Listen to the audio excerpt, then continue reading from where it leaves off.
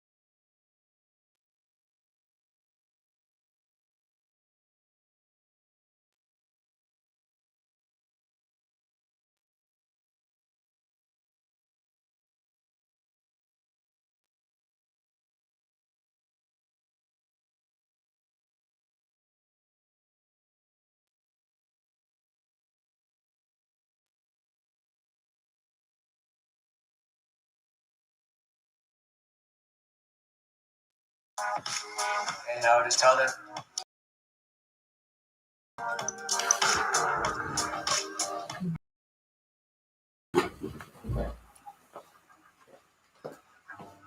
I was born in a small surf town called Santa Cruz.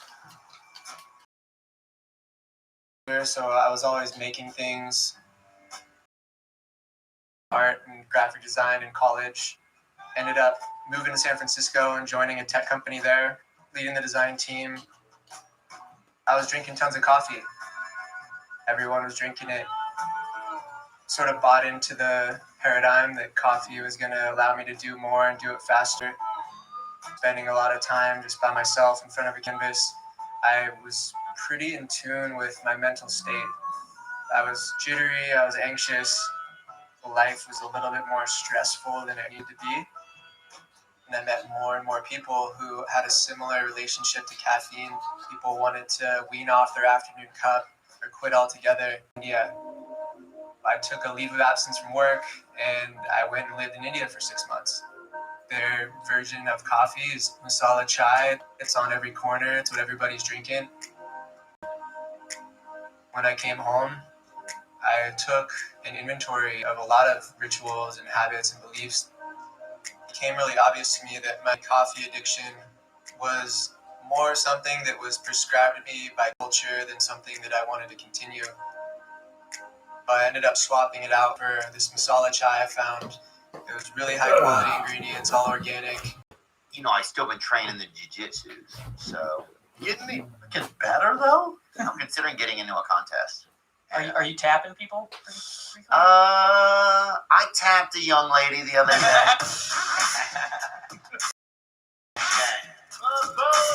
Back off my broccolini. Get your life together. Touch me, bro. I'm not touching you, dude. Don't tell the only lady I've ever known. Like a drifter, I was born to walk alone. Know what it means. I made up my mind. I'm gonna get, hold on. That's a no for me. On American Idol? On your Have you been watching American Idol? Huh? No, dude. Oh, it's good. I've been watching Un-American Idol, CNN. Yeah, that's fake news idol. Jesus Christ, Jesus. dude. Jesus, H-E double hockey sticks. And now they can't even get Biden to wake up, apparently. People have been trying to wake him up for a week. Yeah, Like, that's called deceased. him and his dog. Apparently he has an old He's dog. a dog? Yeah, old dog. He's an old dog, man. It's funny because it almost just seems like the office of the president, it's all a joke now, it feels like. Like, Amazon is the president. Like, let's not. Amazon, I feel like it's Jeff Bezos and Elon Musk kind of run shit. Yeah, those are the presidents. I trust them. Like, let's don't get it twisted. I guess I trust Jeff Bezos. He has one sniper eye. Never trust a guy with one eye smaller than the other. Oh, does he have a that eye? That's what my mama told me. Really? He's eyed up, huh? He's eyed out, gotta get that sniper eye. All the money in the world can't fix your eyes. Aim small, miss small, though. Yeah. There's Biden with that. The They probably hounds, told him it's a little girl. the presidential hounds. And he's just rubbing the nose nonstop. And He's shit. buying her school books. Yeah. They're like, where'd you get your dog Legos? It's the only German Shepherd that he keeps putting barrettes in its hair. Why does your dog have two ponytails? Yeah, that's crazy, man. How's it feel to be in LA, doggy? I'm glad you're here a while too. Thanks, man. Yeah, it's been nice. What's been nice? Oh, the sunshine. You know, I got there's some videos of me. You can see me. I was doing outdoor skiing. What is that called? You went to the mountains, Big Bear? No, outdoor Activities? sledding. You also came to Tiger's 5th birthday. Uncle Theo in the house. Yeah, dude, made it in there. It was a wild event, huh? At Calabasas, Steve Irwin. That's How about they would let Tiger control everything, and he'd have to pick friends to help him out with the animals. And they brought out this big ass boa constrictor, and they're like, "All right, Tiger, pick 3 people to help you out." And he's like, "Uncle Theo." Your big ass have to get up there and play with that snake, dog. He's a little too comfortable with them long things. Oh, dude, nah. Yeah, I'm more comfortable them with dirt serpents, man. that fat lizard is what I'm a little worried.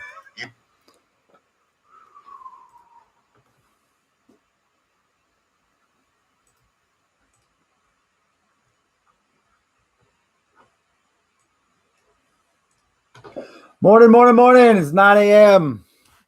Good to see you. Enough. Good to see you.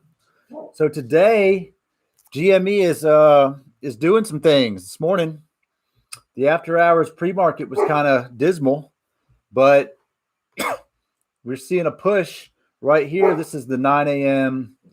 Probably the 9 a.m. Robin Hooders coming out to play. If I had to take a guess, this is what we've got happening. And at 9:30, expect the same thing we saw yesterday, which is a big old drop. That is where I plan to load up my position. So yesterday I sold about 3/4 of it at the end of the day, and I burned that day trade. And today I'm going to YOLO it one more time. I'm going to have hopefully about 100 shares on the dip. That's what my goal is. And we're going to ride it up and see where we're at. You're going to buy 90, sell 130. That's a solid $40 play right there. That's not bad at all. Can't be mad at that. I think I'm going to I don't know. It's probably going to go below 100. I just don't know how high it's going to go. But today we might be a little more conservative. Yesterday I kind of rode that sucker out a little too long. I should have sold at 170. Let's see what today brings. You know, the interest rates and the Fed went up, so the market just tanked yesterday. But we do have some stocks making a comeback in the after hours in the pre-market, but it's still kind of an ugly day. You know, it's not looking pretty. We got a lot of red. We don't have a whole lot of let's see, pre-market big movers. LIXT up 100%. Armstrong, NAK was doing well today. I had an NAK call that expired, I don't know, a week ago or something like that. So we're gonna see if GameStop pulls ahead. I know the AMC crew out there is really disappointed that they're not getting the love that they were anticipating, but I missed the Mad Money news yesterday where Jim Cramer says that GameStop could be worth its valuation if I'm going to read it right here. If GameStop were to turn itself into a 5,000 store introduction to crypto, make it so that they sell $1 billion worth of stock and buy crypto with it, then make it so it's an international gaming place where you win Bitcoin, I think you can justify the stock price.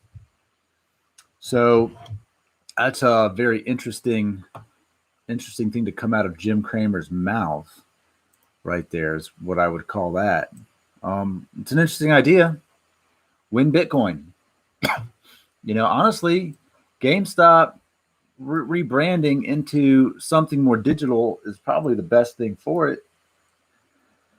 And why not? Why not turn it and follow, you know, pretty much think of it this way. Your entire business model is based around video games, and yet you have no stake in the e-commerce, the esports world, not e-commerce. No stake in the esports world. So that makes sense, you know, like get their feet wet in that. They got a ton of stores. They don't have a lot of space, but they should have been on top of that a while ago. Let's be honest. That's like your main business is gaming, and yet somehow you don't really have any stake in the gaming world. It's kind of crazy. It's kind of a little wild, man. All right, what I'm going to do here is open up my Robinhood position. We're going to ditch all of it at the bell. That was the plan yesterday. Still the plan today. Sell it at the bell, and then rebuy back in on the dip and see where we come out. I wasn't really all that I was in at 119 yesterday in Robinhood, so I wasn't really in for that much. I should have waited a little bit longer and scooped it up under 90, but it's all right. I was kind of busy, so I couldn't just sit there and watch it. But good morning. If you're joining the stream, join the chat. We're watching GameStop. That's what I'm doing today. We're gonna throw something in it. If you've got some skin in the game, I'd like to hear about it. If you're thinking about it, we're about to enter the now or never time point of which you should do this, and get in on the game. Man, dude, under 90 or under 70. If it hits under 70, we're probably going to be in some kind of trouble, to be honest. That's low. Under 70 is real close to Monday. You know what I'm saying? Under 90, that's not that terrible. That's a 10% down from where we ended yesterday. Just above 10%, 12%. That's not a crazy dip in the terms of what this stock is doing. But there's a lot of talk about the call interest on this. When you look at the open interest on call options, that $800 call is serious, bro. Like, more power to anybody who bought a call that thinks GameStop was going to hit $800 today, bro. That's madness. I'm going to go here and pull it up on Robinhood and just see here. The open interest is less than it was, but it's still 3,600 contracts sitting. That GameStop's going to hit 800. That's expiring March 5th because I can't buy them, so I can't see today's. But that's crazy, man. I got to pull up somewhere else to find today's. That's insane. These contracts are a lot more reasonable than they were yesterday, though. I'll give you that. If you were to look at buying, say, a $300 call for next week, that's it's a stout price. It's $1,200. It's not crazy. It's not crazy. Yeah, I don't know, man. This is going to be a wild ride. Today is going to be today is not the day to hold the line all day. Today is the day where you buy the dip and you sell it at the top of the head. You know what I mean? Like yesterday we saw the head and shoulders form, and I think just optimism let us hang on. It was just optimism at that point. Like we were all going for the stratosphere, at least 200. Since we saw 200 in pre-market, we were hoping to hit 200 again. But we've seen so far this morning, I've seen 128. That's kind of where we were at, 130. I have the 1 minute candles going right now just because it's a slow mover. Once we hit 9, let's see what happens. The 1 minute candles, if you watch them, they are the most nerve-wracking candles to watch by far. For sure. Let me kill my BRB here. All right. So yeah, I'm definitely interested in what people are going to do. I mean, I've got about 12 grand waiting to pull the trigger. I've got 2,500 sitting in GameStop at the moment, and I had some Tesla that I just held overnight that I'm going to ditch this morning. And hey, all right, buddy. Appreciate it. It's oh, look at Tesla. Tesla is making a little bit of a push, so that's cool. I might just leave $1,000 in Tesla, honestly. I mean, here's the thing. Tesla might get like 3 or 4%, but realistically, GameStop's probably going to get a good 50% swing at some point today. Bro, I am at work. And I avoided work all day yesterday to watch this stock, and it was great. I'm probably going to do half of that today. I'm going to actually have to go do some stuff, or I'm going to have to field a lot more angry customer phone calls. But honestly, when this goes down, something like what we're seeing happen in the stock market, there's no reason to not watch this. You know what I'm saying? Like the anxiety you might get is worth it. And the money you can make. I could have been up, honestly, swing trading GameStop 10 grand this week. That's wild. That doesn't happen a lot. You gotta remember, like a lot of people just see the GameStop. They don't even know about it. Some people don't even know what's happening, which is still crazy to me. But or even heard about what happened last time. So it'll be interesting to see what happens today. We should have been pretty surprised, honestly. Yesterday we had 2 suspensions first thing in the morning, and then they just let it ride. They let it ride. So I expect no suspensions today. I don't see them stopping the stock at all. That's what I'm looking at, because yesterday was a lot of hype based off the day before, but we're not seeing 80% pre-market gains, and we're not seeing giant dip yet. So there's a good chance that we won't see any suspensions at all, unless this thing just decides to go to 250. What exactly? See, that's one thing that we don't really understand, is why don't they put a stop when it drops 30% in 10 seconds? And there's if you get into the comment world, buddy, it is so frustrating to watch stocks tank just straight down, and there's no halts, there's nothing. They're just like, that happens. That's super frustrating. And then it goes up 10% and they stop it for 5 minutes. And it goes up 10% and they stop it for 5 minutes. And they don't do it to every stock. And that's even more frustrating. When you watch another stock that rockets up 50 or 60% and there's nothing to stop it. And then you watch something like Workhorse just eat a big fat one the other day, and there's no stop. There's no stop, halts, nothing. That's so frustrating to watch. There's no answer for that. And is it volatility? Yeah, maybe. Sure. Everything's volatile. I mean, look at this. Look at the whole market. You can't look at yesterday's market, which had a whole lot of solid, positive green stocks that tanked. As soon as they go, oh, by the way, interest rates go up, everything tanks. But look, check out Churchill. Churchill's up into the touch $32, up 11%. Churchill's crushing it in pre-market. Churchill is on the rise.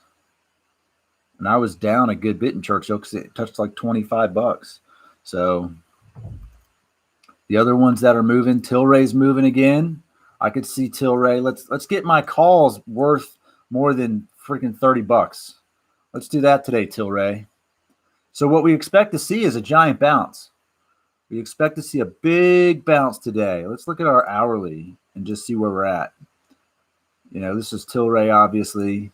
There's the W that we're looking for. So Tilray, you would hope to hit somewhere back to 29. Tesla's big bounce. Maybe Tesla hits back upwards of 700. What else we got here? That was literally everything was down yesterday. It was unreal. I went through at the end of my live yesterday and just looked at all the charts. All of them are identical. Every freaking one of them. They were all just tanking. Fisker is actually holding itself above water, which is surprising. I mean, it did close at 21. It honestly thought it would probably hit 18. Who else did we have up here that was eating it? AMC, bro. AMC looks like a giant Head and Shoulders. So there's not a whole lot of hope, I think, for AMC to pull out and freaking run up. I mean, they would love it to. They would love this to be a breakout, but that doesn't look promising. These guys are going to follow all each other, Tilray. Bitcoin took a giant dump. Ethereum took a dump. I mean, you're talking coins that were trading. Ethereum was $2,000 like 6 days ago, down like 13 and change. So I'm eating it on Ethereum. That sucks. I'm just going to keep holding that until it gets somewhere near the point where it was at. It's pretty wild. All right. Anything else really interesting to watch? I mean, common stock is going up a little bit. DNN, there was a ton of hype around DNN to rock it up to the, I don't know, $2-3 range. It's not. Didn't even get close to it. And GameStop is on a dip, approaching market open. We're going down. Kind of sucks. I mean, I plan on selling it just to buy the dip, but I'm going to take a loss because I'm averaging at like 122 with what I kept. So I would actually take a bit of a hit selling it at open, but I really wanted to sell then buy. So that's kind of was my plan.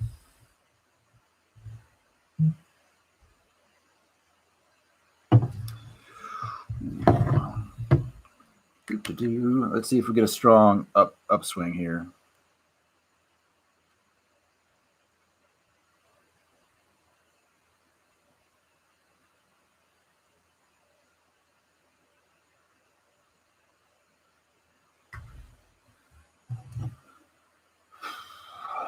Let's see, man. See if they fight back. I think what's going to help GameStop today is the low price of entry. I think what hurt it was closing at 108. If it closed at 125 yesterday, it'd be up a lot higher at the moment. But it is I mean, they're fighting back and forth. We got low volume too. Low volume's a plus.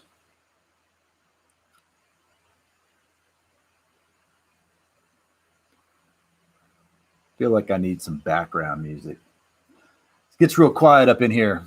I was listening to my boys over here, Theo. I'm gonna put them back on. We got a few more minutes to go. Used to operating, dude. Yeah, why was the lizard so out of shape? I don't know. Lizard was breathing hard and shit. Hopefully he doesn't get COVID. Lizard is just like a fat guy on DMT. That's all a lizard is, Yeah, man. he was just out of it the whole time. He was on NyQuil. Kids were fucking with him. Diversity in snakes. Oh yeah, there we are, right there. That was a big old snake, man. Albino python. And the guy went, I saved the snake's life because out in the jungle, him being an albino, he get eaten right away. Really? Yep.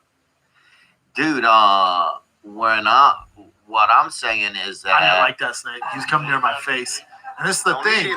That don't eat it, B. That Calabasas Steve Irwin, before he gets that snake out, I'm talking to him. He's bombing in front of the kids. But I was talking to him. He had an accent. I go, "You're from Australia?" He goes, "Nah, man, just make this thing go better." I'm like, "Yeah, I guess, dude." And then he goes, that albino python, a few months ago, wildest thing you've ever seen. That thing was dangerous. Really? Yeah, he was biting nonstop. That snake was aggressive. I go, what the fuck? What would you? As I'm seeing my son hold its face, and I go, "Well, what'd you do?" He goes, "You just give it a lot of love, and then they shake out of it." Oh wow, Yeah, man. that's beautiful, man. And but also not, But also wow. don't bring this hyper aggressive snake around the kids. Dude, you got 2 kids, bro. That's fair. Okay, you know what I'm saying? One of them may be a sacrificial lamb for the other one to make it in the world. We're Have you read stuck the at Bible, 156. bro? What I'm telling you, dude, is that a lot of these. This is that Britney Spears thing. This thing could be in witness protection. They're just waiting for it to testify in that hearing. Oh, you got with her dad? Yeah. He's probably seen some shit, man. Oh, I can't even You're imagine. crazy. I don't think you've seen Whitney. Or not Whitney. What's good, AA? You stuck at 156, buddy? This is what I do when I get stuck something like that. When I get kind of jammed up in a loss, it is an unrealized loss at this point if you haven't sold it. So you've got 2 options. You can hold on to that position until it gets back above 156. That's an option. Or you can sell that position, take the L, buy the dip, and ride it back up and recover some of that money. That is what I would do. I mean, if you're down, let's just say you had $1,000 in, and right now you're down $30 a share. So, let's just say you're down $200 or something, 20%, where you're at. If you sell it, if it opens at 120 and you sell those shares and it dips down to $100 or $90 and you put the same money back in, you're going to have more shares for the same money. You ride it back up and you get some of that money back. That's what I would do.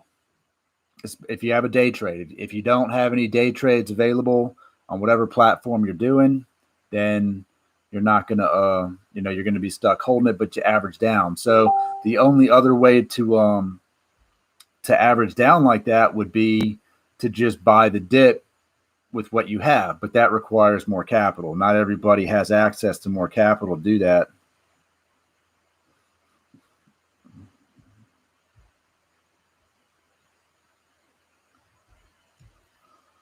But if you can sell what you got and rebuy it on a stock that could potentially move 40% today to the upside, I'm not saying it's going to stay there. I'm saying it can potentially swing 40, 50% today. You can get that money back. You put in $1,000, you can pull out 1,500. You put in 10,000, you can pull out 15,000. So that is a real possibility of what we might see go down. But we also might see it to the other side, whereas you sell it and the dip just keeps on dipping. We see a big dipper. We are hoping that does not happen. However, it could. Let's look at our 3-minute chart. I mean, if we look at what we have going on, I'm actually going to go to 15. It could kind of go either way. I mean, what we do know is that for sure it's going to end up back here. It's just what's it going to take to get there. That's what we don't know. So it's possible that it takes a couple days to get back there. It's possible that we hit 200 before it gets there. All of this is possible. Is it likely that it hits 200? I don't know, man. It's a lot of hype. Right now we are at a very low volume for the hype around the stock. 1.85 million. That's low. Let's look at some of the, if I can sort these things by volume here. Oh, it's not really on this app for this. So right there, NAK is leading the volume charge. AMC even has more volume. So we're only sitting at 3 million. That's not a lot. This is not accurate here, so it's not a whole lot, man, in pre-market. However, if it moves up a lot with low volume, that is an indicator of big, large buys coming through that are moving the stock. If we have a ton of volume and it doesn't move, that's just a lot of little 5s and 10s. That's small potatoes.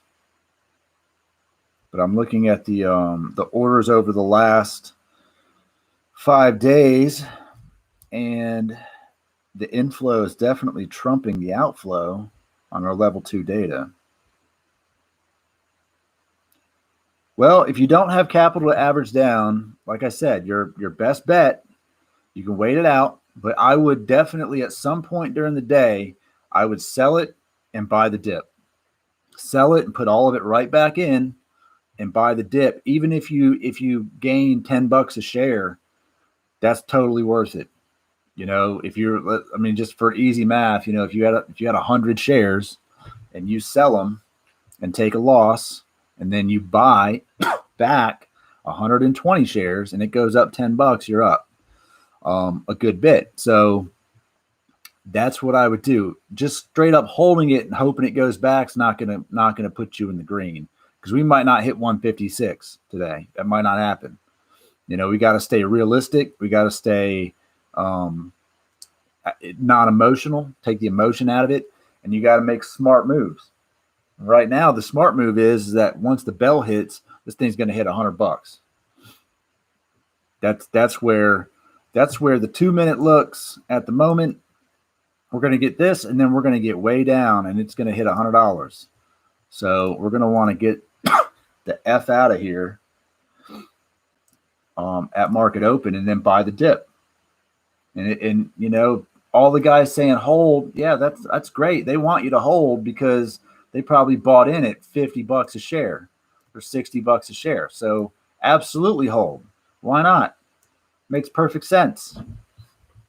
If you keep holding it, what do they need? They don't need it. They probably do the same thing. Honestly, they would be stupid for someone with that kind of buy-in to keep going up, but to keep buying. But if they sell high and then buy the dip again, they're just stacking shares at that point. So this is where we're sitting right now, 117, which is higher than I thought it would open, honestly.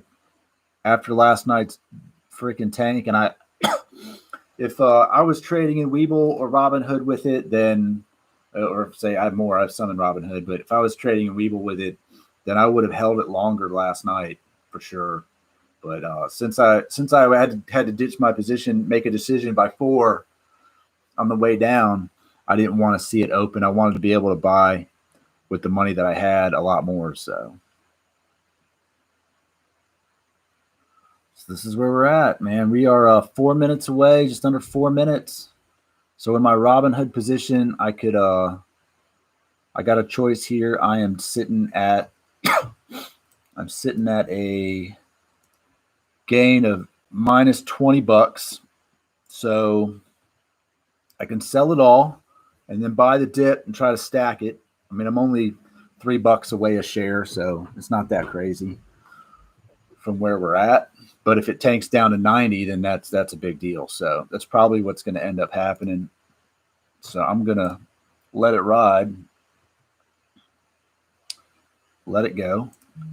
And then we're going to buy in dollars 1068. I got $1,000 sitting in there. We're going to buy this on a limit order.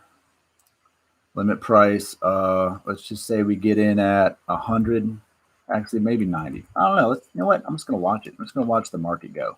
I'll buy the ask. That's what we're going to do. We're going to buy the ask and see what shoots up here. But either way, come that bell, I think I'm going to ditch the Cash App shares I've got in it and wait and load it back up. Now, yesterday we saw a pretty crazy pullback later on in the day too. So I don't know if we're going to see that as well. We might. It's possible.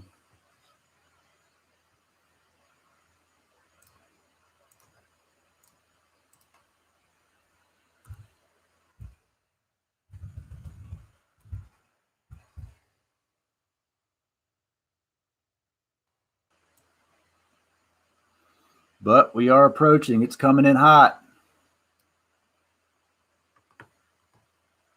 Here we go, folks. Coming in. You want to see the 1 minute? Raise your anxiety. Here it is. Here it is.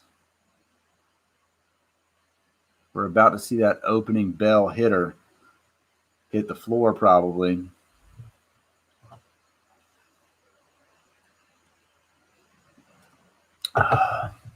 Makes me always want to cancel my sell order right at the bell when I see that one green hitter. But let's be real. Three red, one green, 3 red, 1 green. That one's going to hurt. So here we go. We're coming up on it. I'm going to take a $5 per share hit off the jump, it looks like. So I want it to drop at least $5 before I buy again.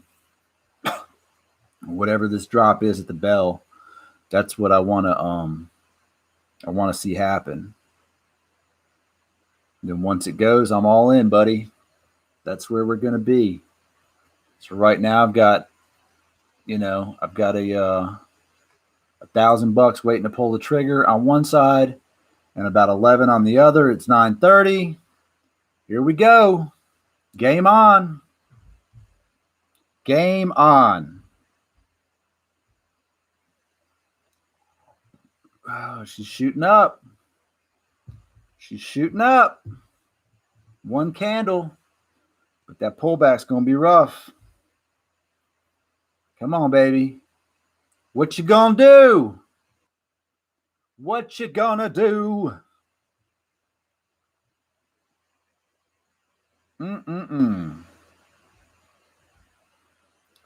So the thing with Cash App is I submitted my sell order, but it hasn't executed.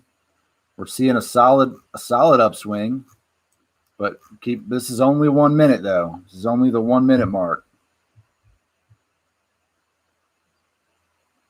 And if we buy in now, we could eat crow pretty hard. So we're going to hope that that doesn't happen.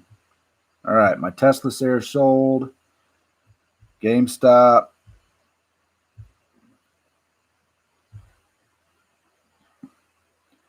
GameStop, I need it to go. What's happening? Next, agree. GameStop, let's see if that executes. Okay, it won't let me execute that because of an existing one. All right, so there we go. I've got 11.7 waiting to pull the trigger on the dip. That's where I'm at. Could be a wild ride, buddy. But it's definitely shooting up off the start.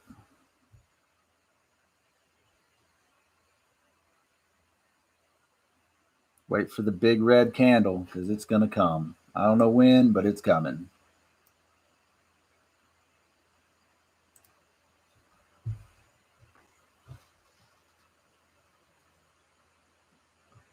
But they're coming for you, AA. Look at them go. Let's see if that sell-off hits hard. Here we go. Here we go. About to find out. The volume's picking up. Here come the sell orders. If you were holding a bag at 130 or 140 yesterday, some of these guys were dipping out. I know my man over there, Nup, he's waiting for that entry below 100. I don't know if we'll see below 100. The fight is on. What else we got? AMC's up to. We've got a lot of green happening today. It's a lot of green in the market. There's our pullback, folks. There it is. In the comment section, I said I'd see you MFers at 9:45 because that's about the time the bottom falls out of this thing. But we do see some green, which is a plus. And honestly, sitting at 127 is a plus. You know, selling both the positions I had put me up 218 for the day, just in overnight holding. So I'm not mad at that.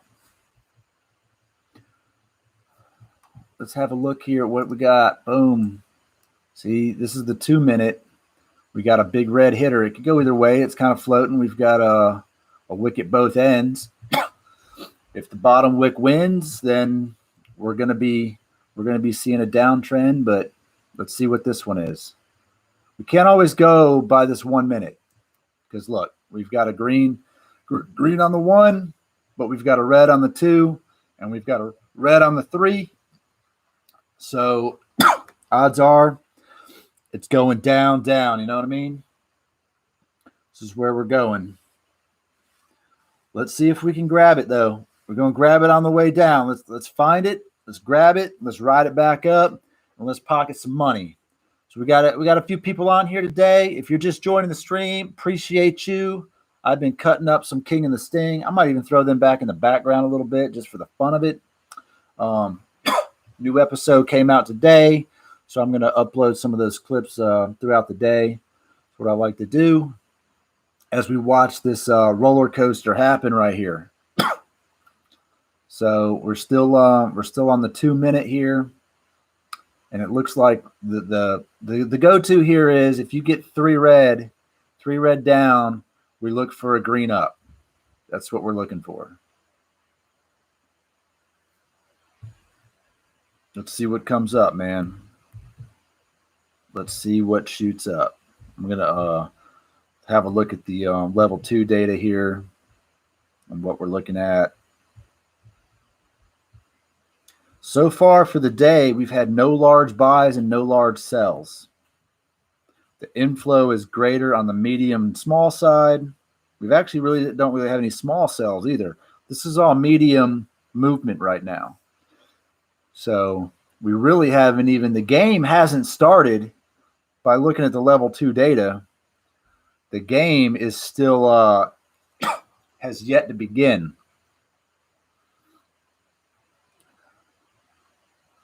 So this AA, if you're still over there, this is what we would have wanted. What I would have suggested you do is sold that high note, where we hit 130, ditch that, and then wait for it to come back down and see what happens. So we have a little bit of green showing up.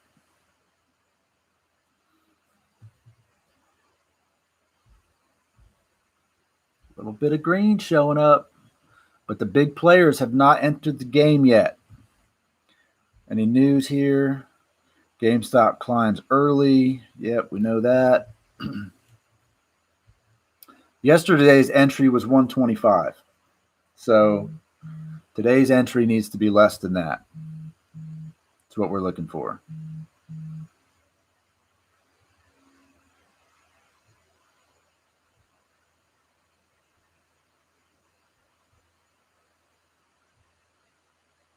It's still holding, it's still fighting that third red candle.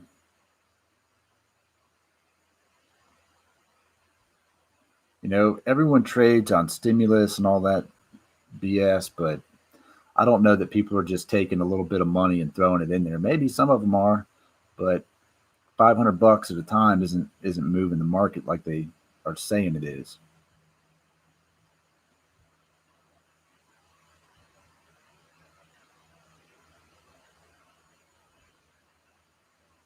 I like how everyone follows Roaring Kitty on there and thinks they know what that dude's doing.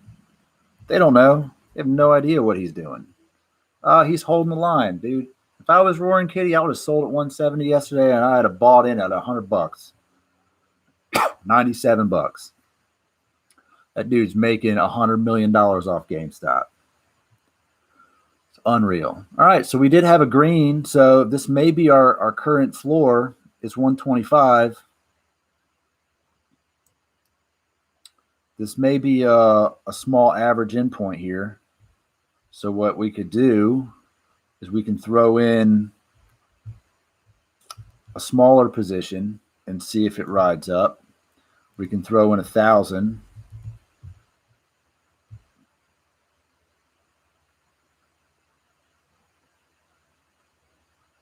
And move it up and down a little bit. Still early, but we didn't see as big a dip as we did yesterday.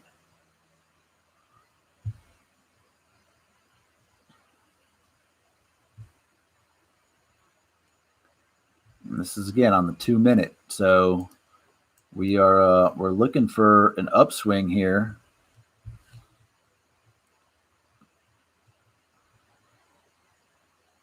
We might not see the big dipper like we saw yesterday. I mean, eventually during the day it'll probably show up. Question is, what time is it going to show up? So we've got 4 red, 3 green on the 1-minute, 2 and 2 on the 2-minute, 2 and 2 on the 3-minute. That's where we're sitting.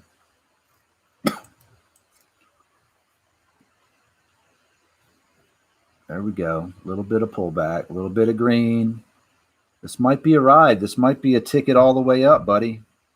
It's possible. We could see this thing go without taking a huge boom. If the sell-off usually happens like pretty instantly, so we might not have seen as big a pullback as we thought we would see.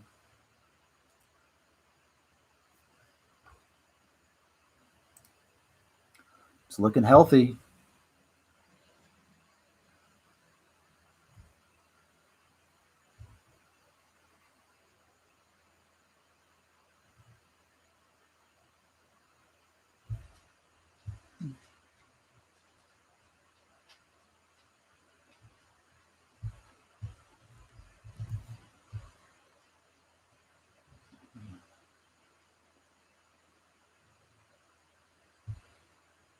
Up we're going. I'm going to dip another 4,000 in. We're going to ride this crazy train up.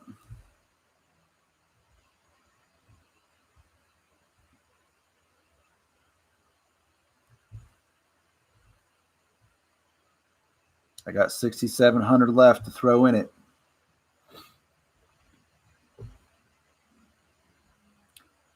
Let's see what else is moving. Not a whole lot else is doing some crazy gains yet.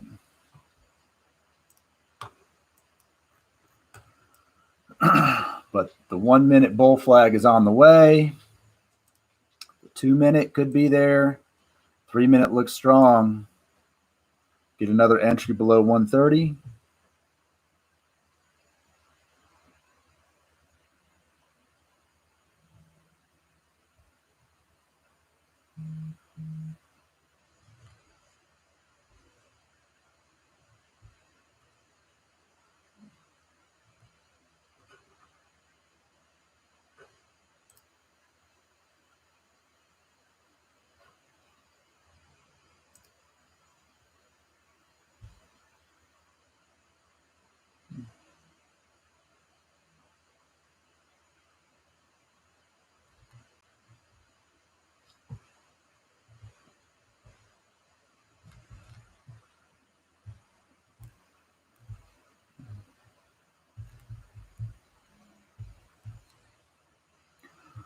Oh, come on down. If you're coming down, now's the time, baby. Let's go. Let's get it.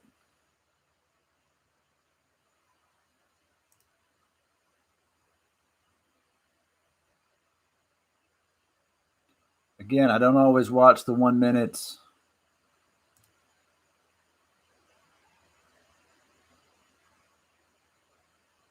And if we're buying the ask, we're paying what, 134 right now?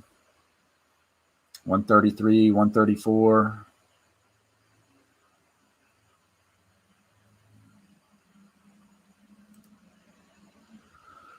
Hoo-wee.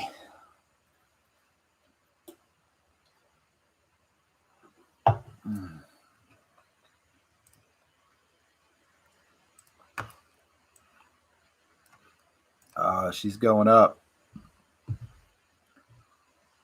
She's going up.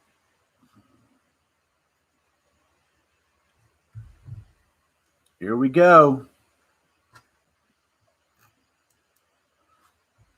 I'm all in. I'm going to go ahead and jump in, man. I get too emotional sometimes. I just want to play. I want to play the game. Let's go. Let's go.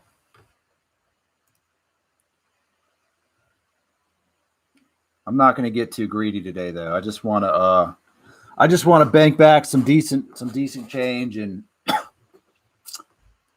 then watch the rest from the sidelines.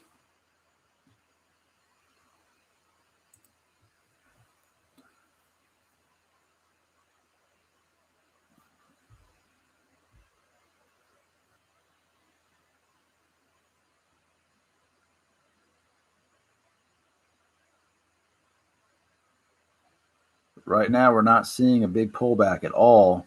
That moving average is looking pretty nice.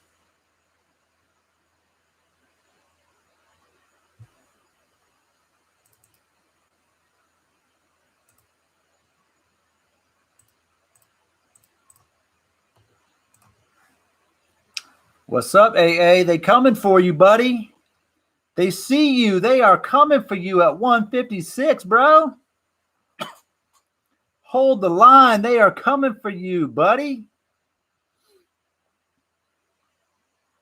It's about to be your turn to get on the bus.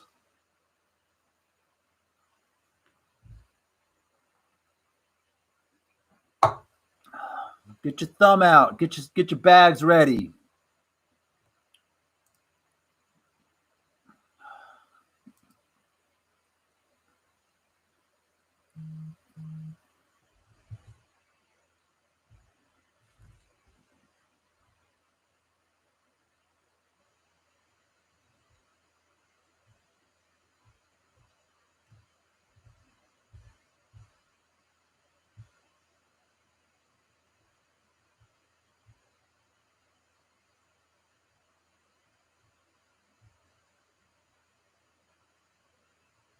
Got quite a few people over here in the comments that are over here in the 150 range.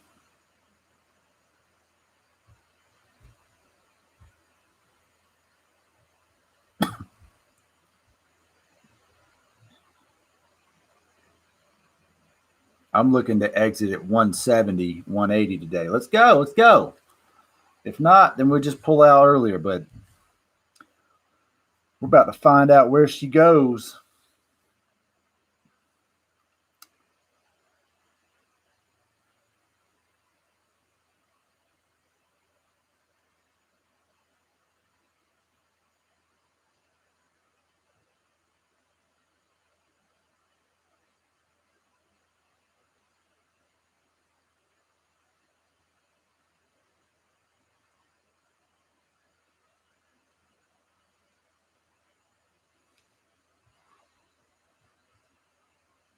Gonna throw my boys on in the background for a minute while we're waiting on Brittany this. takes some beatings. Pick up. Yeah. Oh, I can't. I don't even. Hashtag free Brittany. She might just be out. I can't even imagine. I think at a certain point of like just fame and like, especially touring when you're like a musician, you just become like a shell of like a whatever. He just steals the soul out of you. Yeah, it gets exhausted. And there your boy is using that lizard to trick a lady, huh? Yeah, dog. Hey, pet this lizard. Huh? Taking a page out of his daddy's book. Girl, feel this big old lizard. Yeah, huh? He sure Is that a horned lizard in your pocket? You know who he looks like? He looks like alfalfa sprout. Oh, he does. Oh, Tay. Oh, Tay. Yeah. Well, this is a lizard here. Dude, where I'm from, they used to have a guy like that come to the party, bro. Every lizard had a fucking eye patch on, the old one-eyed lizard. The old you one-eyed know? lizard. Some These guy, lizards were thick, bro. some guy showed up 9 days before your birthday with a candle in his dick, you know? Dude, how about some of the kids were a little too aggressive with them animals? Hitting them, poking them in the eyes. Blew my mind, yeah. Oh, your kid could definitely play like kind of like a Mexican alfalfa. Yeah, he could. Oh, dang. He's ugly, but yeah. Oh, dang. Oh, dang, amigos. See? Sí, bueno, amigos. Dude, he would be the perfect Mexican alfalfa, wouldn't he? If they bring that shit back, that He-Man Women's Hater Club. Oh, yeah. Here I am right here up in now. This is what I was doing while you out here celebrating kids' birthday parties, you pedophile. I'm out here freaking living My it up. son's birthday. Living it up. You went fucking sledding down hills with kids, man. Bro, I'm in a laundry basket. Act like you've seen fucking snow before. I'm in a damn laundry basket, bro. God, that's some ratchet sledding, son.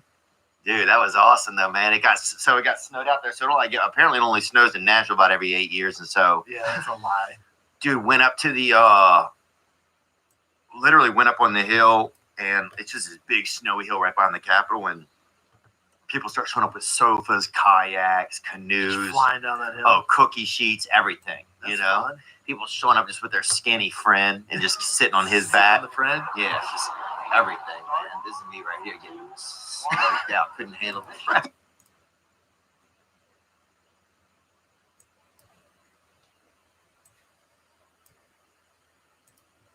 All right, so where we're sitting at right now, we're getting a little bit of pullback.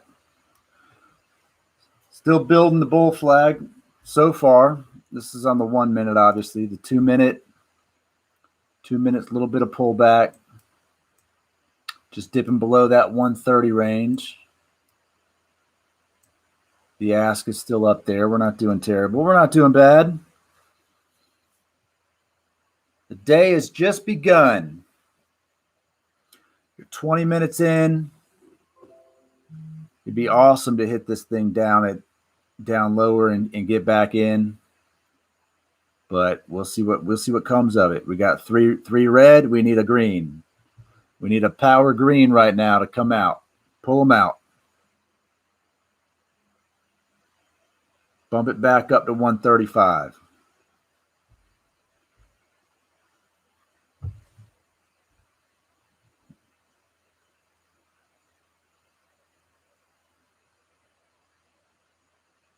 This is a power green on the 2 minute. That's what we're looking for.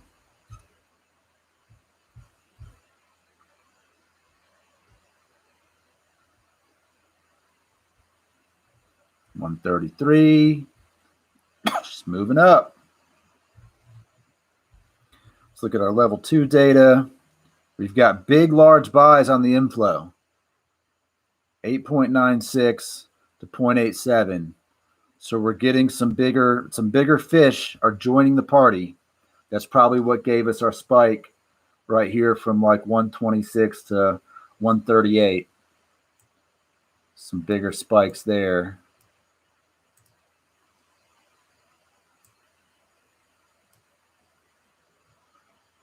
But we need these solid green. We need 3 more greens. That's generally the pattern. 3 greens, 1, 2 red, 3 green, 1, 2 red, all the way up the ladder. Looking at what else is happening over here on the watch list. I'm going to filter this by price change. NAK is still leading the charge. We're right behind them. AMC is still green. There's still a lot of green on the watch list, so that's positive for the overall day. I like how the comment section think GameStop's tanking the market when it really has almost nothing to do with the market. One stock doesn't control what happens.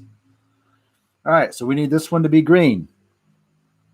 We need this one on the 2-minute to be green again to start building up. When we look at our 1 minute, we've got 1, 2. It's looking toward the upside. If this one keeps up green, we're looking good. Then we're in the money.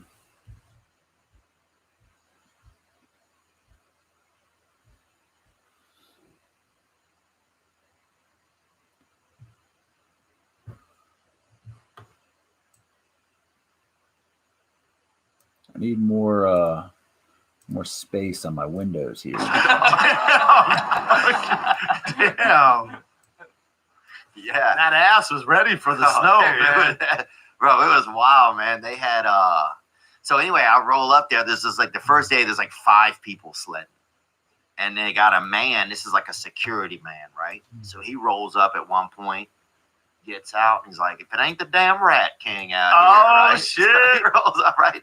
While we're up there chatting with him, getting a picture, somebody over the distance like went off the course and hit like a sign that they put up that to tell you what birds are in the area. Like, the Eastern Tennessee warblers are native to this area. They mostly eat acorns, right? Some kid fucking wrenches. He's like screaming in the distance, bro.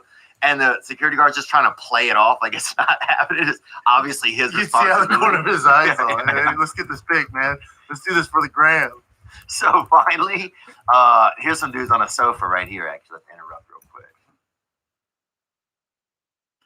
Damn, bro, they're living it. That IKEA sled, son. It was full send out there, bro. And so then finally the guy's like, look, man, I should probably run down there. He goes, if anybody asks you, I was up here giving you guys a warning. And then by the third day we're out there, there's literally 200 people out there. Packed, dude. All night, people were out there like 3 a.m. People just blazing joints and just chilling out, dude. Meanwhile, Denver's couple like co-rows out there. Meanwhile, Denver's like, who gives a fuck? Yeah. That's typical Wednesday in Denver. Though. Yeah, that's what I started thinking. I was like, man, it must be awesome to live in a place where you got unlimited snow. No, Really? Because you could do that all the time. Nah, man, it's cool at first. It's like the beach in LA. How often do you go to the beach, dog? Dude, they had a guy in a full body cast. Hell yeah. Like people were just in everything. Some like bebop, like people were there. You go right there. Look at that yak I'm in, dog. Damn, you boys are flying. Oh, bro, the one of them I fell out. The dude went straight across and slammed into that security railing. There were some people that didn't fare real well out there. Did you put the heat pads in your mitts? Nah, fam. Nah. I just go to my hands. I can't feel them anymore. Hell yeah. And then I come out, dude. I keep going. Bro, I'm down. I joined a new gym. I'm down 10 pounds. You at 220, you bitch. Oh, keep bringing it down. I'll meet you eventually. I'll meet you at 206, boy, with that Kimura choke. Bro, I signed up at this. It's called the Zoo Gym. No mask, nothing. The dude's getting sued by the city of LA. Let's go. He stays open. Dog, you walk in there, I'm by far the ugliest person in the room. Ugliest? Oh, by far. Yeah. And skinniest. Everyone's jacked to the gills. Really? Jack City. Who are these? They got Zoo Gym? They got the shirts off. Zoo culture. Zoo culture. What is it? It's just people running from animals? It's a gym full of big dudes, Really? all big dudes. And I Damn. wear my thick boy gear, and then they laugh at me. I'm not thick enough. Are they like, what kind of men is it? Like real into fitness. Everybody got their buddy filming them to upload it to YouTube and shit. Is it do geo training in there that people always tag you in? I don't think so. That guy, he had to go to the hospital for training too much. That makes sense. He busted his heart open or something. He did like a. Yeah, they're about to, this. Here you go, right here, B. Oh no! I mean, they all look like that. They all do look like that. This dude, I heard, is gonna hatch any day and fucking give birth to. He's gonna hatch his dick in somebody's mouth. That boy is shredded. He changed his initials to GNC, which I thought was a little bit alarming. Oh, look at him just deep throwing that powder straight to the dome. You see it? Yeah, huh? If you the one below, that boy is bodied up. That's gonna be me in 6 months. Oh my god, that's you. That's me in 6 months, son. Look at me in 6 months. 6 months. I need 6 months. You are looking leaner, bro. Thanks, doggy. You're looking leaner, man. I haven't cheated on my demon cheat on the dive at the kids' B-day party. He said, "What kind of dad doesn't cheat on his son's birthday party?" Yeah, what kind of kid This wants to be like, oh, there's my dad over there on his diet? Yeah. That kid's gonna end up in therapy. There's my dad over there having a bowl of. All right, we're having a pullback here down to 125. If you didn't jump in, we're 125. It's putting up a fight here. We saw 136, saw 142 at one point. This is on the 1 minute. The 2 minute candles, this is a big red candle right here. The ask is going down, so still early in the day. Still early. We don't know which way this is headed yet. The game has just begun. For some stocks, the game is almost over at this point, but for GameStop, the inflow is crushing the outflow.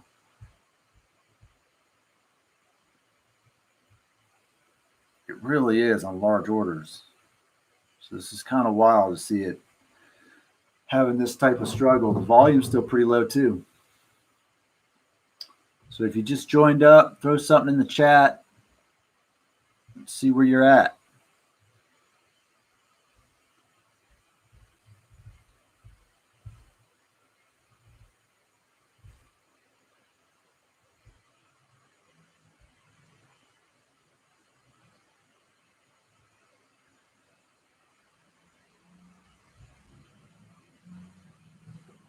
This might be one that you just want to get in and then walk away for a couple hours and see where we go. Today, let's look at our 3 minute. It's at the point where it needs to go up. It needs to pick a direction. It has not yet determined which way it wants to go. That's where we're at right now. Floating.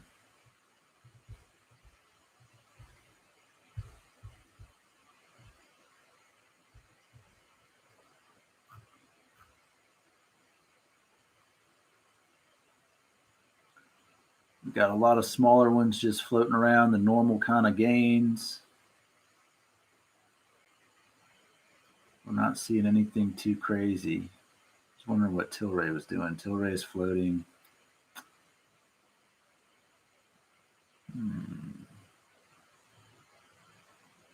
Tesla's down. If we see the market as a whole kind of make a U-turn, we might be in trouble.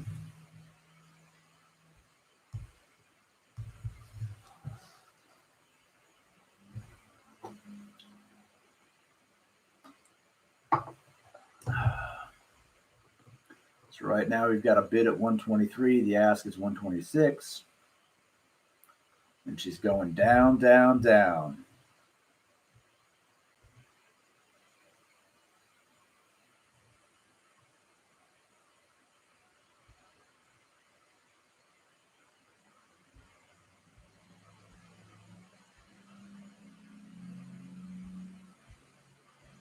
Oh, baby. We need to stay above here. This is where we want to stay above. But Day's still young, folks. It's 10 a.m. You've got 30 minutes. That's just the first round, man. We haven't even made it to the first round of this title fight.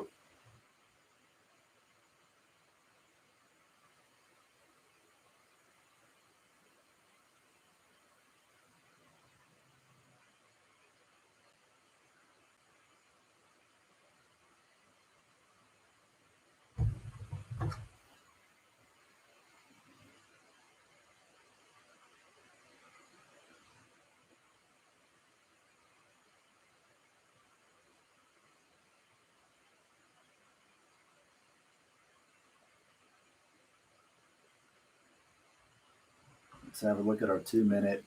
2 minute looks not good, buddy. 2 minute does not look great.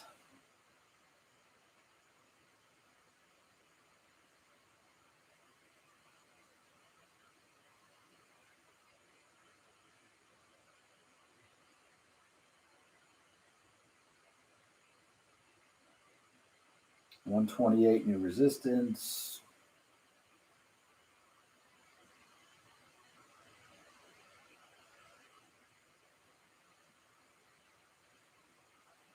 Check out the 10 minute.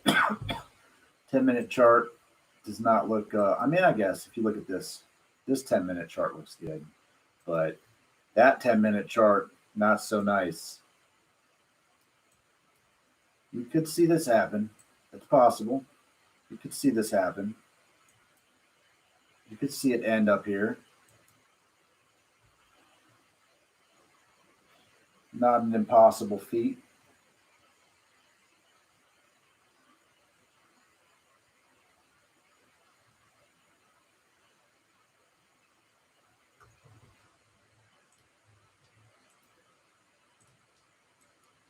But big pullback below 120 incoming.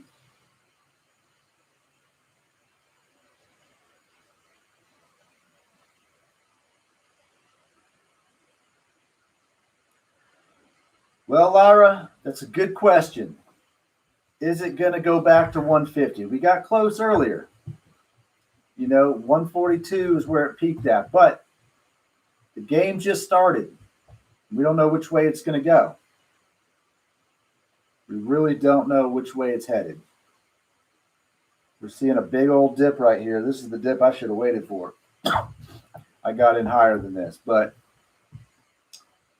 I got in right about there. So we'll see what the pullback is, That's the question. If it breaks 100, we're in trouble. We're going to be taking a big old fat L for a minute. But if we look at the longer minute charts, we could get up there. We could see it happen. So don't freak out yet. The freak out point's going to be here. If it gets way down here, this sub area, we're going to be in trouble. Right now, I'm going to say that the floor is sitting down at let me just say the floor is at 112.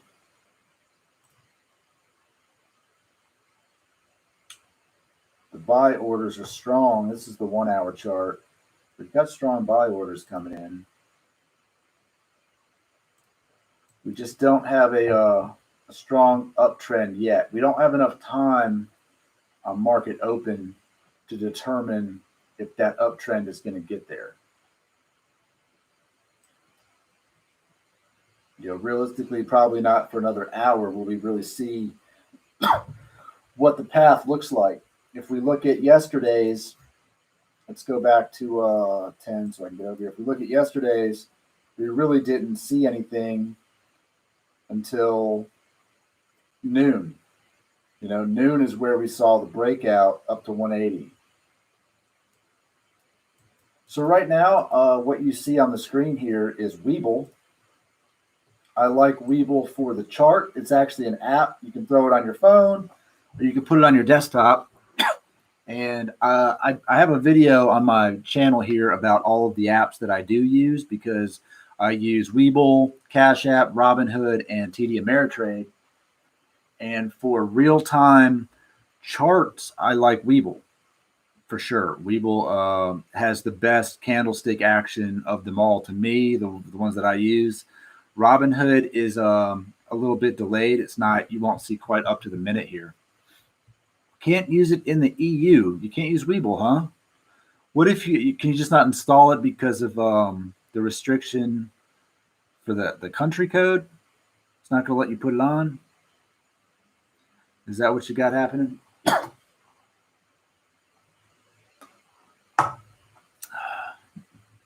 I do like the interface of it for sure. The interface is nice in comparison to the other ones that we have. Well, you don't have to necessarily be a customer to see the charts though. So if you just wanted to use it, like I use Weeble, I don't trade a lot on Weeble because it just takes longer to settle funds. Honestly, it just takes longer for me to get money in and out of it. So in my actual portfolio, my wallet on Weeble, let me type it in here. You know, I've got $100 sitting in Weeble. So this is not where I'm throwing all my money. I have traded larger amounts in it, as well as Robinhood and TD and Cash App. Today, I'm just rolling through Cash App because of the ease of transferring large amounts of money that are available instantly. At least large amounts to me.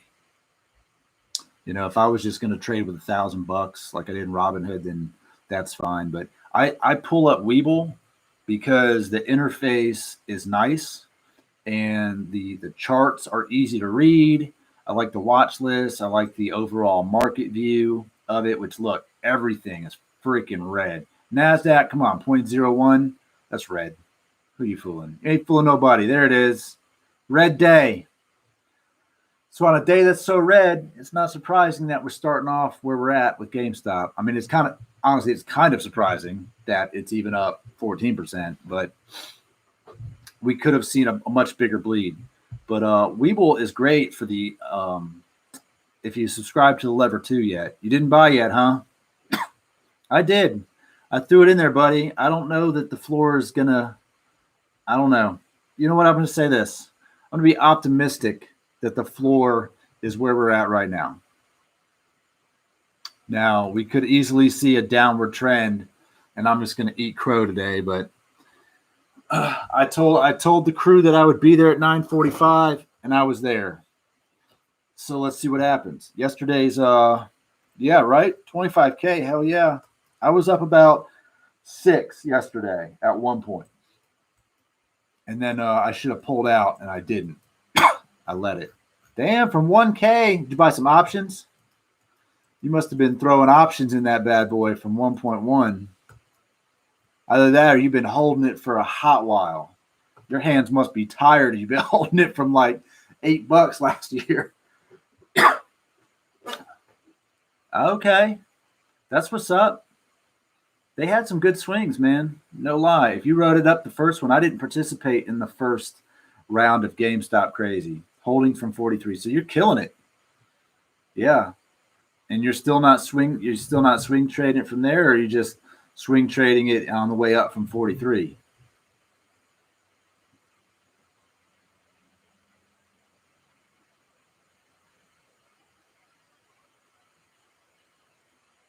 Looks like we've got some pullback on the other stocks that are green too. So it's going to be crucial.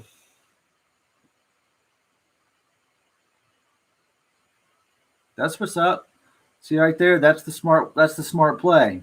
If you especially if you're have enough in your account that you can day trade without penalty where you're at, then that's the smart move. You know, if I'll get there eventually where I'll put that kind of money in and be able to throw the daily swings just every day, because on some of these stocks you're killing 10 and 15% gains, swings 3 or 4 times a day.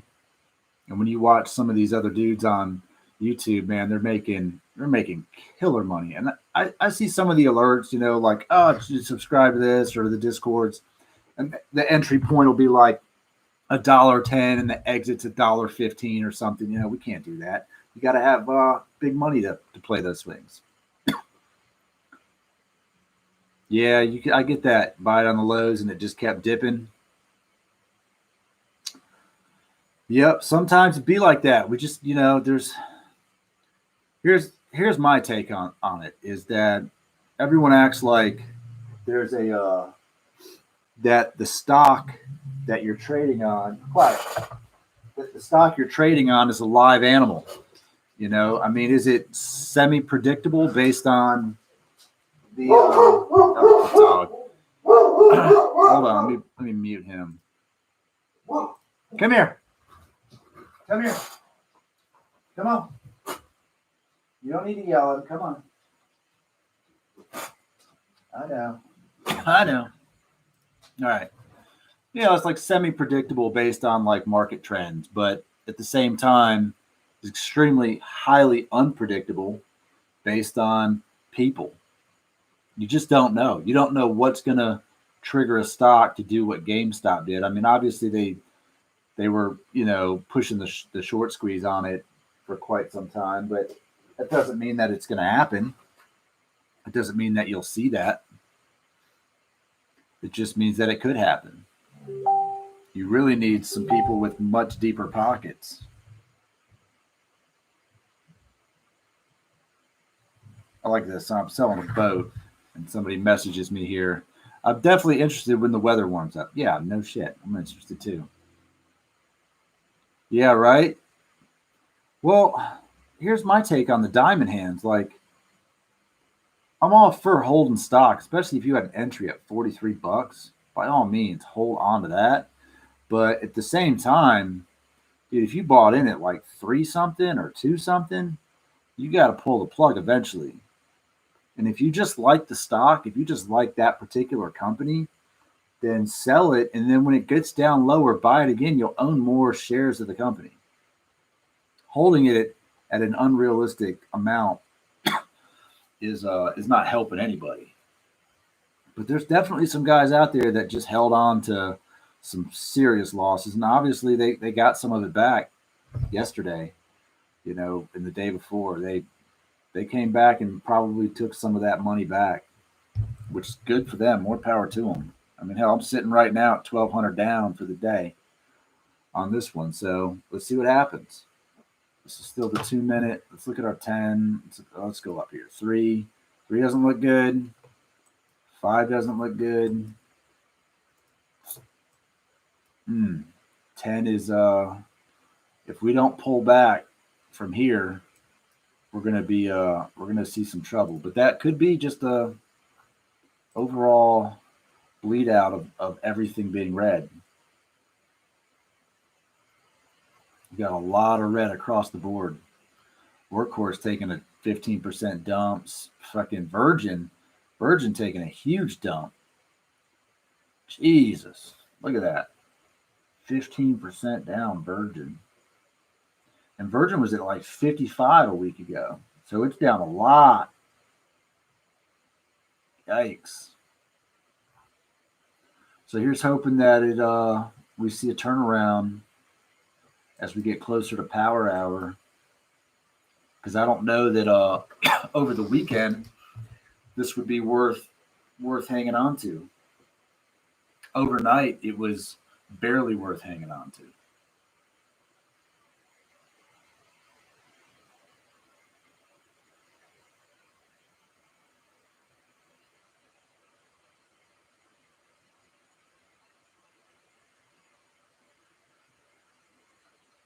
Yep, she's going down. It's not ideal. Not ideal at all.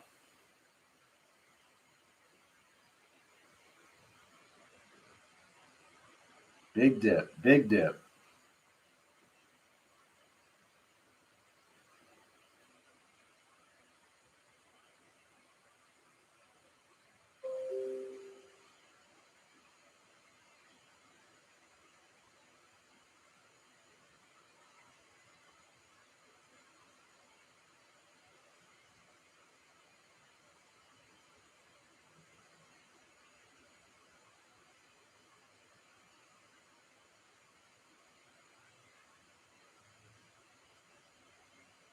Yeah, this price level is tough, man.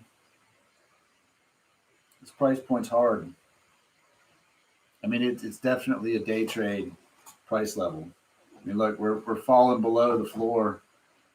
So one of two things will happen. It's going to either go below 100, or it's going to encourage people to buy in and shoot it up to 150. Those are the two kind of options that we're going to see here.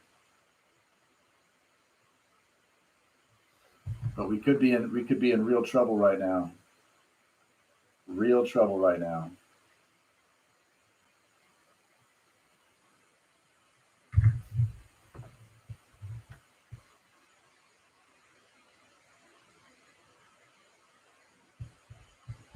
The ladder is definitely going the wrong direction. See that big green right there? This is on the 2 minute still. Keep that in mind. We can yeah, the payoff is huge. No lie. The payoff, if you buy in right now and this thing hits 150 or higher, the payoff is stout.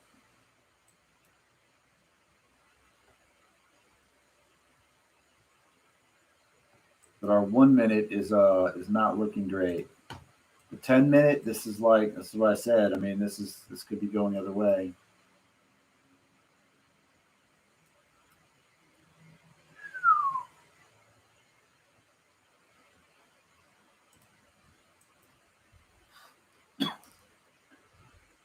Oh man, there's nothing new out, huh? No. Wall Street bets, blah blah blah.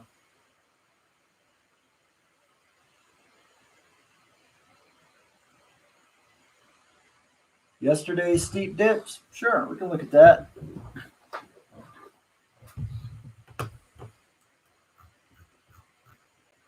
Let's pull it up on a 5 minute. So yesterday's dip, yesterday went from open at 170 down to 101. Dropped $70 a share yesterday. And then on the upswing, when we saw these, we saw 135, 118. We saw 151 down to 123. So we saw $30, pretty much $20 to $30 hits for most of them. 157 back down to 140, and then 184, 161, 170.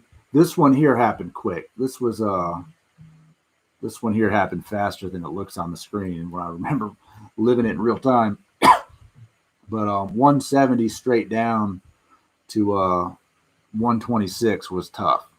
So we saw big price movements. So where we're at here is still kind of a same but different as to what happened yesterday. The dips are big, and you don't know where the bottom of that dip is. So if it what we need it to just hit that low right there. We need it to just bounce on up. You know, just continue this bounce all the way up. Yesterday's was quite a slow move. It was honestly, it was riding an escalator to the top. And then pre-market before yesterday, or the after hours Wednesday, was a freaking elevator. You know, that thing went straight up.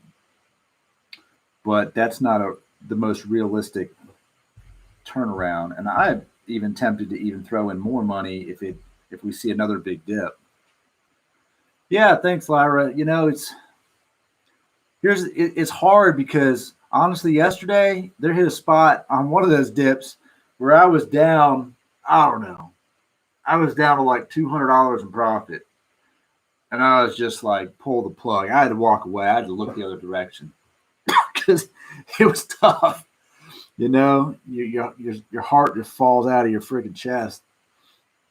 And where we're at right now, we're at 10:20 a.m. We haven't been open an hour.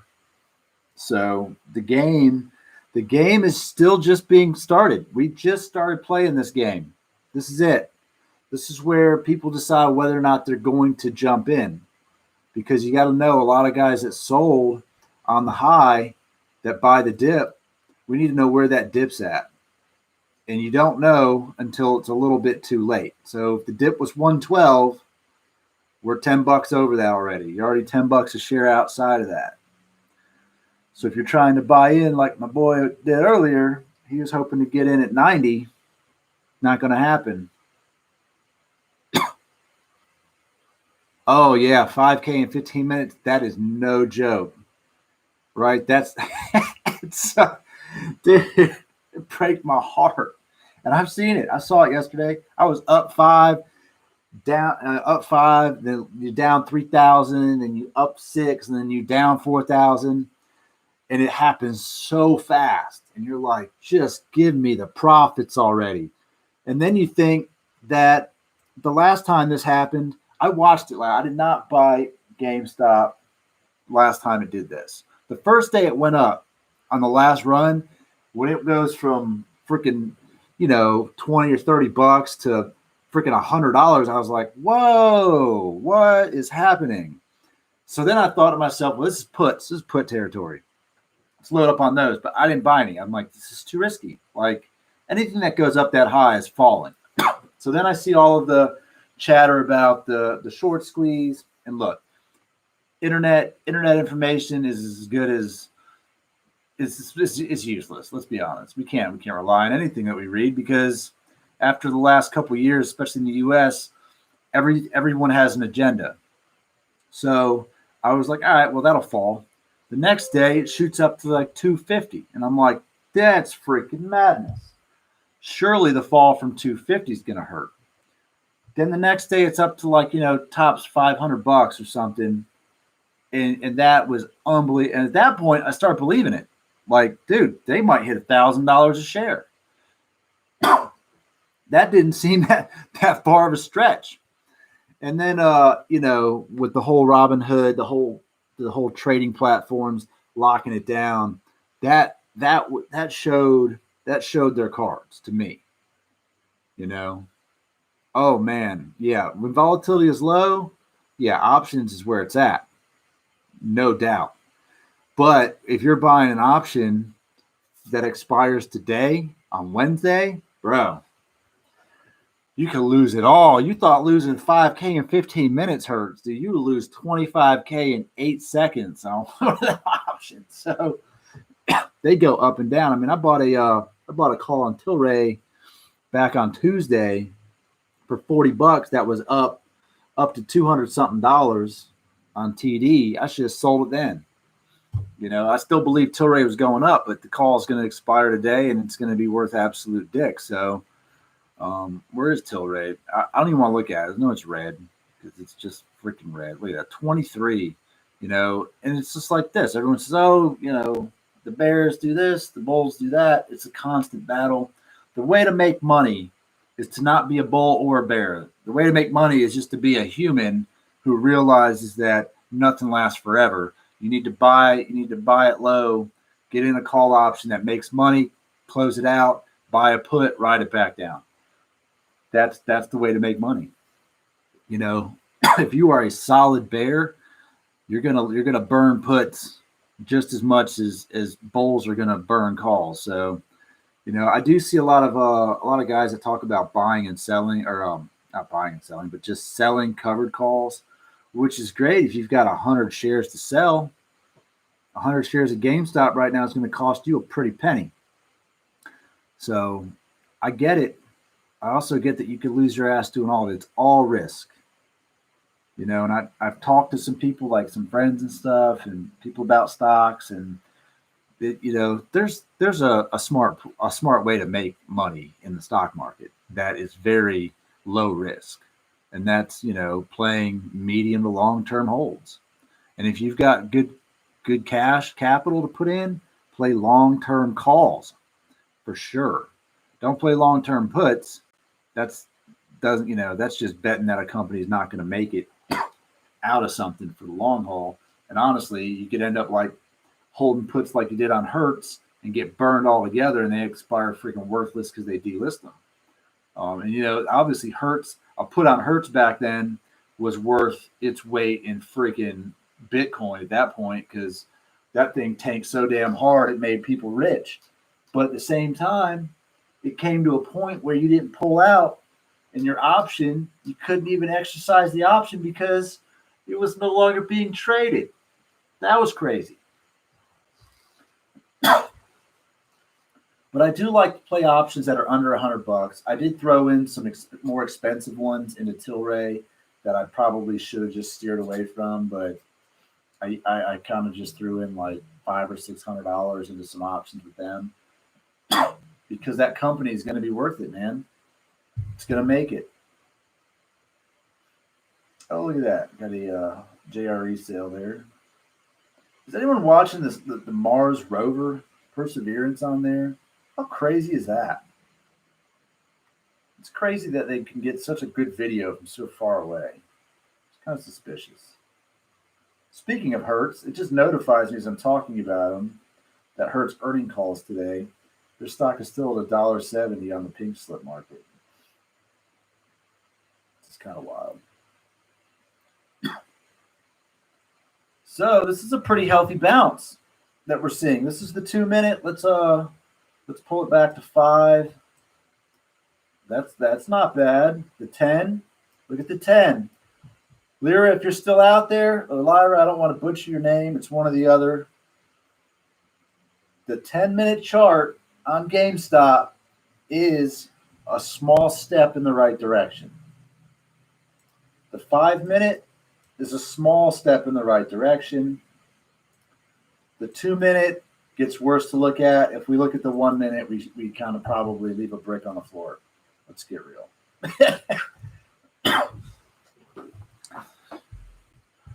I'm still down $900 today. Let's see what happens. I should have waited a little longer, but sometimes I just throw it out there. You wait too long, you miss out on the whole boat. I'd rather have a little bit of the boat than miss out on the entire boat.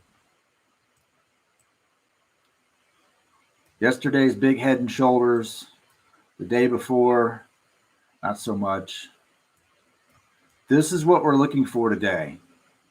We're looking to see this happen again. When this happens, we need to get the F out of here. We don't want to get stuck down here again. So let's see. Right now, compared to yesterday, we're kind of in the same spot. Yesterday had a bigger spike off the morning. 115 to 150.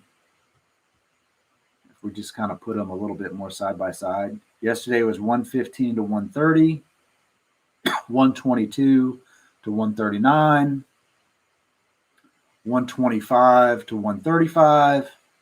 These were our moves yesterday, and then it went up from there. But this 10-minute doesn't look promising yet, but the 5-minute looks okay.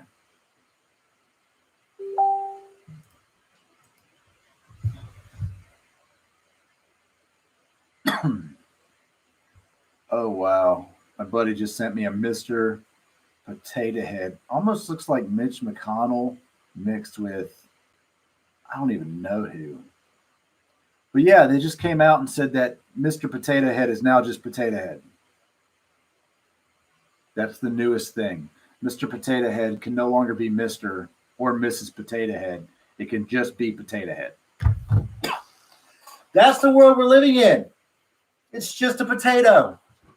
It's a non-gender specific potato with different gender specific attributes. This is ridiculous. Absolutely ridiculous. It's right up there with math is racist. I saw a video yesterday that said 2 plus 2 doesn't equal 4 because that's racist. It could equal 5. So I don't even know. I can't even with these people. I just can't. It's so crazy. All right. Well, we can look at it from this perspective at the moment. Is that the floor at 115? We're hovering. We're hovering 1 hour in. It's 10:30. We're 1 hour in. I'm going to grab me a quick little snack.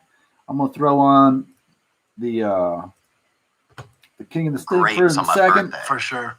Very I'll be back in a Chicken, second. very Russian also. Yes. I don't fuck around, man. Also, the girls in that gym, you single dog, you need to come in there with your big cheeks, put some spandex on, take that shirt off. You need to get in that gym. Sounds cold. Because there's some hoes. Really? Oh, daddy. Dude, will you It's fucking like tighten up your son? Now you have two Dude, sons. yeah, I know. Dude, it's like Hooters with protein powder. Really? Yeah. It's sick. Where is it? Right by my house. Ooh. A mile from my house. Dude, I've been a mile from your house before. It took us 7 hours to get back because we got fucking lost. I got lost. We You forgot your car. Yeah. We didn't forget anything. Yeah, you forgot too. Yeah, you forgot too. You said. That was the last hike you ever went on with me. You ready to step up your ball game? Yeah, that soccer game we played, you mean? Here's what I want to know is, what about that, what about the picture of Brendan had my dime out there at the birthday party this week? Oh, it's in your IG story. I'm Yeah. Frosty. Where's my He was girl? also I don't- aggressive with them lizards and snakes. Dude, Slap him. Frosty was wild. He was looking out for a there. fight. Yeah, he's out there flipping the script. I on told those Delia to things. come by because Boston's talking shit about his son. His son just turned 1. They're about the same age. I said, bring that kid by. I think his name's Jack. Bring Jack by. Jack? Come get these hands. Meet us at 25 pounds. Dude, your son versus Delia's son. Who do you think would win? Chan, let's go tail of the tape. Come on, dog. Look at Here Boston. we go, right there. Trying to hide my dime from you over there. Trying to get my girl drunk. Oh, He loves that juice. Does he? Oh, I saw him go get it's a his juice box, dude. favorite. It's his fave. He's ready to juice box, dog. Dude, who would win against him and Jack? Can you we think? see his son? I don't think I've seen his son. Yeah, I don't think Was he it doesn't pictures? post them, Oh, okay then. and I can't send I can't you tell the picture. It's tough. You gotta, yeah. I mean, we'd have to really look at I think some images and see. Dude, Boston's half Mexican, big kid, aggressive as fuck. Chris's son's gonna be long. He's gonna have that ultimate eyebrow. Yeah, You he know. looks like a baby eagle right now. Yeah, he's gonna have the ability to fucking hang upside down from branches. Like he's gonna have different Like a bat. abilities. Like a skinny bat. Yeah. Whereas Boston's gonna have that ability to probably just eat his arm off, He's gonna have the weight advantage. suck his life out of his breast. Dude, Mexican. I know. I've seen it. Boston for the win, man. Boston also is named after that restaurant. What's that Boston place? Market? Boston Market. Boston Market, chicken God. Boston Market. Dude, you should take him there and get some do a photo shoot with him outside of Boston Market. Dude, I remember we used to get Boston Market for Thanksgiving. I think that's what inspired Joe Rogan's new studio. really. Yeah, they stole the Boston Market vibe. So everything. Alrighty.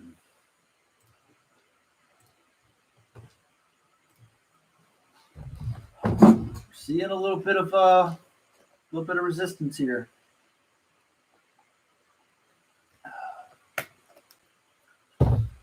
$119.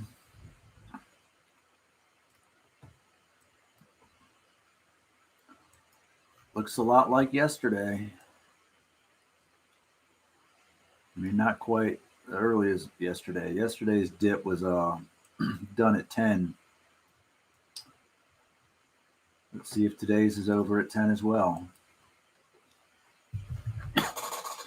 The order flow distribution is still solid. A lot more medium sells, but let's see if they hold on.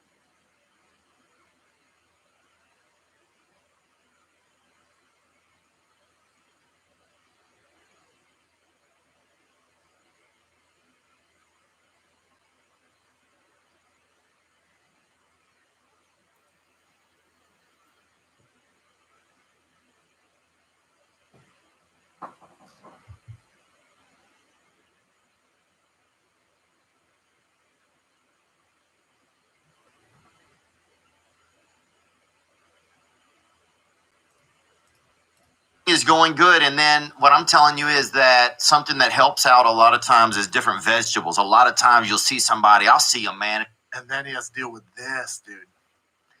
It's unbelievable, man. Shout out Dan Hooker, man. The I love guy's Dan Hooker. You know him and Stylebender before they both got really. guy right here who got lost. Yes. Put a pat at and hiding celery in your buttocks. You just can't, man. If you're on a diet, you need this stuff to fill in the. It's Yep. easy. It's That so, stuff, man. yeah, it's healthy, man. There's all the stuff out there. Not the CTT. not That's what C. they. Financial, but the problem is, get those tan lines. What's he at? King of Sing Veneers? First of all, there's an avalanche coming. I out. know. Yeah, dude, get going, man. Fuck the show. Get going, bro. Yeah, dude. Suntan or regular tanning, he's saying. Oh, dude. word. I thought it's not about veneers. He's also talking about being buried below ground or above ground, apparently, without even knowing it. Dude, you can hear an avalanche coming, man. He stayed calm, cool, collected, He dude. did. You gotta You respect could see that. out of the corner of his eye, like that security guard you had. He's all, suntan. Dude, shout out New Zealand, man. Shout out Dan Hangman Hooker, bro. Had to wait like 30 days to get back home. I think he's still 40 waiting. Yeah, days. 12 more days. I thought it was done, but he has to quarantine for 12 more days Where at? Not in New Zealand. So he's like, he can see his wife and kid, but he can't get near Through a him. That ain't fence. right. I know. man. It's tough Through a fence, man. It's like Yeah. the third season of The Wire, dude. It's too It's much. too right much. there. That's so sad. That ain't right, dude. They said, so I was reading the replies to this, and I guess like New Zealand has had a zero tolerance policy or whatever, and it's pretty much gone. And they're like everybody's mostly out in public there and stuff, so it kind of worked. But if he fuck doesn't that. test positive, I know. I don't know. who gives a fuck? The guy's been through, man. It's just what it takes for some of these fighters to go to these places, the commitment. And he doesn't get paid extra for that time. No, Fucking pay the man, Dana. Mhm. All right? he gets zero extra. It's unbelievable, man. Dude, now think about this. A lot of support, though, from people. Think about this. He trained for 12 weeks, flew to fucking Abu Dhabi where they had it, but with Michael Chandler. Was there for 2 weeks.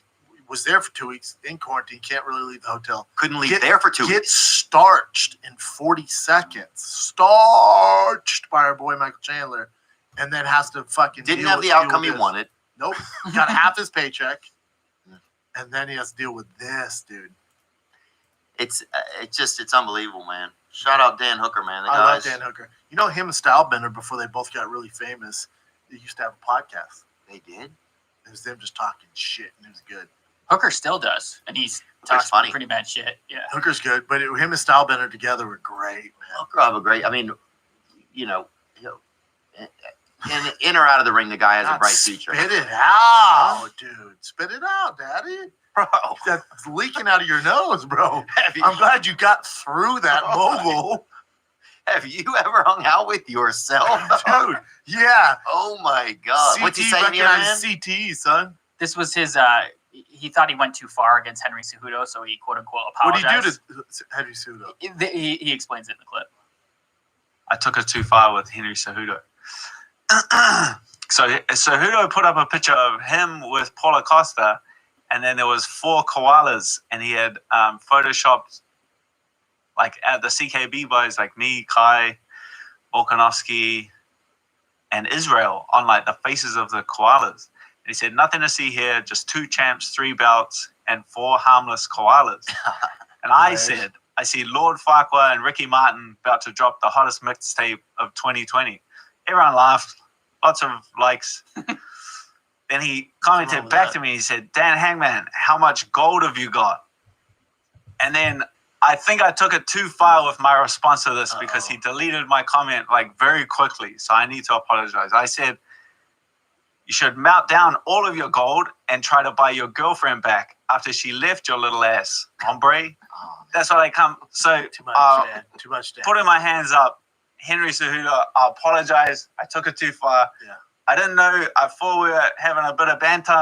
I taken it too far. Oh, we're having a bit of banter. That one went a little bit over your head, so you missed that. You missed that one, but it's all right. So You know, he's kind of You got the short apologizing. end of the stick, bud. It's perfect. He has the best. The way he communicates is perfect for this kind of stuff. Yeah, he's great. It's like all tongue in cheek a little bit, but it's Yeah. harmless. Yeah, he's great. Yeah. Love Dan Hooker. I would like to see Dan Hooker fight Cejudo. That'd be fun. Alrighty. Looks like we're just floating on the 2 minute. Just floating down the river, waiting for it to go somewhere. New support at 120. That's where we at.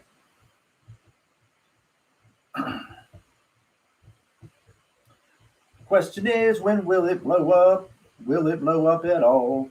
I'm kind of wondering. I might actually put in I got access to a little bit more cash. I might actually do that. Just YOLO it, man. Because when it blows, it's going up. My buddy bought in Wednesday like 190. Poor bastard. He's like, when are you coming back for me? Every time I buy a stock, it tanks. He bought in on the serious uptrend. Sucker was going way up. And he was like, yeah, let me get out on that. Thought it might hit 200. Oh, look at this. We're breaking that 120 support line. We don't like that.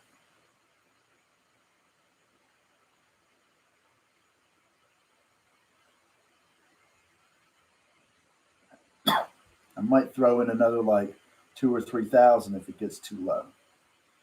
If it gets down to like below 110 and we see it on the uptrend, I'll just average down a little bit because I've only got one day trade left where I'm at. So this is it. Let's look at the biggest movers on Cash App. I've looked at that. Workhorse tank, Virgin tank, Rocket Company's up, GameStop. It's nothing really huge happening here. Let's look over. Let's have a look right here in the markets. Everything red, of course. Active volume, Sundial, 108 million, still down.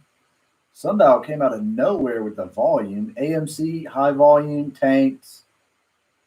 This one here, we saw this morning. It's dropped 60% since market open. GameStop still low volume. What did we close at yesterday? Like 140 million, something like that yesterday. So yeah, it's not moving that much, man. Everything's just on a bounce. See this bounce? Boing. Let's go back up. Let's get back up here. Why are you so far away? Let's go. I know there's a lot of people out there that are hesitant to buy any of this. And you are smart people. Because buying in right now is risky. It carries a ton of risk. Make no mistake about it. I am prepared to lose $2,000 today. Easy. I do not want to, but I am prepared. I accepted that risk this morning. If you are not prepared to lose 20% of your money, don't buy in.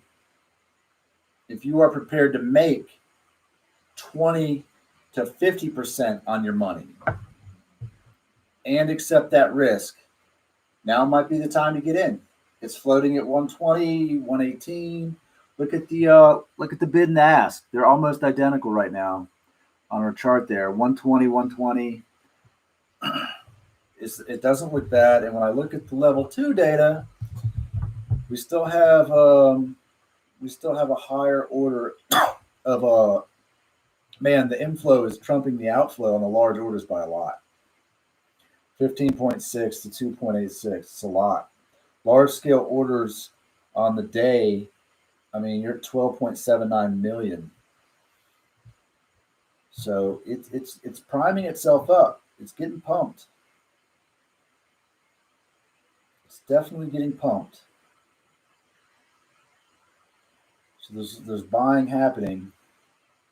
We'll see what happens.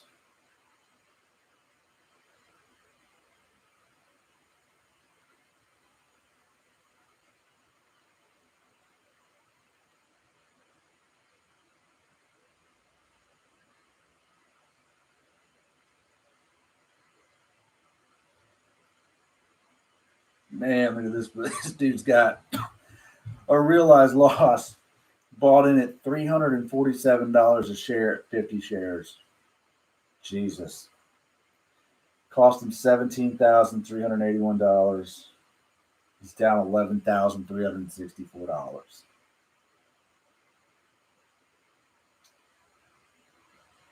Someone else here bought 300 shares, need big money. That's an obvious. The forecast is good. I mean, honestly, there's legitimate support for this stock to stay at or above $100, like for a while. So it just depends on what the company decides to do. It could actually stay up there if you're just going to hold it up. But if you bought 50, I wonder how much those puts cost.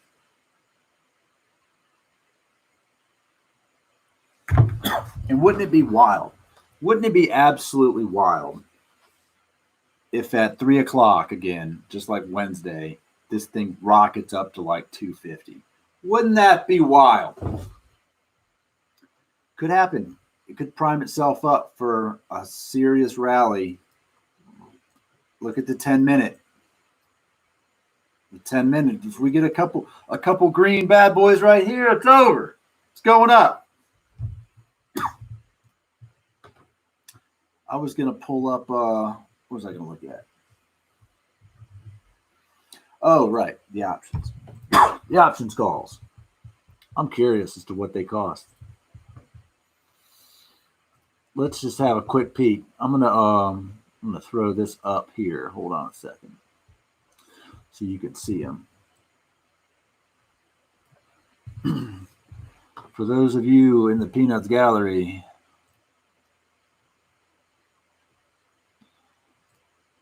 hey, look, there's my bowl. Let's put my bowl in there. Let's give them some. Let's throw in some graphics. Let's give it a little bit of momentum here.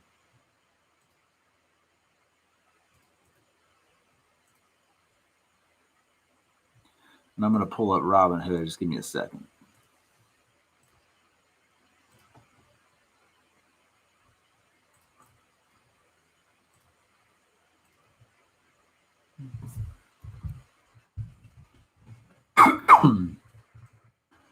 Whoop, there it is. So right now, Robinhood options. Ooh-wee. This is expiring March 5th. Let's look at the puts. So right now, let's look at a strike price because people are going to be buying these things way out the money. Let's see who's banking on it to go down here. You spend a couple $100 thinking this thing's going to hit $50.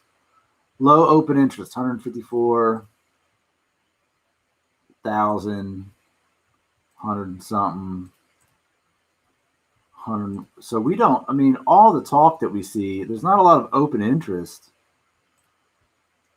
for these options for next week. Now maybe they're looking end of March. Nope, look at that. We don't see a lot happening here. Open interest 2. No one's really even buying. No one's even selling these things. That's interesting. Let's see about the ones that cost you the big money. Spend 26 grand. No one's buying that bad boy. Hoo-wee. No, sir. There are no in the money puts for the end of March. Let's go short term. Let's go next week. Next week, let's go to our share price. Let's go here. Let's see if there's anything in the money. Yeah, there's some up there that are close for that. Real low open interest. So where are all the bears hiding? That's the question. Let's just see right here. Nope.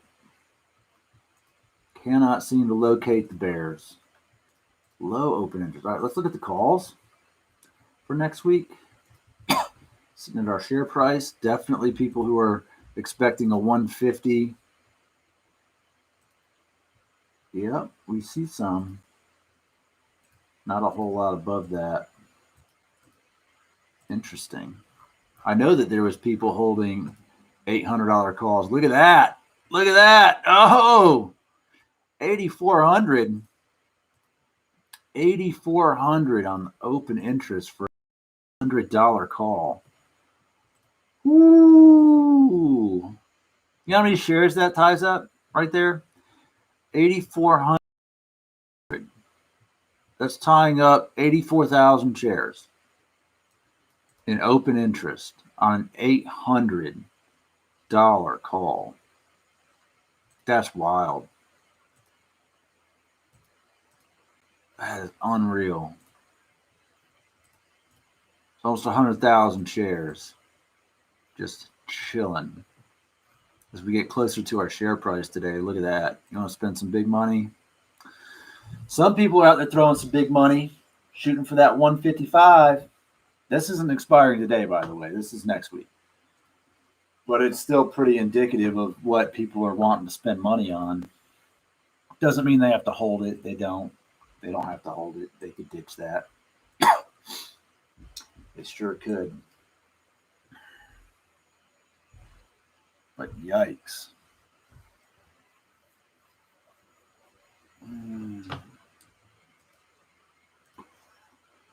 Let's just throw this guy up here.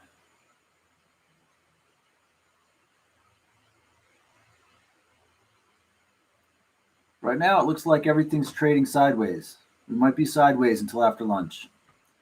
It looks like we just might be sideways till after lunch.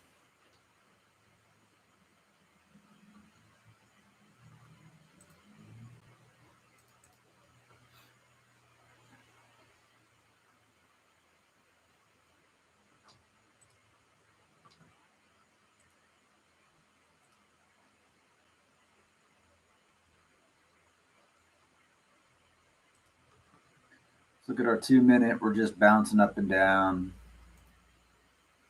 This is our 3 minute. Same. I wonder what the other guys are doing here. Let's see if we can pull up like Meet Kevin's usually up. Let's see what else might be in the people are thinking here.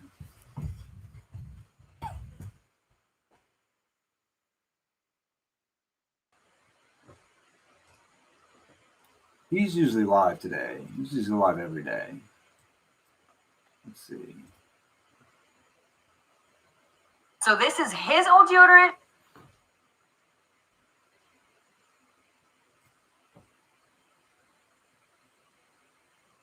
Good idea. Okay, so Neo. Okay, so that option's probably, well, it depends what it executed for. Let's see.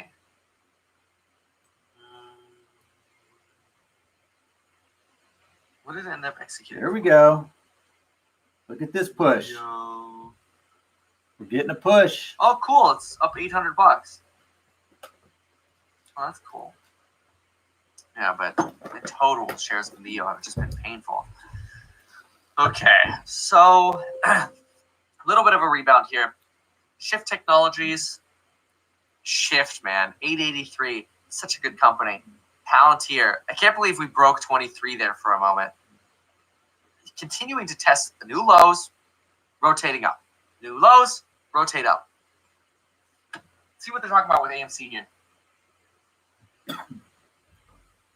Able to get on the broader, bigger services. You say it's sustainable. Why do you believe Well, what's AMC Networks relative to That's TV AMC channel. Theaters? Very different.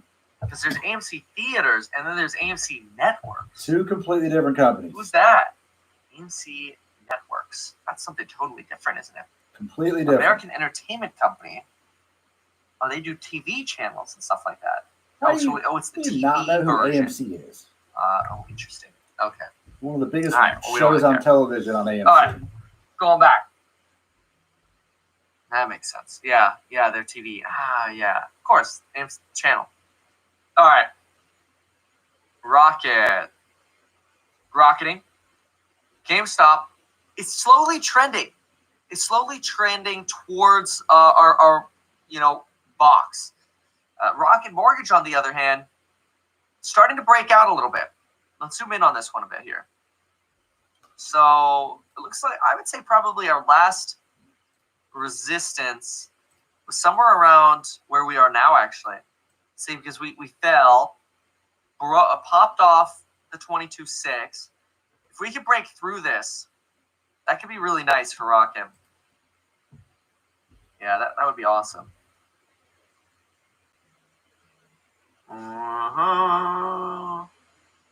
Okay. So we'll see what happens there. GameStop stuck. Etsy stuck. Churchill moving into our upper box now. Clean break into our upper box. This is good. It's that's bullish. I like to see this. Let's see if we can break this upper box. Because if we can break the upper line here, and if the market believes, okay, we hit our bottom today, we hit the bottom, let's go. Now it's time to roll. That could be good. Let's pay attention here and see what happens. This is getting close. Just a heads up, in about an hour and 3 minutes, I will be doing Q&A with all course members coming to the live stream. Keep in mind that does include if you have questions about real estate, making YouTube content, property management, renovation, stocks, all of it. Although most of the questions obviously tend to be around stocks. So that'll be in about an hour and 4 minutes. Check that out with that coupon code below if you haven't yet. Oh, we're about to break through here on CCIV. This is exciting. Let's watch. Should we build an Amazon business for you? If a team of seasoned Amazon experts. Churchill's the one that's running right now. The others are stable. Churchill's the one that's moving. SEC filing just came out. Says, look at the SEC. Alan Haddad. I don't know. I can look that up. We're about to break, though. About to break our... settling down a little bit. No, falling back.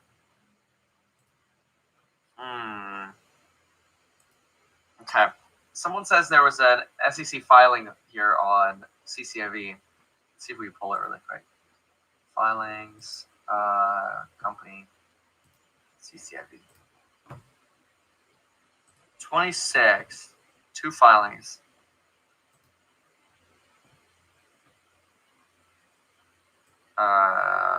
Okay, so what is this? Just a pamphlet on what's going on? What did we announce? Why is Lucid going public? What is a SPAC? What does this mean? Well, this is kind of boring. Employee impact. Grants and shares. Yeah, if the merger closes, your Lucid equity grants and shares will convert to grants and shares in the public company. This is like employee relations stuff here. Oh, this is kind of boring. All right, I don't see anything in this one. And if we go to the last one, let's go here. This is just a tweet that they're filing. Okay, well, that's not exciting. Churchill red candle sticking again. Somebody says White House news. What news are you seeing? Well, we can look at the. Let's see what terminal news we have here. Senate floats. Oh, look at this. Top senator floats 5% payroll tax. Stimulus update. Let's see if we can get that news here. EV boom as a dramatic opportunity for nickel. Costco had the $16 minimum wage boost. Yeah. Really just flat at this point, which is better than crashing, right? Twitter. White House Twitter news? Let's see. Twitter. White House. White House. The White House. 2 minutes ago. 3 minutes ago. What is this? 5 minutes ago. The American Rescue Plan will incentivize companies to provide sick leave to their employees because no one should have to choose between their health and a paycheck. I don't think they're really... I don't really see anything here that's... Okay, what's this? This means if you're a parent with a kid over 6, you'll get an additional $1,000. If your kid is under 6, you'll get an additional $1,600. Yeah, this is on top of the $2,000 tax credit that they're talking about here. They're kind of just recapping the COVID rescue plan, just campaigning for it. So I don't really see anything new here. GME, see a lot of comments here on GME. Let's see. Oh, GameStop. It's about to break through the box. And CCIV did not end up breaking through the top box, unfortunately. Darn. Airbnb doing decently here. Etsy. trending up again. Everything's slowly trending up again, but look at that. Bounces off the line again on GameStop. Frustrating. You know, the market's just flat right now is how it feels. I can't say the market's doing better or worse. It's just boring, honestly, right now. I mean, I guess I'll take boring compared to crashing. But, I mean, we've got some substantial 3 to 4% losers. We got some gainers that are doing very well. Some of our favorites: Rocket, Etsy, Wayfair, Churchill, Peloton, GameStop. Firm's pretty good. Enphase finally up again. Felt like it was sort of bleeding out again earlier. Let's see. Okay. So I don't know. What else is there to do? Let's see what we're listening to on CBC maybe. Netflix talks diversity. No. See, they don't have anything to cover either. They're boring. You can look at Bitcoin. Oh, now this. What's your take? In 1974, I walked into a Merrill Lynch office in Hong Kong and made my first investment in the stock market. I bought a few shares of good. We're doing story time now.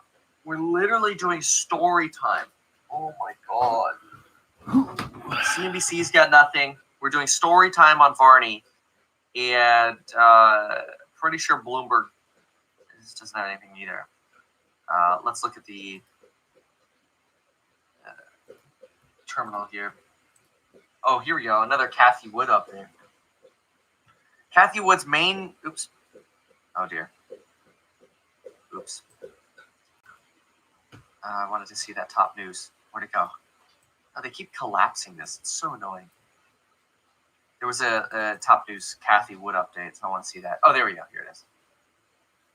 Top ranked news. This story has been updated. Click for the latest version. Okay. Why don't you just give me the latest version?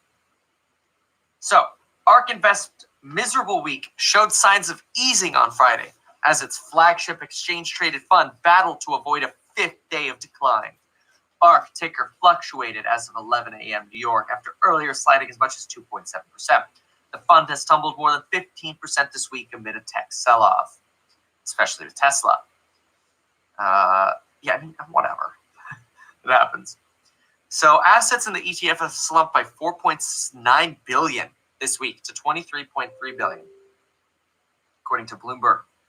Figure doesn't include flows from Thursday, when ARK dropped 6.4% for its worst day in almost 6 months. In other words, more people might pull money out. Let's see. We've got investors pulled about 200 million from the fund in Wednesday trading. That brings total weekly outflows to 638 billion, on pace to be the worst on record. Yikes. Yikes. Fisker's running? Let's see. Let's see. I found you from my CEO sharing your videos. Wow, that is really exciting. Thank you for saying that. That just turns up the pressure. So Bitcoin consolidating a little bit now. Still at 47.6, which is nowhere near the highs that we've had. We're definitely seeing more green sticks now, though, than we are seeing that dip that we had. It could be that the low of the market today was about 10.11. That's roughly where we saw everything bottom. That's also where we bought shares of NEO when we crashed under 45. The market does feel a little lacking enthusiasm today, but we are trending up, which is good. We're heading towards 47 for NEO. Tesla's trending up again after declining. So this is good. I'm the CEO. That's awesome. Rocket running a bit. Let's see. PaySafe. So PaySafe is the BFT merger. Let's see BFT. 15. It's been at 15. Sorry. BFT has literally been at 15, I feel like, for 2 months. I feel like this is straight sideways trading at BFT. Pretty much. Pretty much this entire range here is all averaging. It always goes back to 15 for the last 2 months. All right. GameStop. We're not seeing those breakout moments today. That's something to keep in mind. I mean, we had a brief breakout above the lower bound, but keep this in mind. Yesterday, we actually shot above the box. Like, let's go back. Let's go back at yesterday here. Same bars. This is yesterday. We broke above the top box and went right back into the boxes. The day before that, we traded well above. Hold on, where are we? Where's the 24th? Where's oh, we had a run after hours. That's right. So we had a run after hours, and here's where we were really trading above. See, we were consistently above the boxes here. Then we went into the first box, and now we're really in the second box, which is the lower box. So it's a deflation happening in sort of the GameStop trade, unfortunately. Elon tweeted 6 hours ago, do androids dream of electric cars? Maybe they lucid dream. Oh, man. Neo pushing 47, nice. When BTC goes sideways, the alts go on a run. Do you reckon this looks like that's happening? I don't know. You know, we had a fall, we had a little bit of a push. I don't know if we can call it sideways yet. Let's look at SOS. I hear about this one all the time. Okay, so slight push here. What's SOS doing within the day though?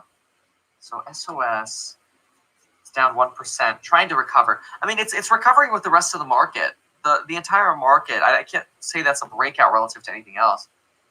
Oh man, big gain at Microsoft, 1.8%. Oh, the Barney joke. That's a good one. That's good. All right, so GME volumes, 2 morning opens and compare them to the rest of the day. Let's look at the volume on GME. Okay, volume on GME compared to today and yesterday. Let's compare. I'll have to go to like 5 or 30 minute, I think. So if we go to 5 minute, definitely lower volume today compared to yesterday. Yesterday was big volume compared to today. We're not seeing that either right now. And then obviously when the run happened, we had some mega volume.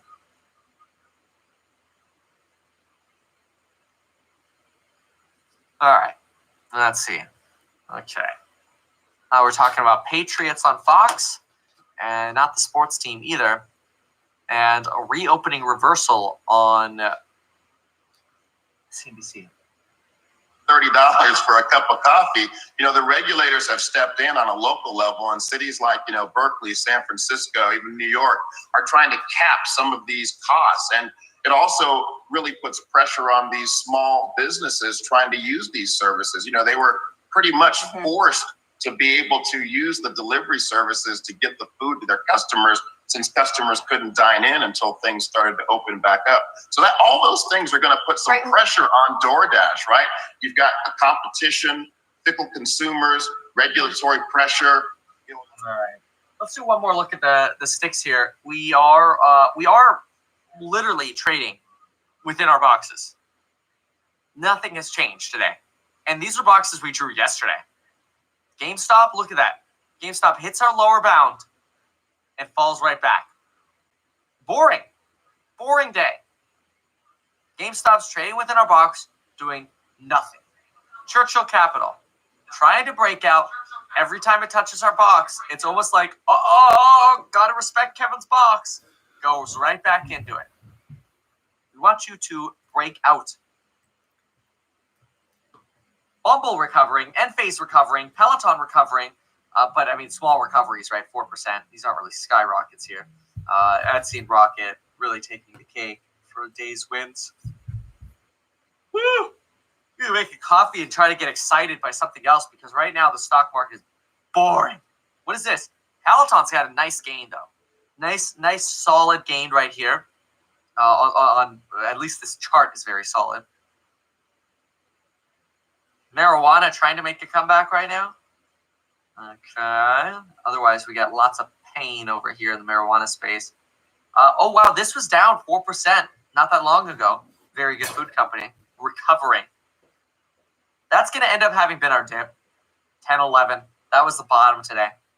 See, even Squares recovered. It's, above the 220 again, which was a crazy low. So it's good that we did a little bit of a nibble. Can't buy too much, but we did buy it at the right time. So that's good. Okay, cool. All right, so I'll be live in 49 minutes with course members answering Q&A. Would love to see you there. Thank you so much for being here on this live stream, folks. It's been a pleasure. We will see you later today. Thanks again. Bye.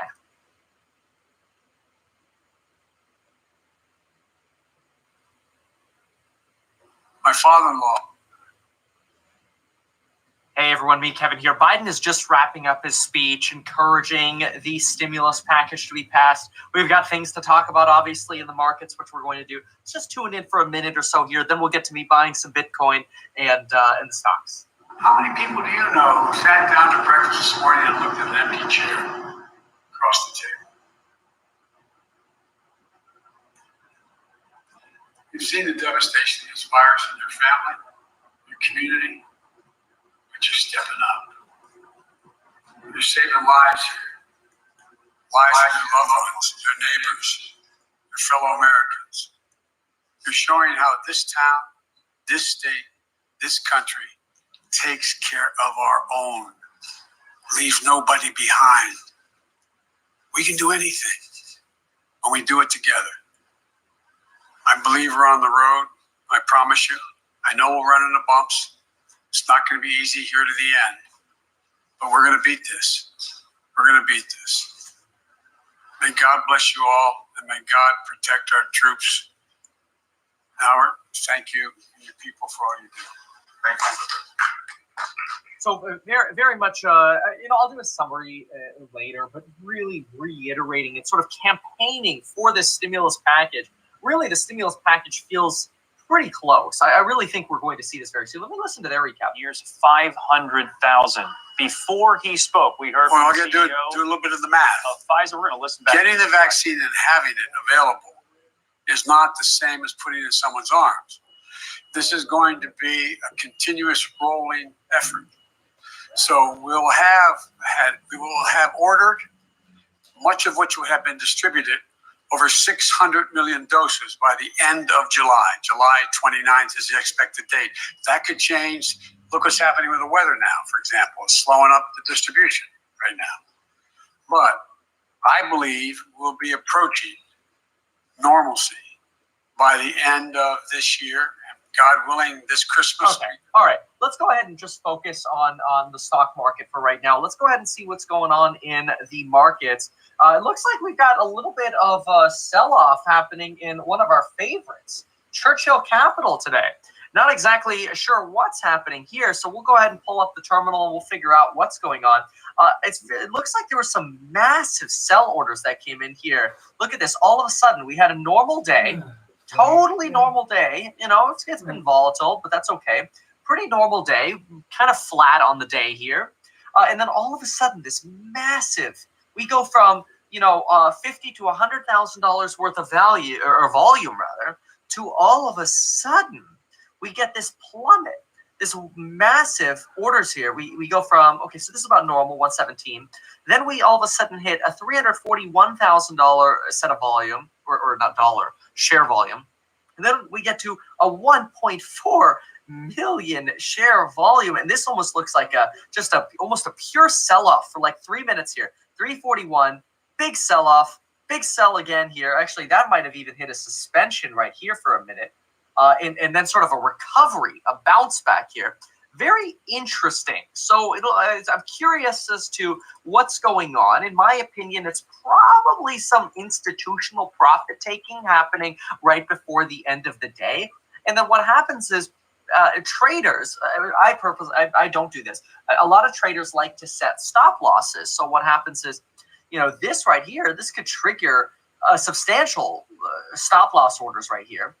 And who knows, maybe even this did, and then we just had multiple triggers throughout the minute here, because we did have a rebound here. So obviously there were some purchases, but that right there, we all of a sudden, we went from, look at this, we went from $58 to $51 in the span of 2 minutes. That is some insane institutional selling pressure right there. That's not yous and me's. That's an institution going, we made our money, see ya. Which, fine with me. No problem. Buy the dip. Let's go ahead and pull up the terminal though and see what kind of news we get. We'll see what's going on here. Meanwhile, at the same time, making up any potential losses there just within the day, because CCAV has obviously been a massive gainer for almost all of us. Oh, can't connect. Come on. Let me get us in here again. I'm going to download the terminal again here. How they make us do the terminal is kind of ridiculous, but whatever. I'll pull this up again. Yeah, I mean, to me, this, I don't know that we're going to see any kind of particular news on this, but I like, and I'm going to pull it up. We'll see. I just really think it's funny that we had CNBC plug Matterport. Matterport, one of the stocks that I've been pitching for quite a while now. I've made videos on it. I sent alerts to course members on when to buy it, when not to buy it. And this has been a really good runner for us. Well, then today you get CNBC basically going, there's one guy, he goes, I don't ever buy SPACs, but this is the one SPAC. If I was going to buy a SPAC, I would buy. And that just basically sent GHVI to the moon today, which is exciting on one hand, for already being in it. Not so exciting for adding to it, because I have a rule that I don't want to add to this position over 25. And, I think it's a good buy under 20. Right now it's sitting at $24.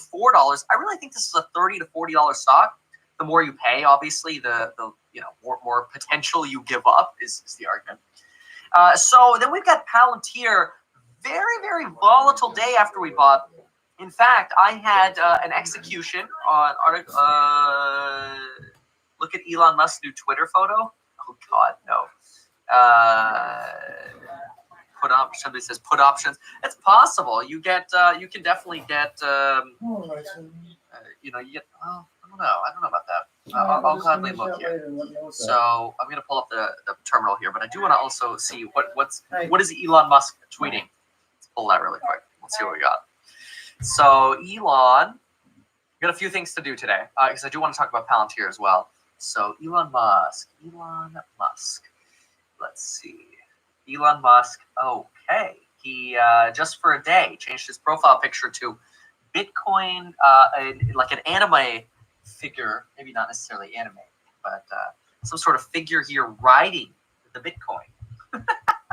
That's classic Elon, just for the day. This is bad. I'm trying to buy here, and oh my gosh, just in between me wanting to do the live stream and waiting to buy it, it's gone up another $500. Like, dang it. you can't be slow on this. Let's get this out of the way, right away. Okay, so here's what we're going to do. I said we would buy Bitcoin. It just cost me money sitting around waiting to do this. Maybe I should have started my stream earlier. It's not like it's your fault. But this is my BlockFi account. And so this is BlockFi. What we're going to do is I actually did a comparison. I bought $5,000 on BlockFi and $5,000 on Gemini at the same moment. And I kind of flipped back and forth, and I confirmed this like 3 or 4 times. Gemini was pricing more expensively than BlockFi. Now, BlockFi, one of the reasons they can charge.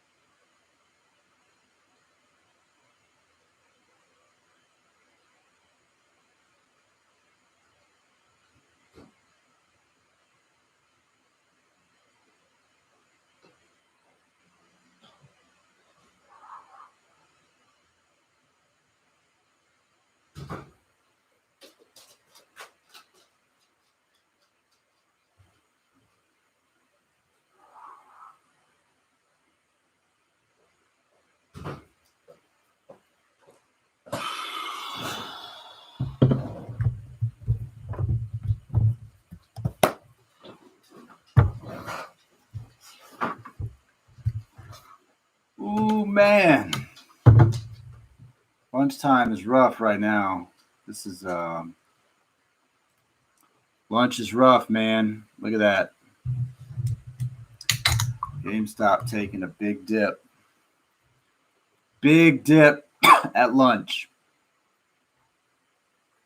Fisker's going crazy. I can't believe Fisker's even up there, honestly. Etsy's up there. Churchill's holding up. It's kind of consolidating. GameStop does not look good.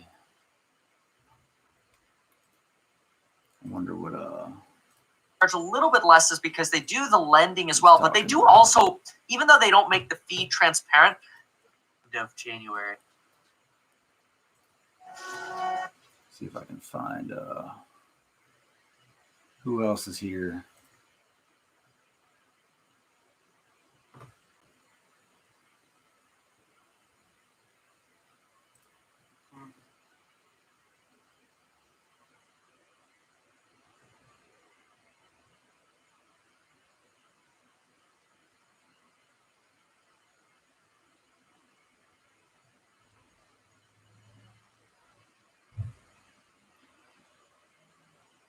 Thank you, Annie. All right, what is going on in the world of the interwebs? Do we have any news updates?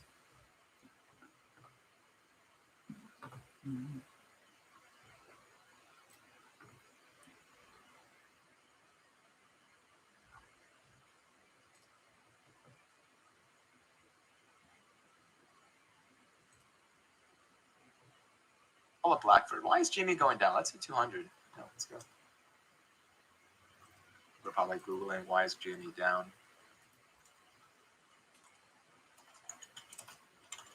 See what the other guys are thinking. At this point, this is a hold for me.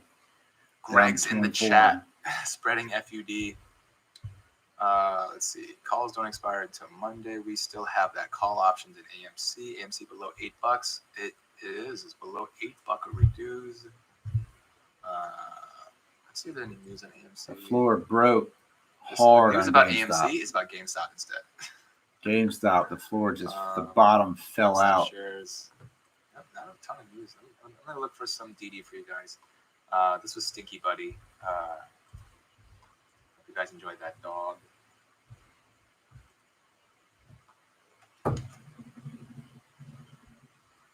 GME News.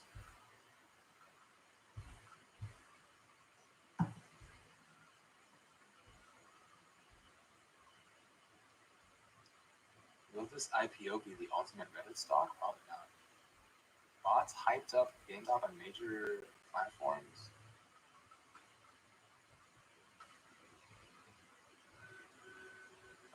GameStop shares jumped 13% pre-market as stocks look poised for another day of high activity. So if you guys are just joining us, welcome. Whoa, what happened? That was weird. Am I having connectivity issues? Google, why is GME down?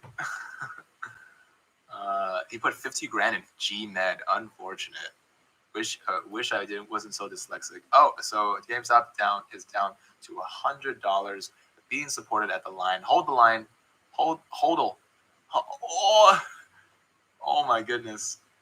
Not financial advice. But look, math, please, math. Okay, good. See, math. Math is on the side of the brave here. If you guys are just joining us and you are wondering why GME is down, GME is being attacked by the sheer millions of shares that are shorted. This depresses the price in the short term, but as research has shown, retail investors are still holding strong. Those are people like you and me, and we are the ones that are going to be able to buy the dip, and bring the GME back.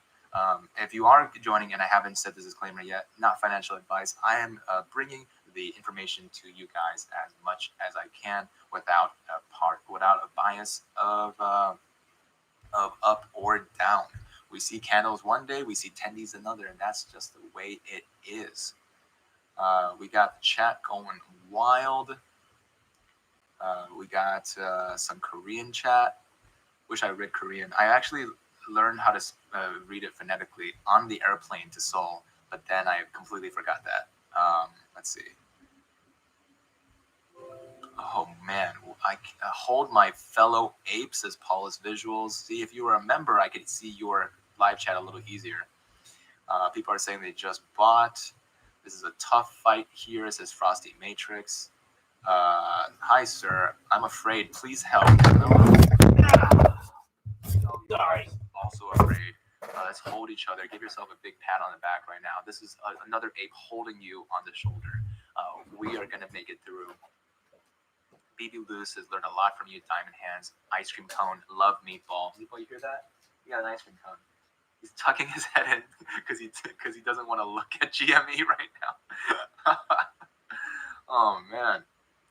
Minecraft Hardest says, nice haircut. Thanks. I did it to myself. It looks good from this side.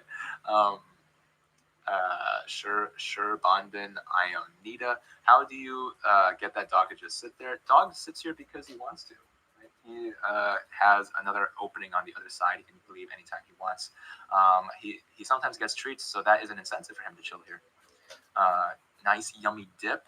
Right, so we saw a dip below our level of support into 97.71. It is now back, and we are looking a little better at $104 reduce. This is Hector with the water. Hector, the roommate with the water, really a true blue hero here. Paula says, I've learned more from Andrew in the past week than I have in the past month. Let's get this bread, Paula. Let's do it together. GameStop. GameStop, are you in the chat? GameStop says, I am, don't panic ever. Okay. Let me view this message. What did she say? Oh, yes. Do not do hate speech, please.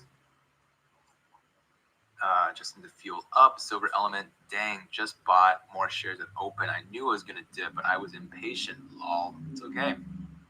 I feel you, Meatball, says NSOB. 260 gain. Come pick me up, says Foxfire. Me too. Please, I need the pickup. Oh, man. How old is Meatball? He is getting on to 8 years old today. Very auspicious year for him. Okay.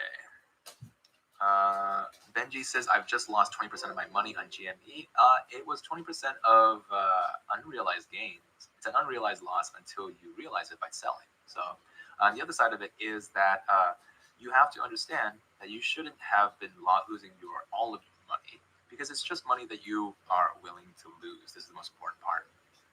We have the math behind us, but if they continue to manipulate the stock, it is going to be a longer fight than some people are willing to fight. Taha Zach, we need Meatball to buy the dip. Thank you for the consistent supers. Appreciate it. Meatball, buy the dip, please. Buy the dip. Buy the dip. Come on, push it. Buy the dip. Buy the dip. I'm doing the karaoke version of the Meet Kevin song. Going under 100 again. I dare you. Limit 50x 99.99, and that is a deal.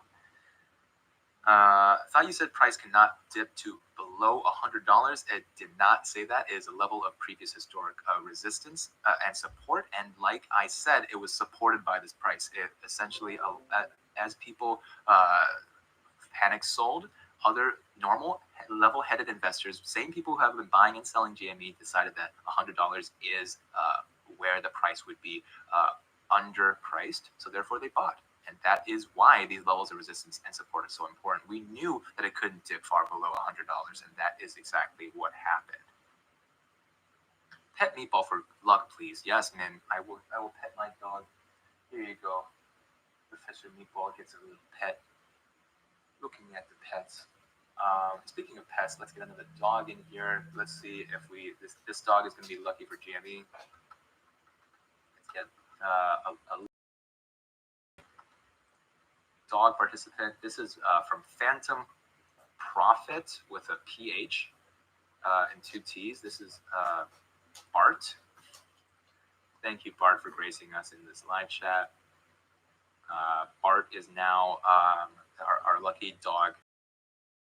Paula's visuals, another super. Thank you, man. This is normal. Math is on our side if we hold. Do not fear. Of course, it's not financial advice, but Paula's, he just bought Meatball a one-way ticket to Treatland.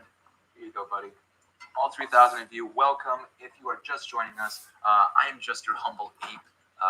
DJ, this is the real brains behind the operation. Meatball, the professor, dog turret from the University of Cornell. While you are here, please smash that subscribe button with the bell button right next to it so that we can continue telling jokes, showing dogs, and checking out the price of GameStop with the collective power of our ape minds. You see the live chat here? We are all positive vibes, sending them out, telling us exactly what is going on, and making it sure that we have a hand on each other's shoulders. That is exactly what we're going. We're doing it. Jose says, love the dogs. Preston says, can you explain how you determine levels of resistance? Levels of resistance are, usually we have 3 points of contact for levels of resistance. It's just when a stock has bounced off at least 2 or 3 times. And what we see here is that when GME hit 100 for the first time after hours, that was 1 point of touching. The second time after hours, that was yesterday. And then the third time just now, this means that $100 is a solid line of support. Taha Zach, any new GME DD today? Just joined the stream. Taha, I have an entire video about the GME DD. If you can also just watch it ahead of time, zoom on back.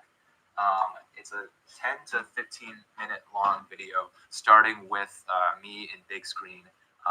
And it was probably from 30-ish minutes ago. So that's, if you see me in big screen, that's going to be an easy way to tell that a new video is starting. GMed to the moon. Yeah, GMed, let's go.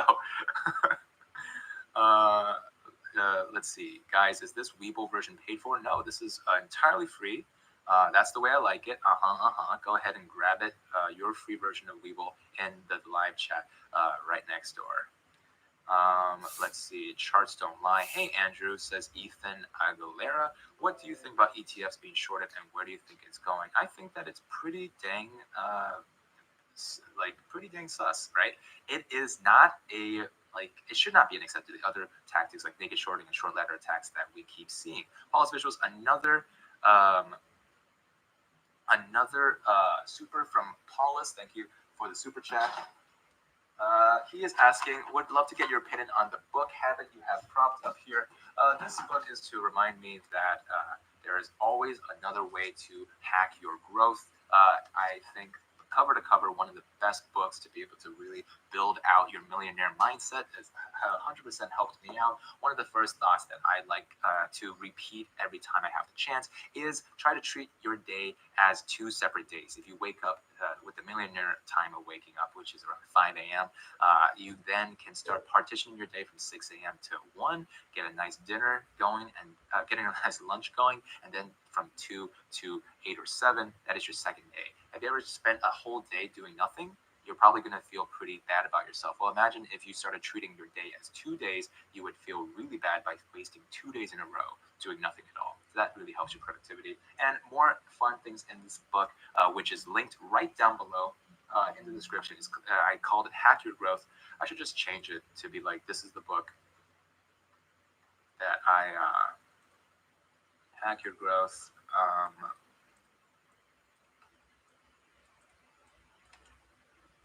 Hack Your Growth with the Power of Habit book.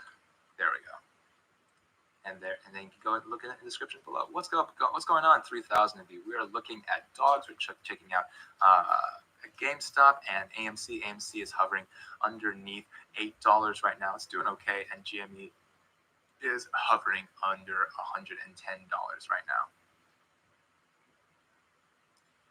Can you explain the line going up and down that appears to be opposite of the stock price? You mean this blue line here? It is the 15-day moving average. And that gives you a micro sense of the momentum of the stock. Sometimes the price of the stock doesn't really give us enough information. So that is why we also use this to give us a weighted average of how the stock is moving, either bearishly or bullishly. And that is used in conjunction with the RSI down here, which this dog is currently blocking. Yeah, boy. See, this is the RSI right down here. Maybe I should put dog here. I'll put dog here. Dog goes here. And now you guys can see the RSI as well. There we go. Paula says, Brooklyn, that is incorrect. I worked at a vet hospital. Oh, there you go. See, now we're talking about vet news. The Mighty Brad said, is it a good habit to do nothing but watch Andrew Money all day, air day? That's a hard question. I do love Andrew. I do love watching Andrew Money all day, air day. What's Meatball's story? I got him on Clear the Shelters Day, and he's been with me for almost 5 years now. There you go. Love Meatball. Love being part of his life. Dogs are living their best lives, and we are just part of it. Let's get a new dog up here. This previous dog was Bart. If you want me to feature your dog to give us good luck for the GME, just go ahead and go to Andrew Money on Instagram. Follow me. Even if you don't have a dog to send me, you can still follow me on Instagram. Professor Meatball's corgi cousin. This is so cute. His name is Mr. Deeds. Look at his little outfits. This is from Meeman _XOXO. Mr. Deeds is going to grace the live stream here with his presence. Thank you, Mr. Deeds, for giving us grace. All right, so we are continuing.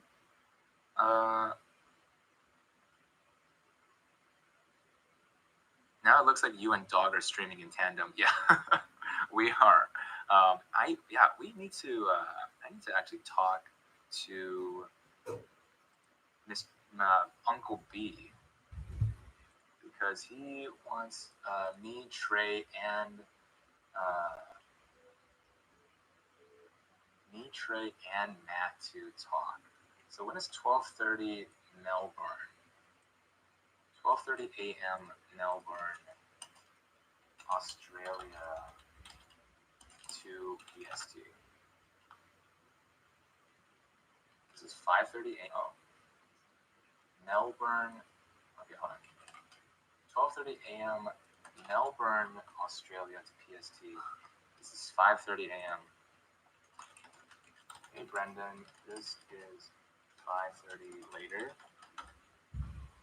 Okay, so we are currently talking about apes hungry for the news of exactly what is going on with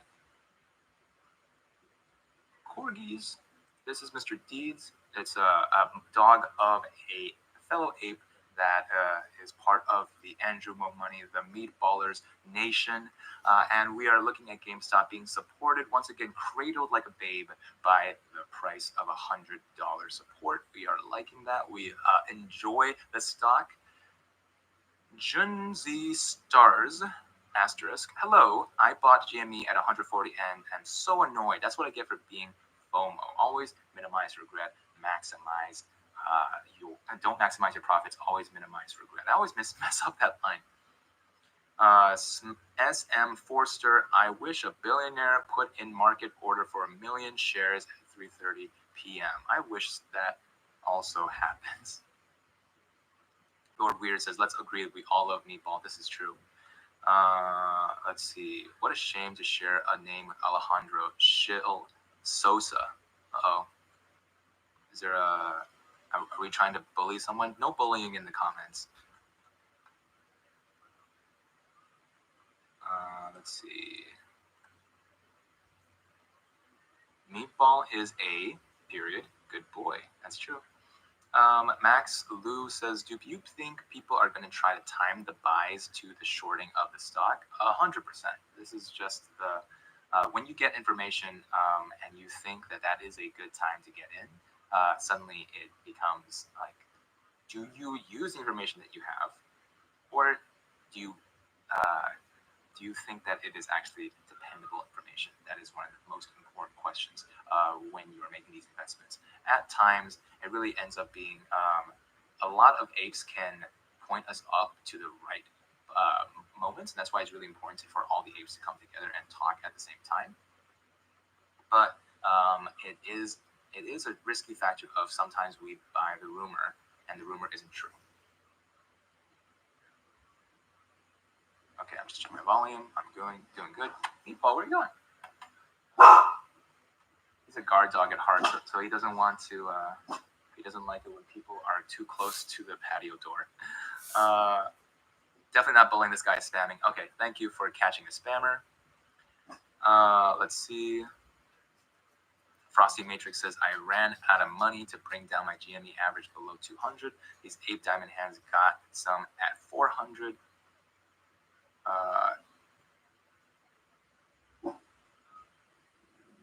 Guys, can anyone answer who is this guy trying to get Trey and Andrew and Matt to all talk? His name is Uncle B. He was on here in the very beginning of the live chat. And that's all I know about him so far.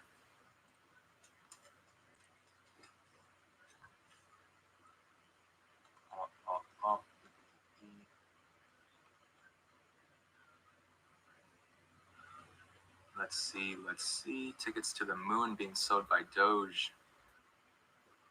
How can we get in on this Robinhood lawsuit? Ooh, I would like to get into this Robinhood lawsuit.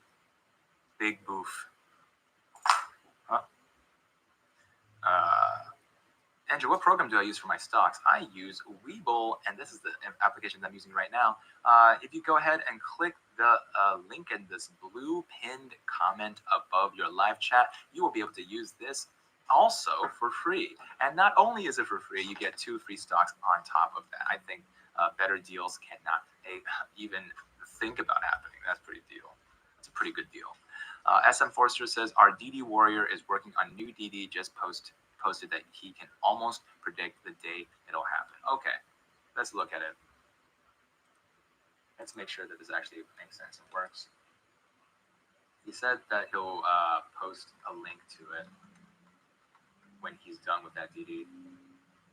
Okay, he hasn't finished. He hasn't finished that DD yet, but he is working on it. Our GME, who is working hard at getting the numbers up. Daniel Song, any thoughts about CCIV's decline and the concept that it's competing against Tesla? I can't see it being possible to ever catching up. Rising tides lifts all ships, right? So if people start getting into EV, it's not like Tesla has all the market share. They barely can cover their own market share because of just how many cars are in demand.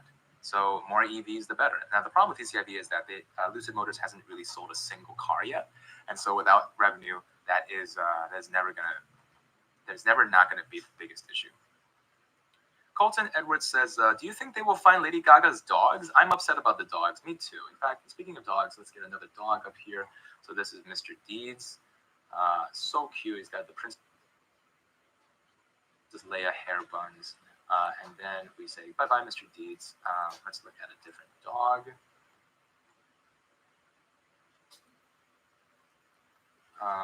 So one of you just sent me a dog, so that's why we're going to look at it.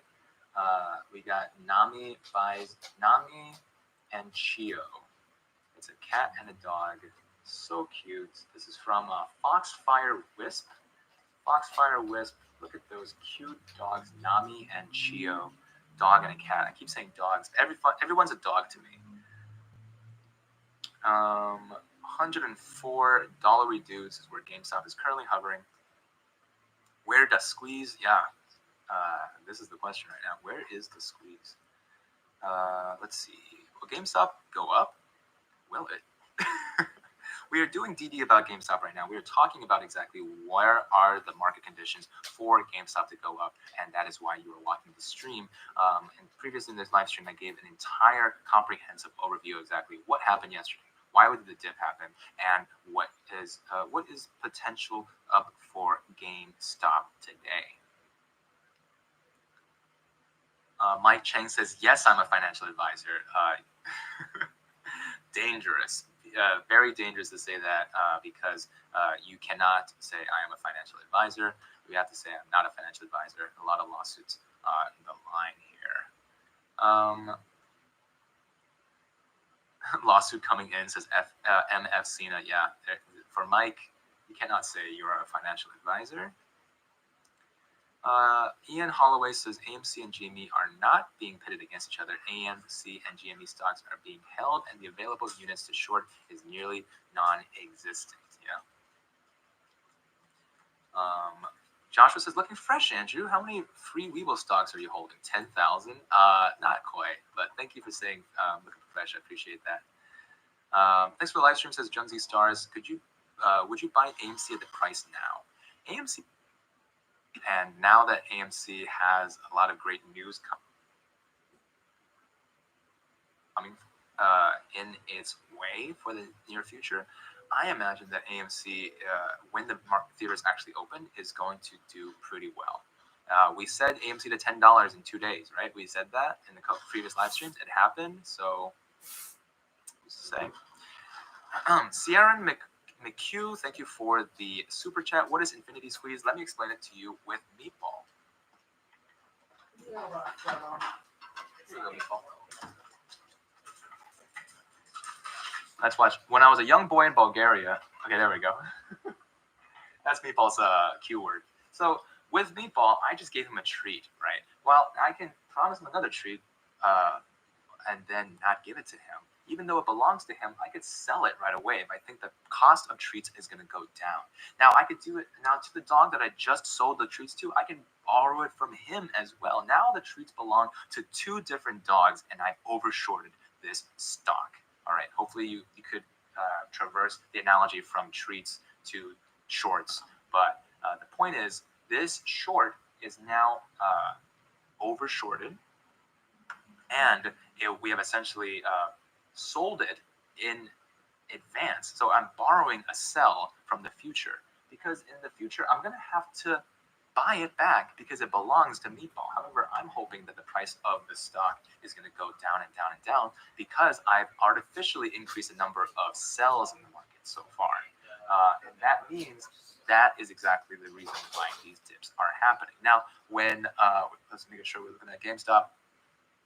Now, when it's time to pay back the dogs, well, what if the dogs don't let me buy it from them, right? If I have to cover one short that has been overshorted, I would have to give a dog the treat and then try to buy it back from him. But what if he doesn't want to sell? What if these diamond handers are going to hold all the way to the moon? Well, in that case, it becomes a seller's world, right? It becomes whoever has the stock gets to control exactly what price the stock goes for. So as it goes up and up, the market value of the price of the stock is going to go crazy upward, and that is the infinity squeeze. If no one sells as the price continues to go upward, these shorts that need to be covered will drive the price upward. What's going on? Continue to buy regardless of the price. The crazy We are we're eating crow today. This is theoretical. I've explained this a couple of times, gross. but then I always fail to explain that this is a theory, right? There's no like still real holding though. That a stock can get up to still monies, holding, right? That would just destroy the very concept of money in itself. But we are playing the biggest. This is where we're at. The 10-minute right? Once it gets across to the start of this $200, rally. $300. I'm gonna to $1,000. You think that other paper handlers? Meet this guy right here. I just like to put on some other YouTubers while I step away here, but yeah, we broke the bottom of 100, which sucks. But I know there's some people out there that are still gonna probably jump on this crazy train.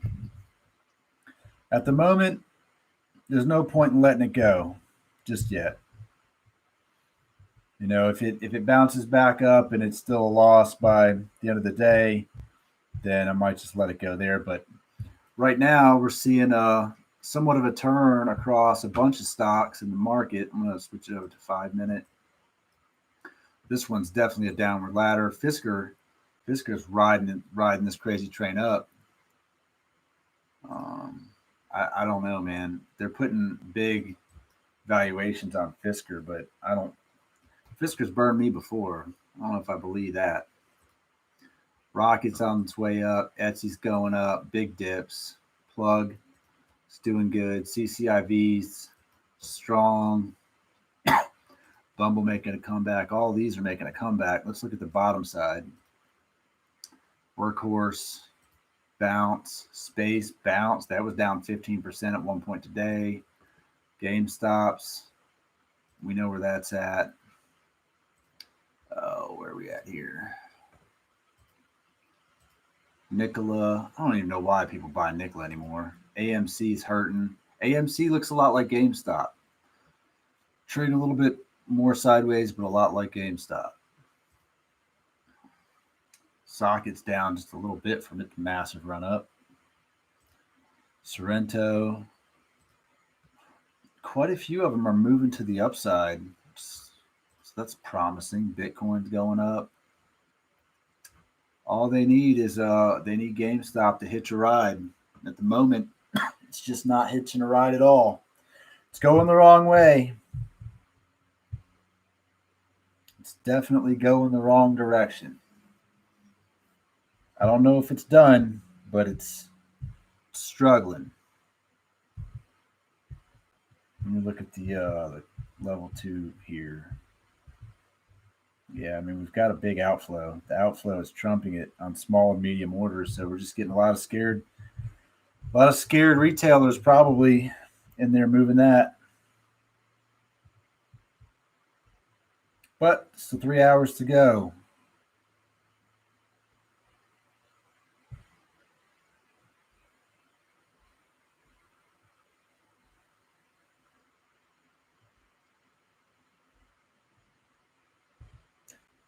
But usually the chart don't lie.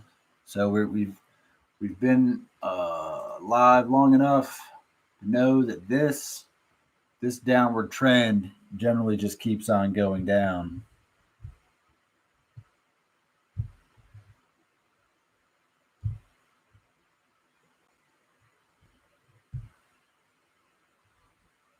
It's a lot of bad news coming down the pipeline. One of the articles I saw that was kind of interesting was that bots hyped it up on social media, which very possible. I mean, there's nothing to say that didn't happen. You just get a bunch of bots posting on Reddit and Facebook and everywhere else, hyping it up, and it's just not even real. It's not even real people. It's just all fake news. And then someone comes in, grabs a whole bunch of call options, rides it up, makes $1 billion, and then checks out.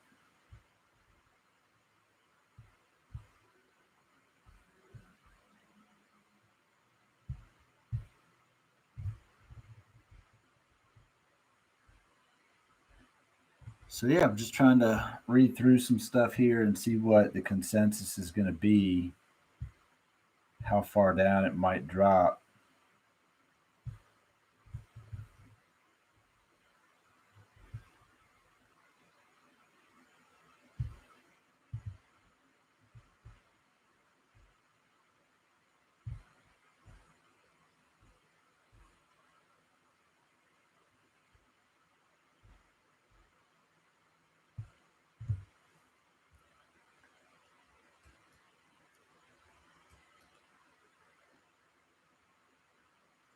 So our new bottom's 96.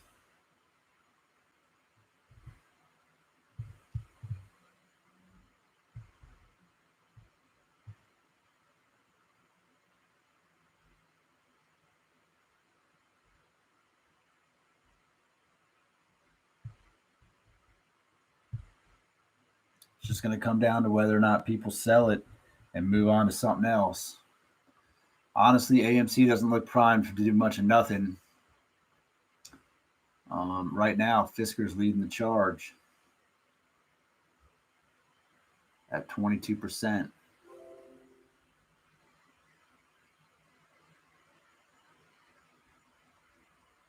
I get some dings here for rising fast. Rising fast. It's on its way up to the bottom.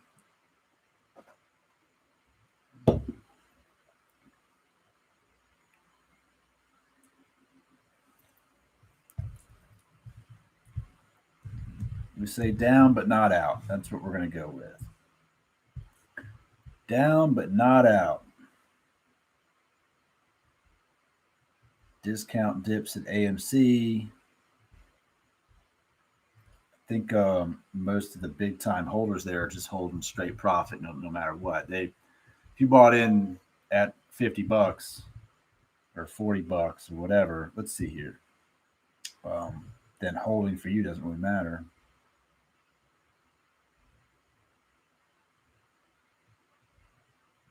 Wonder what the Reddit says.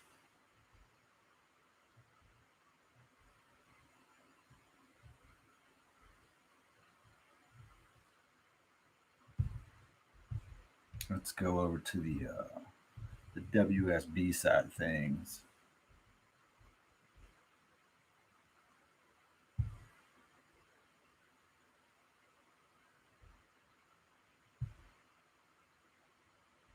So they want you to zoom out. Everyone's zooming out and looking at the last chart. Let's just look at it. Let's just do it. Oh my God, where are we at here? Way too far, way too far. Where are we going?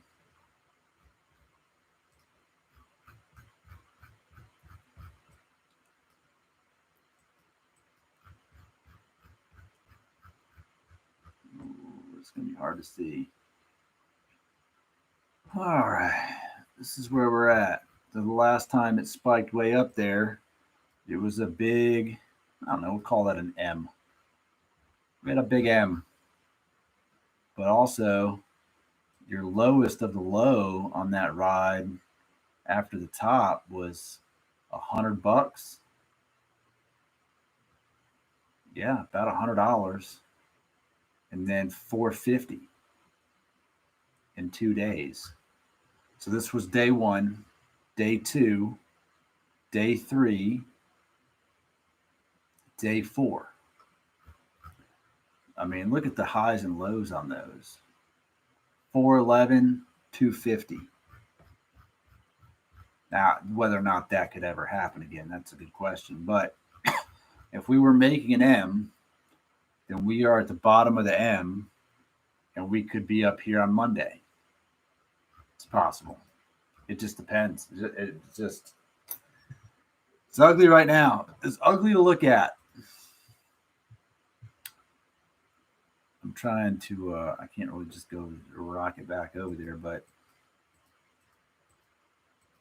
the trading frenzy that happened was pretty nuts. Had a lot of movement in between too. So yeah, that's if they were to do the same thing, then sure, we could see that happen. This could be the biggest dip. Yesterday's dips were, the highs and lows were severe. 101, 185, 184. So for yesterday, you're talking about an $80 drop. Today, we're talking about pretty much a $45 drop. So the drop is half of what it was yesterday in overall dollars. The percentage-wise is pretty similar, though.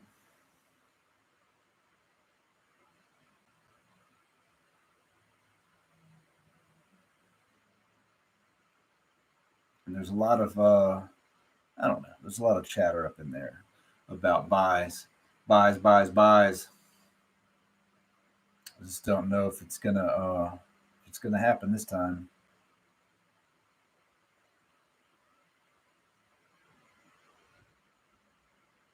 Whether or not this trend continues into next week, that will be the question. Does it continue into next week, or does it die on Friday?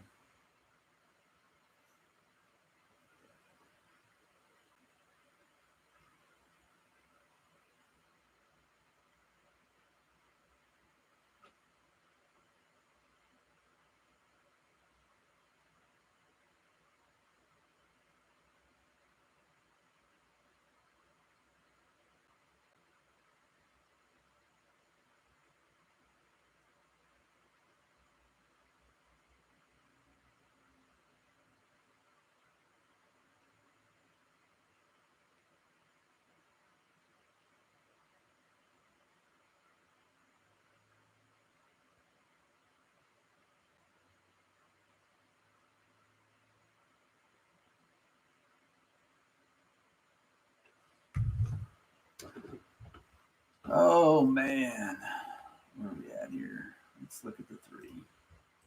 Downward ladder. That's what we're staring at right now. Steep downward ladder. A membership club. If you want to be like Frosty Matrix and join the Eh.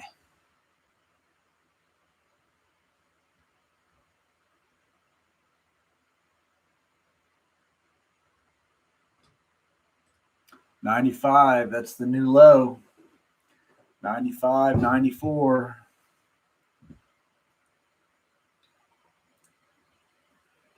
These are new lows for the day. Down 14%. That's high. That's down a lot.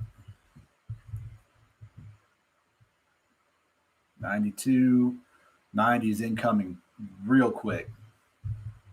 Damn. Damn.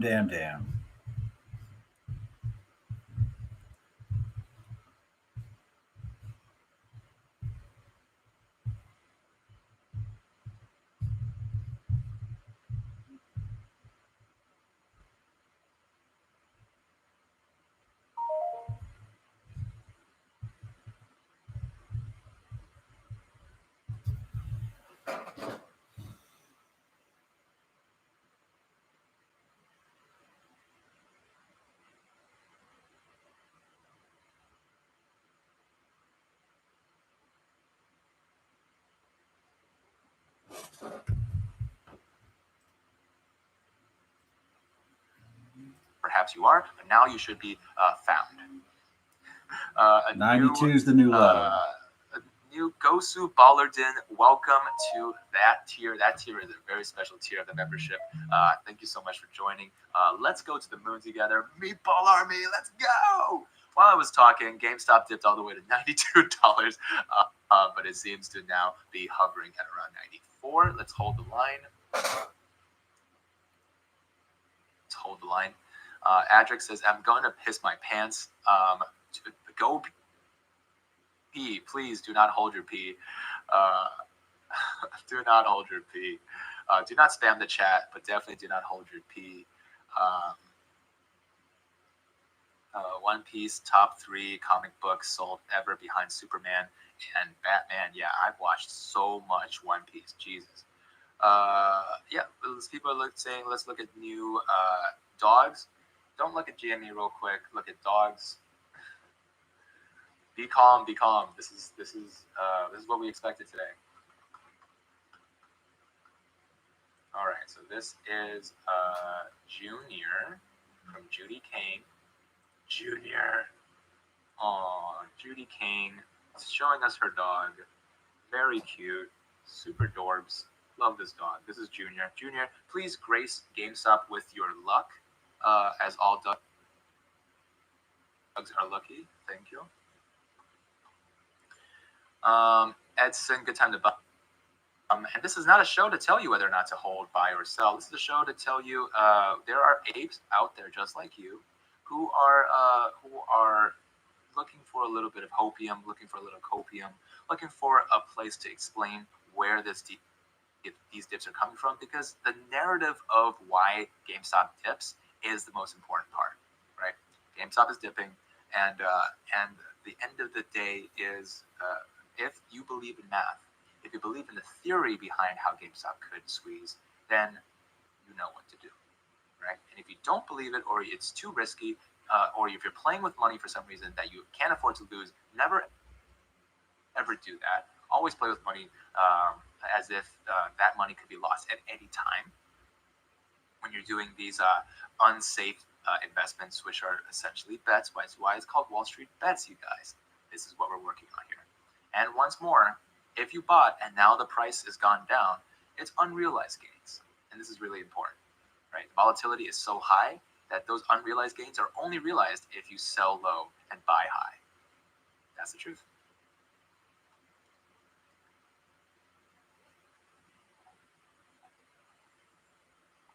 Why are you worried about it dipping? Stocks dip. Yeah. Alpha Beta says, what breed is Meatball? He's so cute. He's a half golden, half corn. All professor. Miguel Lopez says people are saying we have to get to 800, but do they mean by closing or yes, it does have to be by closing.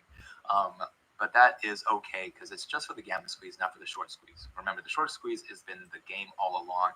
That's the most important one. Kevin L, thank you for the super. Hodo people 55 GME at $120, 3,800 AMC at 820. The downturn is a self-fulfilling prophecy. If we hodl, we will be successful. Can't say that I support that because I'm not giving out financial advice, but I do support Kevin and whatever he decides. So let's give Kevin a treat for Meatball. Those of you who are just joining, hey, welcome. I know that 30,000 playbacks doesn't mean that I have 30,000 subscribers. So if you have a little bit of time today while you're watching GME spiral downwards, please consider hitting that subscribe button and the bell button right next to it. All jokes aside, stocks do dip. We are expecting stocks to dip because of the sheer amount of shorts that have been initiated. And that is the end of it, right? Retail investors get scared as well, but you guys have math and knowledge on your side. So that is what we are working with currently. George He says, hold guys, buy the dip. They are selling fake shares to drive the price down. We covered this very recently about naked shorting. Hidus High says, will GME go up? I won't take it as financial advice. Unfortunately, it's kind of like saying, can I buy alcohol without a valid license? I know how old you seem to be, but I can't take that risk and give you any financial advice. But I do appreciate the comment. Hold on a second. Michael David says, hi, Andrew. Do you think there are more hedge funds short or long on GME? 100% short. It's because of the hedge funds that were short on GME that we got in the situation, right? If institutions were fighting on our behalf and they were long, they wouldn't be allowing this shenanigan to happen, right? Hedge funds talk between each other, right? So if there are small hedge funds that are betting for GME, like maybe in the Big Short, there are underdogs that are actually betting on GME to go to the moon. That would be part of the movie, and you're going to be cast in that movie. Wouldn't that be exciting? That we all get cast in the GME movie. Who do you think is going to play Meatball? Let's see. How to combat all this illegal activity. Hello, Meatball doesn't want to look at GME anymore. Okay, so let me go back a little bit and see what the next level of support is. So the last line that I drew for GME, because remember, it bumped all the way from 45 to 100. So there isn't a lot of room between $100 and 62. The last line of support I drew was at 62. So let me see if there was one before that. And no, if you look at this graph, it was green candles all the way up. There were no dips. Let me see if I can go into the 1 minute chart and look for other points of resistance and support. The 1 minute chart is a tricky beast. Go, go, go, go, go, go, gadget. After hours are long. Okay. So that's the $100. This is when it got up to 170. And still above $100. Okay, here. So this was a level that it faltered at. It's 100. Oh, this is still $100. Okay, so this is under $100. So there was a minor sell-off here. So at 92. Oh, that's why it's stuck at 92. Okay. So this is a minor level of support here because it couldn't seem it tried to break through 92, got rejected as a sell-off during the 24th. This was back when GME was going crazy up, so the RSI was very, very high. The RSI got up to a 90 at the highest level. Faced a sell-off because it was overbought. Oh yeah, so this is when it's at 92. This is exactly the closing. This is the closing price of that day. So that is why it's hovering around 92 because it was the closing price of that day. But notice that there is nothing between 90 and 60, right? When it passed through 90, that was the first time in a couple of weeks that it was actually able to go past 60. So there you go. Now we're looking to see 91, the new low. The gall to drop past this level of support. That hurts.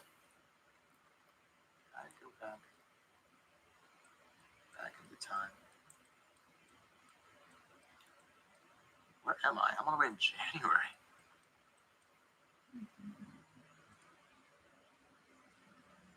There we go. Okay. So we are looking at these two levels of support and resistance here. $100, which is where it keeps bouncing off of earlier today. It's dipped past $100, and now we are looking at it being supported at this $90 figure. This is around the closing price of where it closed after 103% up on that day. Okay, so FUD mongers are here.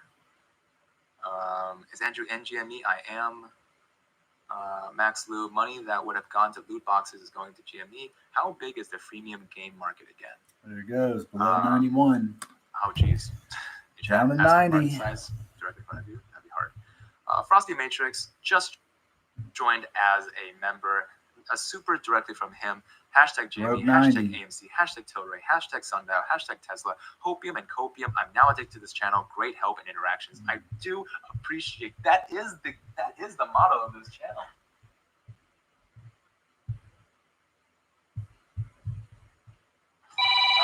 And that is a big old treat for Meatball for Monday's live stream. Hello. Let's see. What's that? Oh my gosh. What's up? Oh, I barely made it transfer those files. Like the last file sent and my computer was on 6%. Oh, right. I was like, you can do a computer. I was like, send email, send. So I was like, I did it. And I just had send and I was like, please don't need anything else. I was like, I really don't want to have to do something else. I was like, and I think Hayden's gonna want to work on his t-shirt or his sweatshirt maybe tonight or something. But then I can be like, you can come to me and bring your freaking charger. Right. So I was like, I can do this. So I was just watching them. Because you upload them, I download them from WeTransfers, that's a thing obviously, and then I upload them to Vimeo, but then you have to wait for them to convert or something, whatever they're doing. And then I have to change the what's it called? I don't know, the embedded code, and I have to do clean the labels, I have to do a custom thumbnail, and then I have to change the title to everything, a bunch of different settings. And then I have to get the embedded code and copy it. And I had to do that for 6 different film edits. And I was like, I can do this. And then I got them all done, typed out the email, and I hit send, and my computer was 6%. I was like, ah! Oh, no. So I was like, go, go, go, go. And it was at, I wanted to say 80-something when I started. It died fast. And I was like, I guess it's downloading a bunch of stuff. And I was like, I don't know. I was like, So, yeah, that was fun. So you just now headed to the gym? Yeah. Because it's like, oh, here's this other one. I had him edit the second version. Oh, my Wi-Fi is down, so I'm waiting for this hotspot to work to send you an email. And I was like, send me a text. You're texting me this. Just send it to me in text. Oh, goodness. I was like, I don't want to wait because I'm just watching my computer die in front of me. Right. I was waiting for him. I was like, ugh. But then I went upstairs and just put my hair up, and I'm going to run some. We're supposed to run on Fridays anyways, but I doubt Alexis is going to want to do that because it's raining and gross. Right. So I was like, well, I guess I will go jog some by myself. Okay. I was trying to do my hair in a ponytail, but I was like, spiced it up, and I braided part of my bangs, not bangs, but the front part where your bangs would be on the left side of my face. I was like, I used to do it all the time, and I was like, maybe this will help my baby hairs from flying in my face when I get all sweaty. I was like, let's try it. Okay. But I haven't done it in forever, so I was like, yay. And my roots are horrible, so the braid's blonde, and then all the hair around is brown, and then the top of my head's brown, and then my ponytail's blonde. So I was like, I look awesome. Oh, man. Yeah, pretty much. I was like,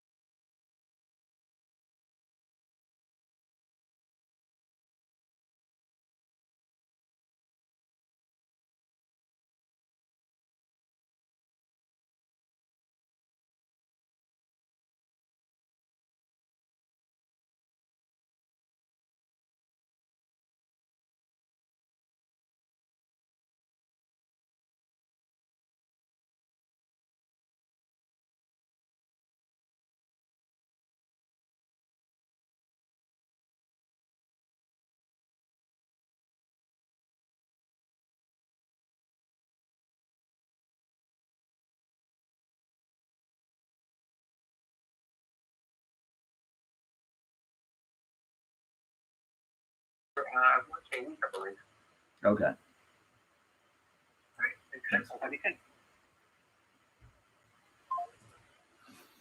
All right, I'm back. So we had a oof, that's not ideal. I mean, that is technically green on the 3 minute. Let's look a little closer.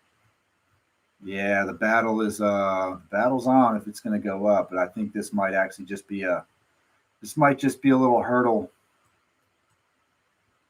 This could be a little hurdle on the way back down to 80. Damn. Damn. That looks like was where we might be going. Let's see. I do like the 2 and the 3 minutes charts. That 1 minute really give you some anxiety, you know what I mean? Really will.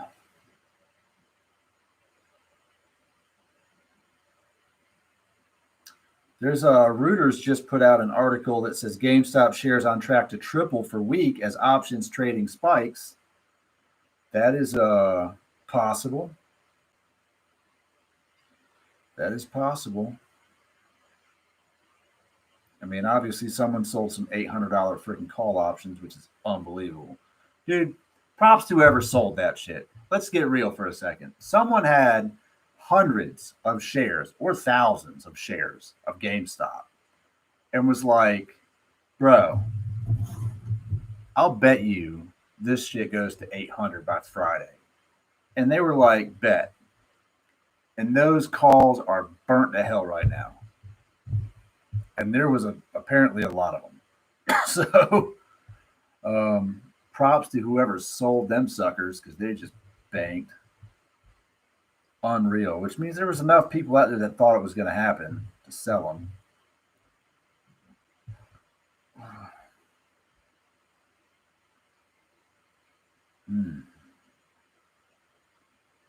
Let's see what else we got here. Yeah, I mean, if it's below 130 come the end of the day, then I'm probably just going to keep it. Looking at some of these other charts, I mean, it's possible that it could go back up based on history. Oh, that's funny. Look at this guy. There's a new Pokemon game coming out. This is easily $1,000 stock. That's hilarious.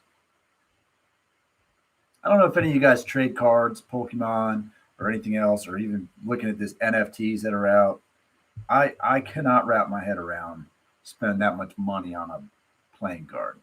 And I was funny. I was watching Gary Vee clip just yesterday talking about maybe vintage business cards would be something. He's like, what if you had a mint condition Jeff Bezos, Amazon 1994 business card in a nice little plastic case?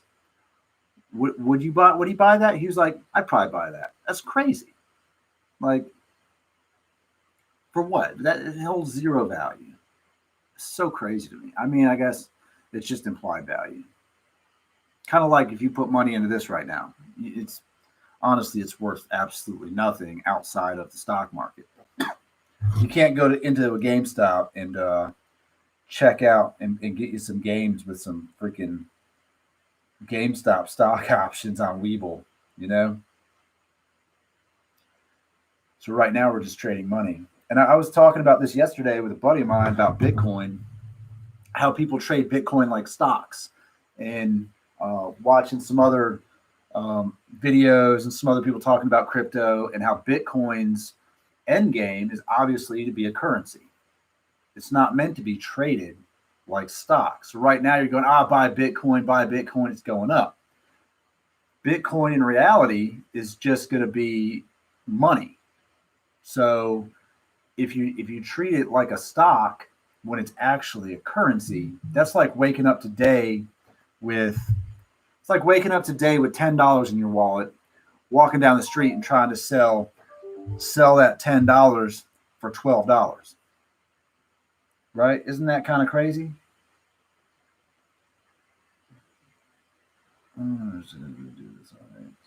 Man, some people talk real. Man, their accent's got to be right. I know this guy left me a voicemail, and the text conversion of it is freaking hilarious. But back to what I was saying. So trading Bitcoin is like, it's kind of like going in your wallet and pulling out $10 and trying to sell it to somebody for $12. That's what it's like. And that person buys it for $12 and hopes when they wake up the next day and they open their wallet, they now have $14. It just doubled. That's kind of what buying Bitcoin's like, when really, if you just put money into Bitcoin, like a bank account, like a debit card, and then take that money and buy stuff with it, that's what it's supposed to do. That's exactly what it's supposed to do. And we're over here trading it like it's stocks or something. It's kind of crazy to think about as an investment. Wow, look at this little run up. See, this is what we need right here. Look at that. So we had a small little step ladder, right? That was a little rock skip. And now you're seeing a solid uptick on the 2 minute. The 3 minute is still 1 for 1, but the green's on top. The 1 minute here is a little mini step ladder. This is a little midget ladder right here. If you get offended by midgets, then watch somebody else. Midgets are awesome. Right now, you're up how much here? 16%? Almost from the bottom of the bottom so far. That ain't bad. That ain't bad. That's section. Just jump to 304. I don't think you know how to math right. What hours do the suits trade? Bro, the suits trade 24 hours. And if you don't believe that, you are in reality. We were talking yesterday about insider trading a little bit and how we don't really hear about it, but we know it happens, right? We know it's happening.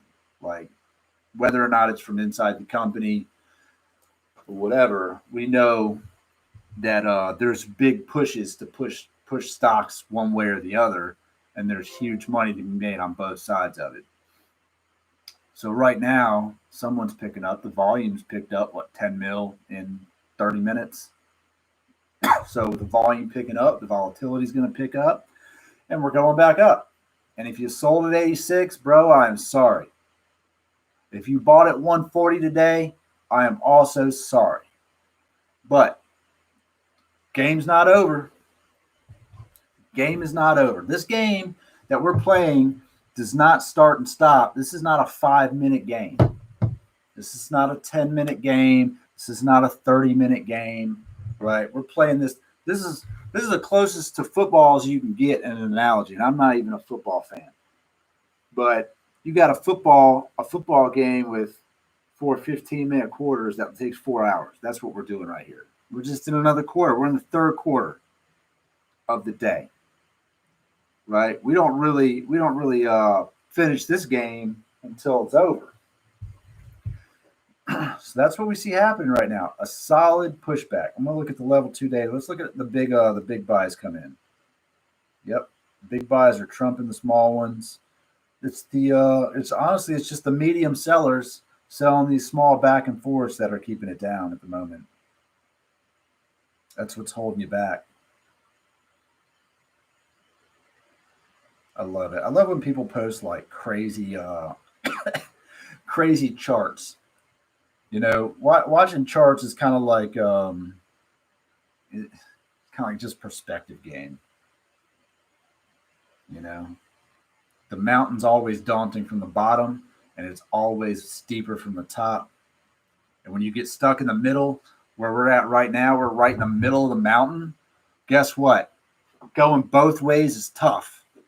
It sucks to go back all the way up the mountain, knowing that you are eventually coming back down.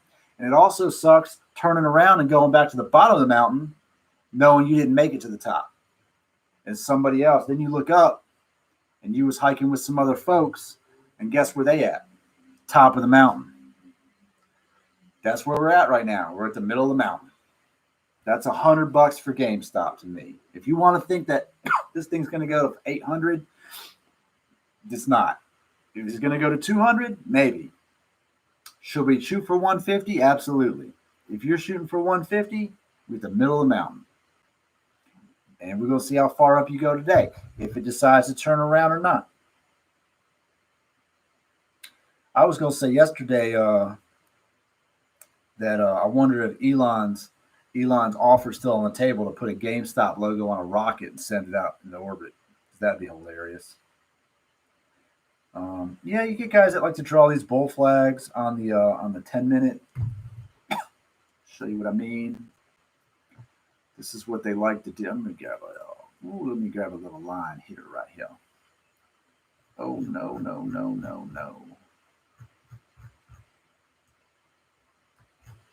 This is what they like to do. Bam, up here. Give me a line. Give me a trend line.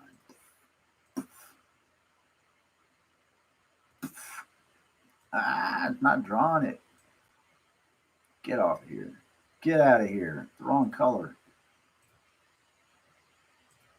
Give me like a thick line. Come on now. Delete this thing. Let's start over. Ridiculous. Ridiculous. This is the flag that they like to draw. Let's see if it'll let me color that some bitch. Nope. Look at that. So stupid. Hey. Hey. This is the bull flag they want you to believe. This is the hope right here. Come on now. Boom.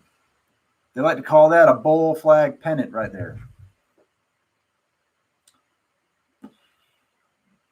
That is obviously over a course of a few days. Sometimes you see that happen one day. So that guy, I knew I should have grabbed 102 calls for 350. Someone's already up 38% from the bottom.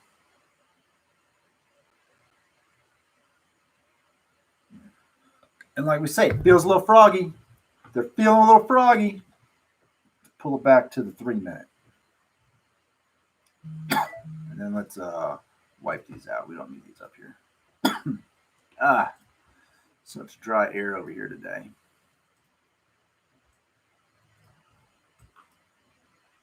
But right now, this is the battle. This is the battle you're fighting. If you're joining the stream, I appreciate you joining in and watching it with me. I have been watching this stock since Wednesday afternoon. And I wanted to just live stream it and come in here and chat with folks and let you guys know if you're in it, we're all in it together. I don't have deep pockets. I am definitely not DFV. I'm trading with less than 10,000 most of the time. Today, I threw in like 12 grand into GameStop. 12 grand in, which is a lot for me. And I'm currently down 3,000. I bought in on the first dip. I didn't ride this donkey out because I believe that it was going to go up. And it still might. And I'm not going to take a $3,000 L at lunchtime. Actually, at lunchtime, it's probably $4,000 L. Let's be honest.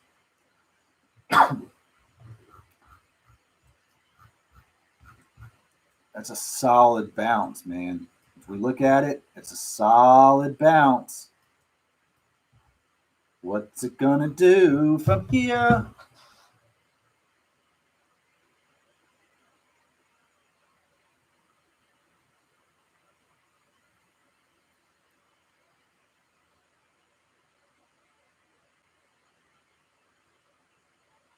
They're calling out what the new resistance line is. Let's look at it. Yeah. Yes.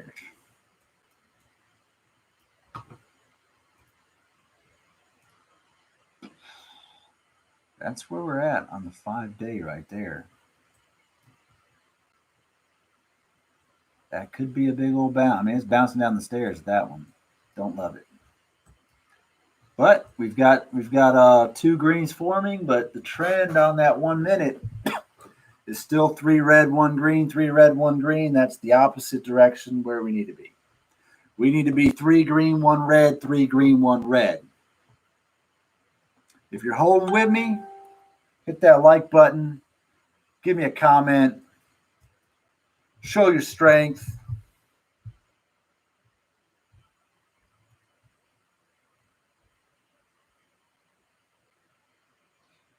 I wonder if anyone else is up here. The floor last week was 45 average. New floor is 100. I don't know. I mean, the new floor is, I don't know if it's 100. I'm not convinced. Right now, on the 2-minute, we're building a nice little floor at 100, but I don't know. Let's see.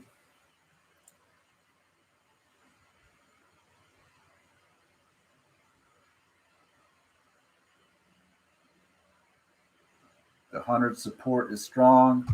I like the comments, but we don't have. How long have we been at 100? 25 minutes. 25 minutes at 100. That's stout. That's what we need. We need this big green hitter right here. If you're going to have 4 reds, even though they're right similar, you got to come up with something. You need one of these. You need one of these. Honestly, we need a hammer. That's what we need. Let's go. That's the wrong way. We need a Thor hammer. That one's upside down. But that was a green. If it goes red, we have a problem. Just trading sideways.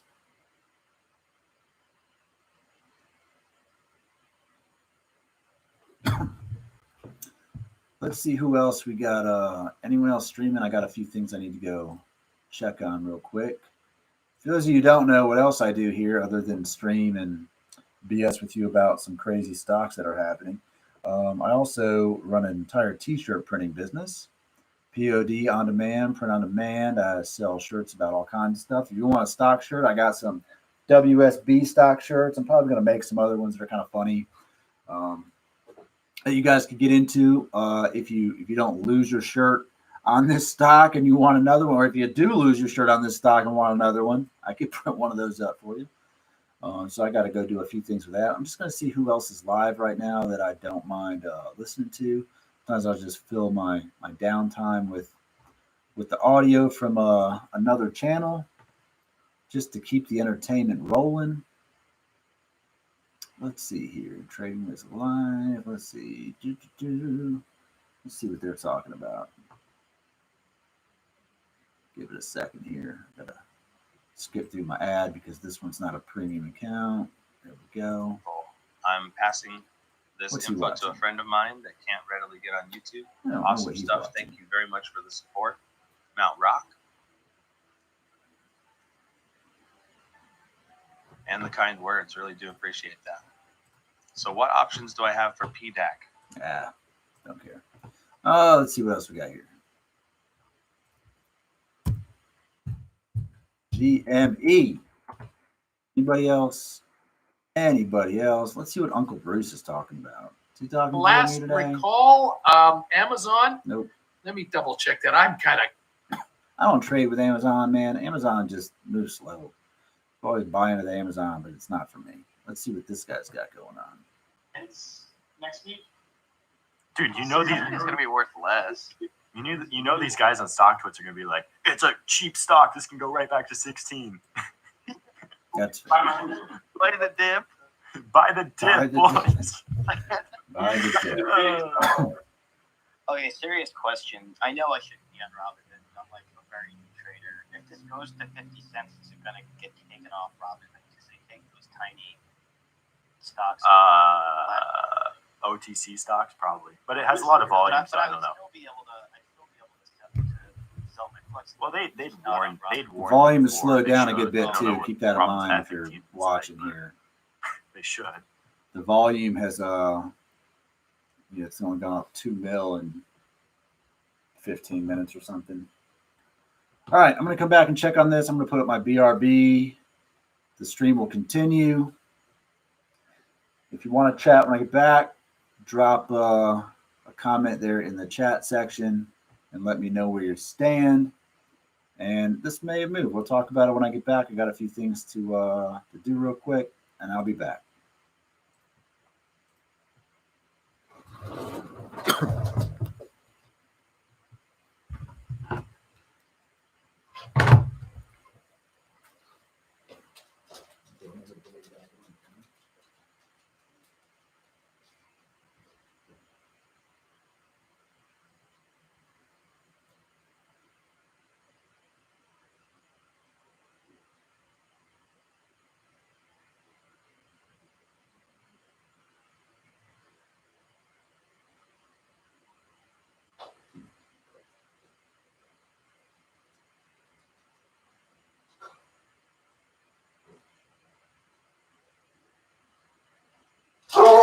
Hey, hold it down. There he is. What are you doing, Lauren? It's been a couple years. I'm pushing 69. You know, I mean, so I should be able to get whatever Social Security soon. Lord, what are you looking at?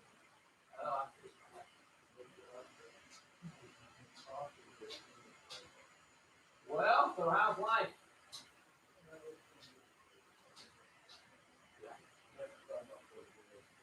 Oh, you strained it?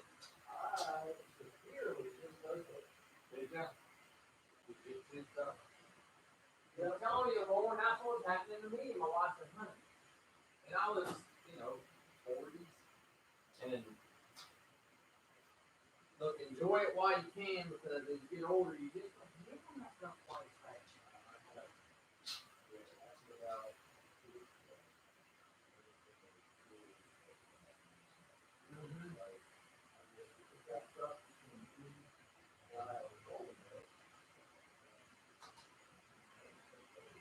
No.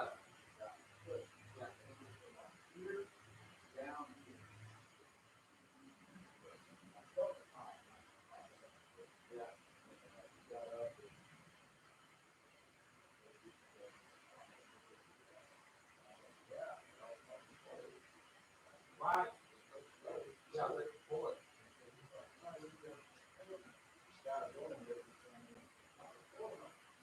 Pull it.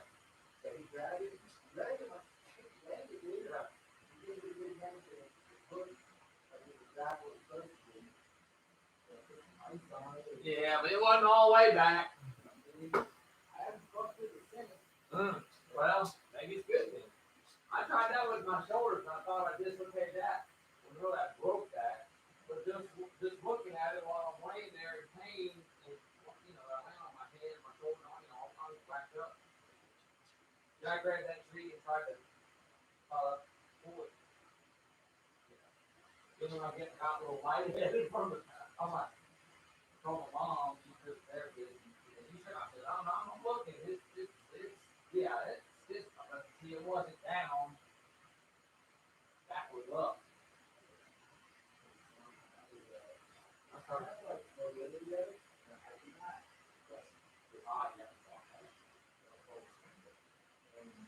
Which will come back later.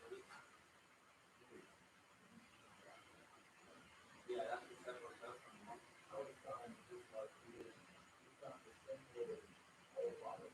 Yeah, nope.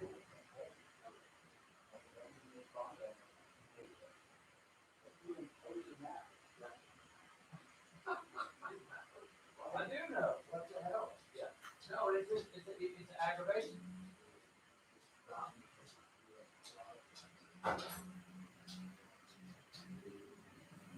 No, it's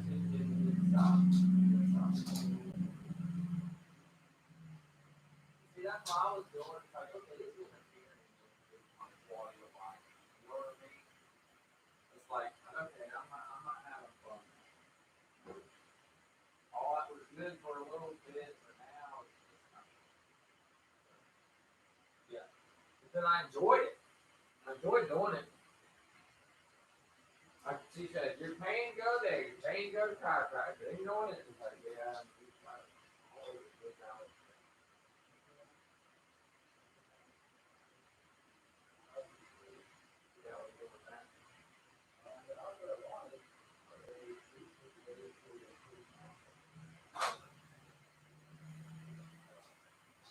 Right.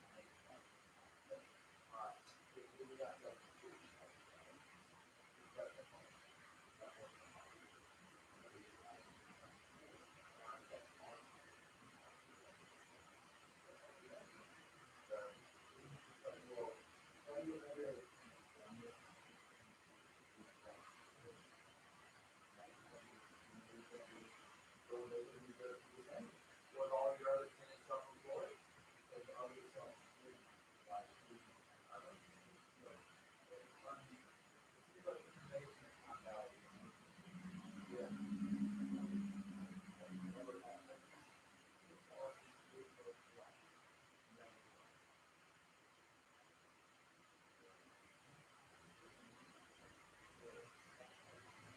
right.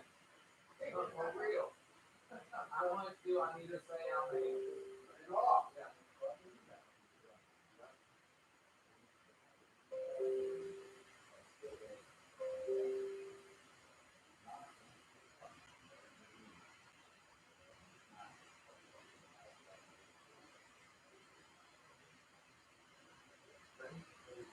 Yes. I'm off, which I can't have.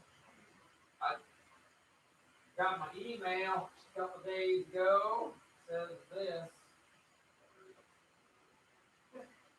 Hope you're well. I have attached the payment instructions for the upcoming high school on Thursday, April 1st, to Dr. Whoever. You will need to send a $25,000 certified check payable to Advanced Urology by the 15th. I knew it was coming. No, this isn't the insurance. We're not sure if the insurance is proving it because it doesn't have all the whatever. It doesn't. It's not. It is FDA approved, but it's not, PPQ approved or something. So it's, and the argument is, yeah, but if I think like the radiation one, that's like $85,000. This one's $25,000. So you're not through that corner, Elon. Yeah, I gotta get it done either way. I know.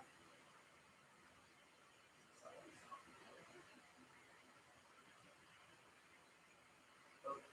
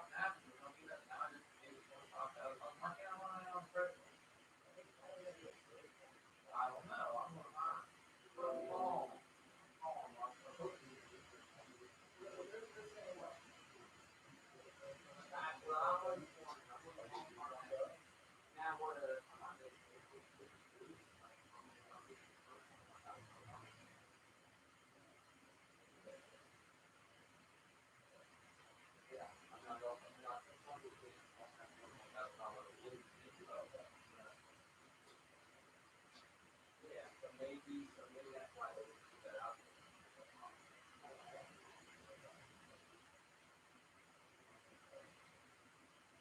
Right. Right. So it's like, hey, so anyway, I don't know. Yeah, and I don't know. Like I said, the whole certified check 2 weeks before, all that just kind of hit me funny. It's like, come on, man, what's up with that? So, but honestly, I am going to just try to get on my collection. I got over $100,000 out there. Like to get some money in. See, that's money you're not buying material for. I got $100 on God Day. And now that's better than a $100 sale. Because that $100 didn't cost me anything today. That was just $100. Yeah, well, I tell you what, a little bit of money for you because tomorrow my small boat should be gone. Good. So maybe we'll give you a little bit of cash from that. I would take it. She gave me a deposit to hold it till Saturday, so I'm supposed to come get it. We'll get it. Hopefully it's a done deal. Yeah, I hope so too. They're first time boat owners. They don't know shit about boats. But that cost me $1,200 to get fixed. And it was a dumb thing. It was the rocker arm was broke. Just the rocker arm. One rocker arm broke in the motor. And so that's what caused it to keep off. Ah. Yeah, it wasn't good.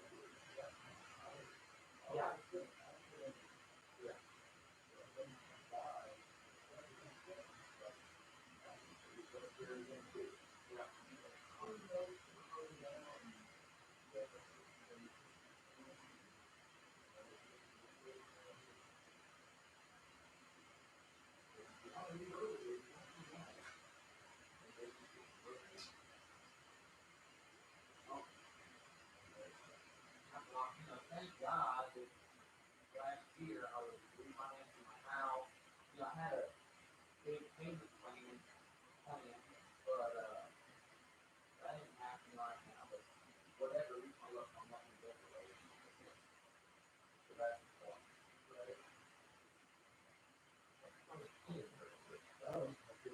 Yeah.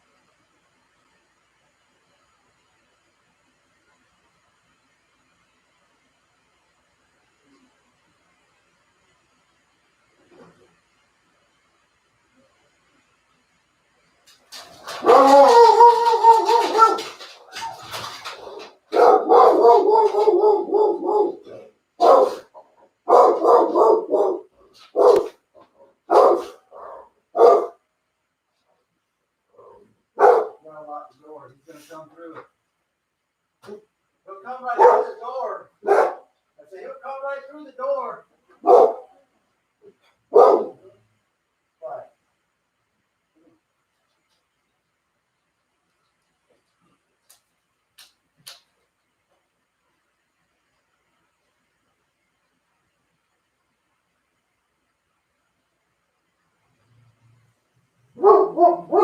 What? I know. I know. You don't have to stay here, and I'll go outside because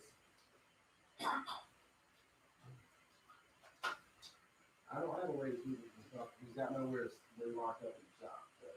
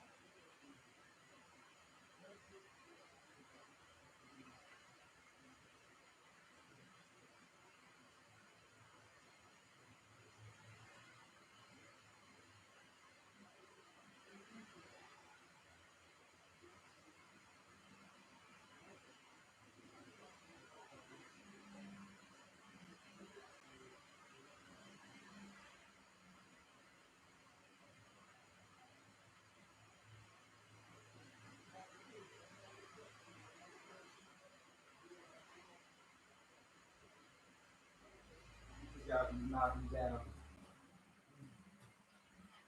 All right, come on. Oh, man. Oh. Hey, what's going on? I got a minute here before I have to print some shirts for the old lady over here. Looks like the floor is $100 after all. Who'd have thought? Volume slow. I wonder if this is going to rock it up. Look at these other guys. They're just, everything's trading sideways. I mean, that's a slow downtrend, but even Fisker. Where's Tilray? Tilray, come back for me, Tilray. Tilray burned the hell out of my call options. That is a damn shame. $24. Damn shame. I don't love that. All right. Well, guys and gals, this right here is not what we expected to happen. That is for a fact. Definitely did not see $100 be in the floor and just sitting here. What's it been, an hour almost since it's just been chilling? Yeah, 1:30, so an hour at 100. You guys are holding strong, man. I still have mine, and I'll be back after a little bit here. I got to do print some cool shirts for the girlfriend, and then we'll revisit this shit show together. In the meantime, hold the line.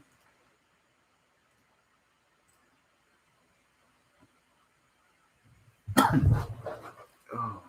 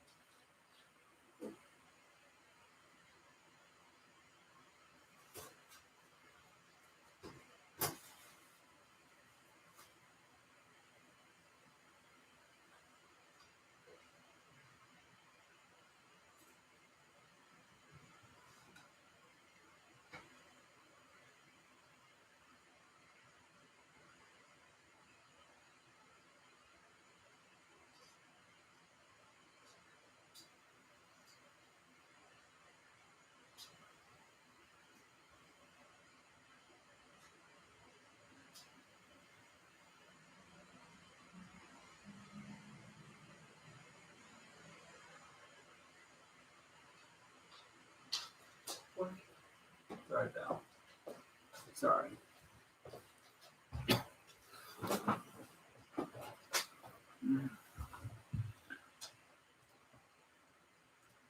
Look at this little breakout candle right here. What's up, Meat?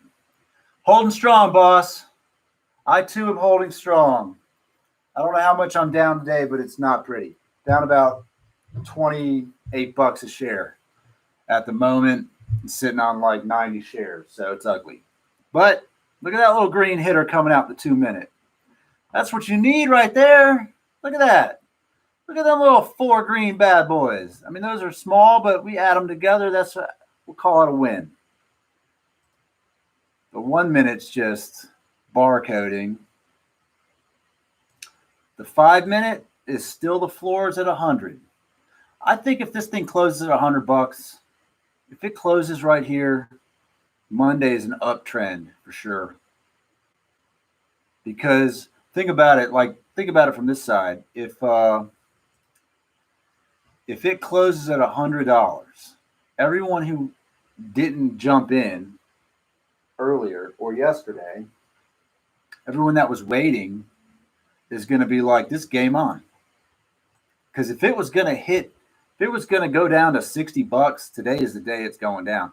So if it drops down to 80 at close, we're going to be possibly in trouble again for Monday. But if it holds the line and the floor stays here, then Monday could be okay. You know, we looked back earlier at the line from the last run up, and I don't believe that it will hit nothing like it did last time. But I do believe that it has potential to go to 150, 160 again, maybe even tip 200 scales with enough momentum. And so what's going to happen is we're going to have the market's going to close. After hours is going to do whatever it does. And then you're going to have 2 days of nothing but speculation. And it's either going to be hyped up to rocket ship to the moon, or it's going to be just beaten into the dirt, and it's going to scare the crap out of folks. But make no mistake about it, what moves this thing epically happens on the trading hours. We're not even allowed to participate. So, you know, that between, you think the market's open from 4 to 9, I say the market's open from 9 to 4. You know, that's 9 p.m. to 4 a.m. where people make big money moves and plot out how they're going to get rich. I don't think anyone's out there trying to stick it to the little guy. I think they're out there just trying to grow their bank accounts. They just don't care about collateral damage. That'd be the difference. But we'll see what happens. It's holding the line at $101 on the 5 minute. That's an even trade-off, damn near. Look, that's 1 for 1 for 1 for 1 for 1 for 1, 2 for 1, 2 for 1, 2 for 1. That could be a slow uptrend moving into the end of the night, and that's what we want. So if you're in here, join the chat. Give me some feedback. Tell me what you're doing, what you're thinking. What else are you watching? I mean, Fisker is surprising the hell out of me, honestly. I mean, this momentum. What's terrifying about Fisker is it's all based on just news, and trading on news sucks. It's honestly, trading on earnings sucks. Etsy's still doing decent from its earnings call, but most of them just tank. Most of them, they come out and they go, look how much money we made, price per share. Look at the improvement, and then they're like, peace out, and then that sucker drops 20%. So to me, most of the news is bad news. There's a couple occasions where it's decent, but I mean, look at Tilray. Tilray is like, we're going to be the largest cannabis company on the planet. And they're like, yeah, and then it tanks. AMC is trading on no news. Keep that in mind. If you're riding the AMC train, listen, GameStop right now is Goliath over here at Six Flags, and AMC is that little mousetrap at the carnival. You know, at that little city fair. That's what AMC is. It's that jankety ass mouse ride that spins you around in circles and gives you a couple dips and a couple highs. And at the end of the day, it costs you $4 to ride it. That's what AMC is. And GameStop is Goliath, where you might die. You're going to have a lot of fun, and we all going to get off this roller coaster eventually. And some of you just got off at the top. And some of you got real scared and stopped the roller coaster altogether. And then some of you just watch it because you either A, not tall enough to ride, or B, you just scared to get on it. You know, last time, hell, there's still some people riding Goliath from a month ago. They never got off the train. You know, what happened is the roller coaster came down, stopped, and just got stuck. And then it went back up, and a couple of them got to get off, and we just traded who's riding this roller coaster. But that's what's happening right now. So we need to see a little breakout. I mean, we're seeing some dips. These are small dips.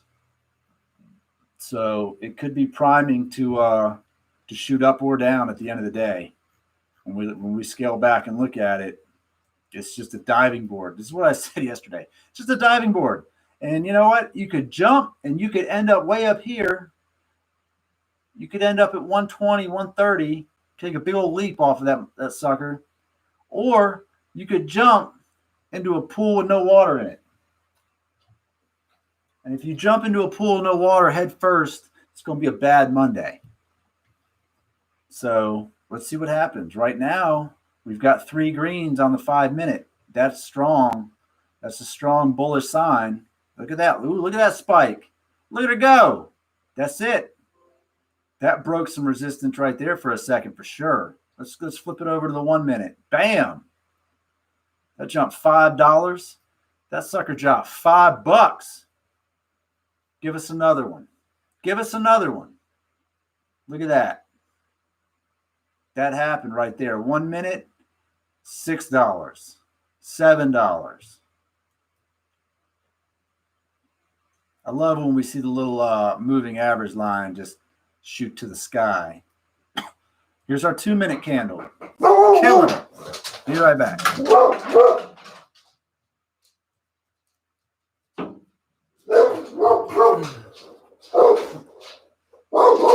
Okay.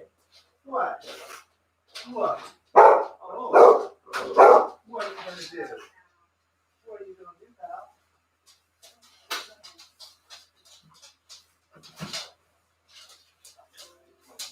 It's like I do my job. Do my job. Do my job. Thank you.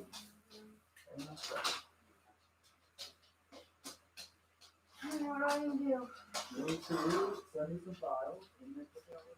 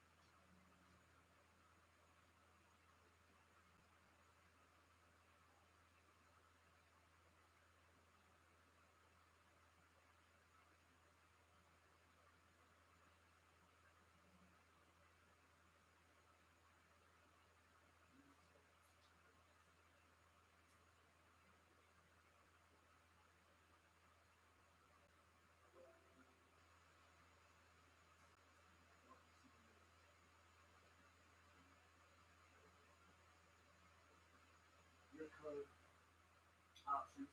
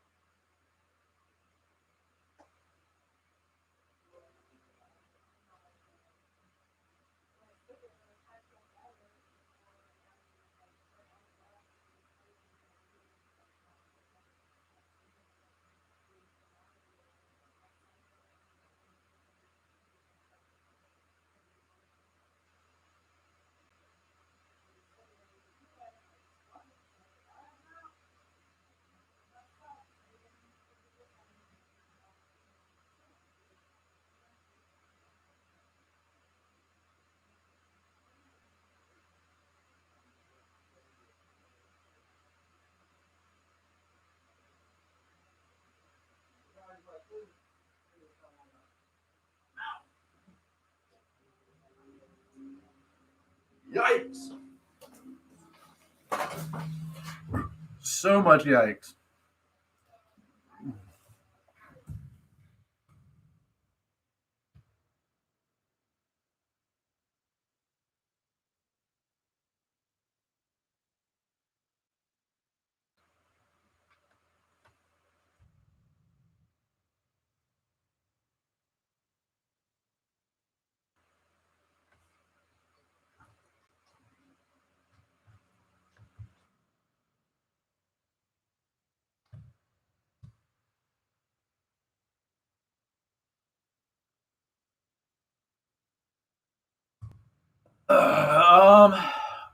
That's what I was gonna look at how I was gonna do it because I could just use the DTF transfers.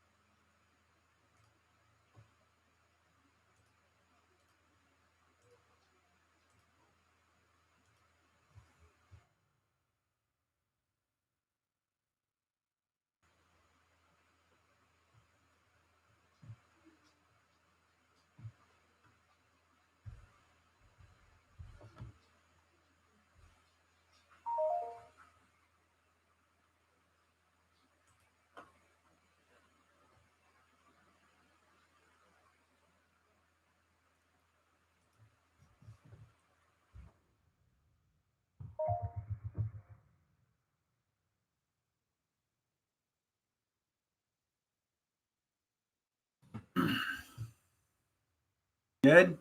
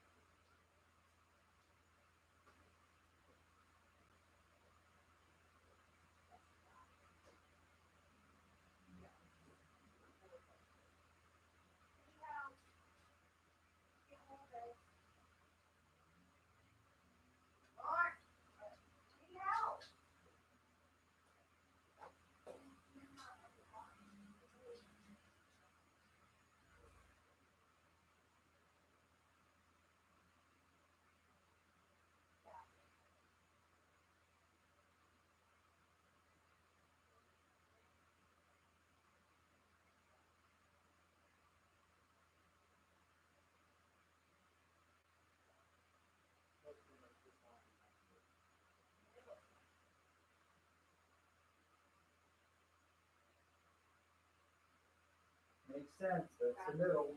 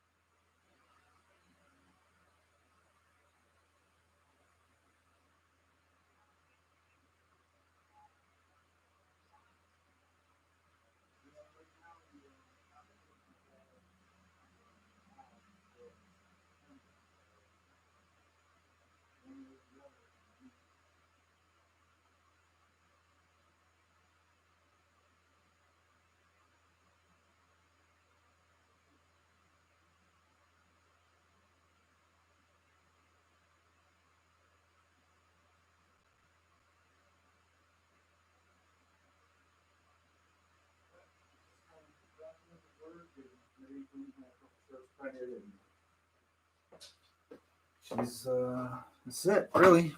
Oh, she actually came by the shop to see Yeah. you? Yeah, because she needed something. She needed t-shirts. Oh, yeah, that's right. Oh, what a surprise. Yeah. Only when they need something. Yep. Sorry, I'm gonna shut up. I I'm know. gonna shut up. Sorry. Oh, I know. Don't have to tell me. And she's like, well, we got any plans like today or the weekend or what's going on? I'm like, no, not really. Like Skylar wanted to do something for his birthday. That's it so far. Well, what's he want to do? I'm like, I don't know. Well, she's like, well, Aaron asked me about like going to lunch or dinner or something. And I just didn't want to just leave him hanging. I'm like, then do whatever you want. Fuck. I don't know. I'm not planning out like tomorrow from 8 to 9, from 10 to 11, I don't care. I just don't. Like, whatever. Fucking, it's gross, it's rainy. Do what you want. Right. You always got to be doing something, then go do something. Because I do not have to always be doing something. Right. You're always working. You're trying to grind and get that money. Yeah, she's not concerned with that at all. We know this. So. Ridiculous. She's not made for a blue collar worker. No, not really. At all. I agree.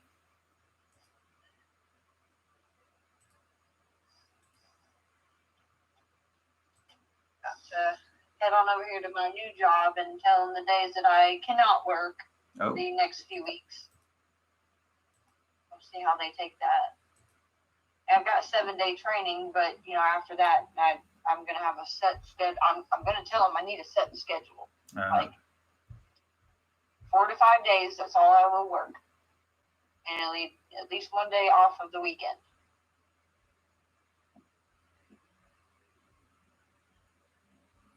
I gotcha. But I need to get these. Should I just go ahead and buy a fucking iPad? Like what? one that I can design shirts off of? Because, I can help you design some stuff. It's just I don't know. Like, I don't know how to do it without, telling you. But showing you is a different thing. You know what I mean? Right. I mean, if you're not a good artist, then an iPad won't help you. That's all I know. Yeah, I'm not really a good. I'm good at copy and pasting stuff, though. Yeah, that's more of a Photoshop thing. I'm good at Photoshop. Good at editing, but not good at But these shirts, it's almost fucking March 1st. We need to go ahead and get these on a roll so I can get them on TikTok and get people buying them. You know what I mean? Yeah. Then I'm gonna start thinking of Easter stuff. We need to start thinking of Easter stuff. Yeah. Let me hit you back here when I get on the road. Let me wrap up my day. Okay. All right. All right.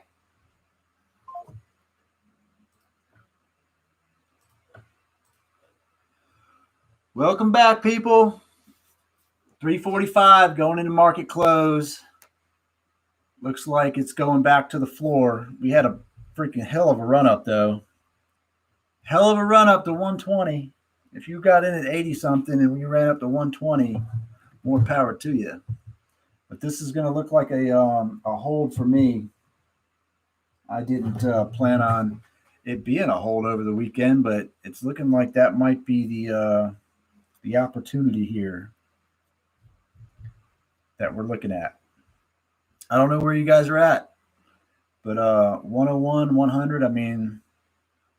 Our open was at 117, and I think people are hoping that it will close 10% down so that they can have the short sale rule. But honestly, I've never really seen much gain in that, man. We've seen stocks tank freaking 20, 30, 40% back to back. So the SSR is not really going to help us a whole lot.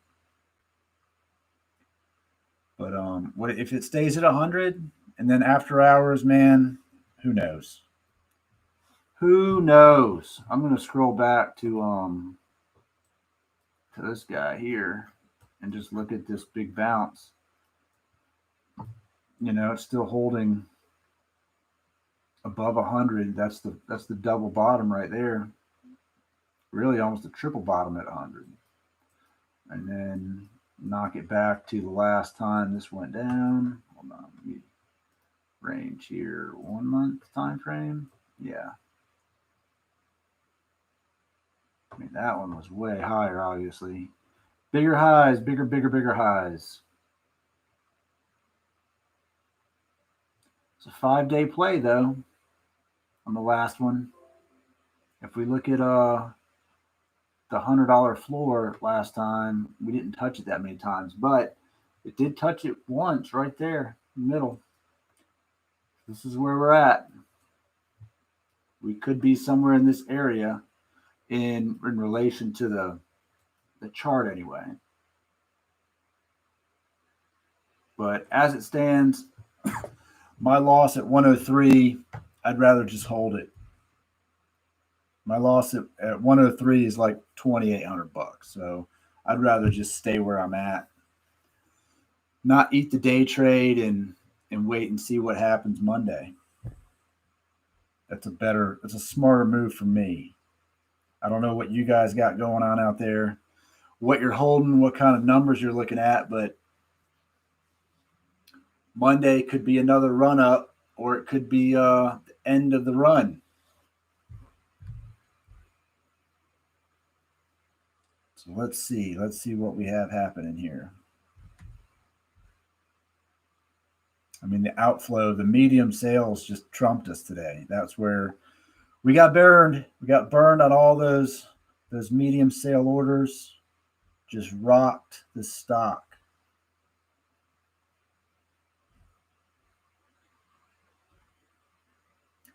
Right now, the analyst rating is a hold, man. It's all a hold. And we look at the average cost is at 116 right now, and the closing price of 108, where it was at yesterday. I mean, that's yesterday's was higher. I'm kind of wondering what today's will bring on that. What's today's average?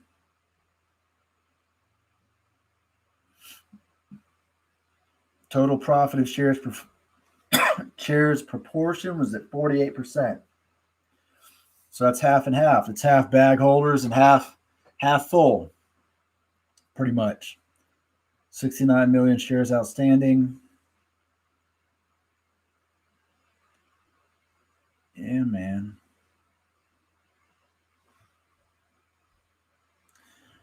So I'm just looking at some of the data here.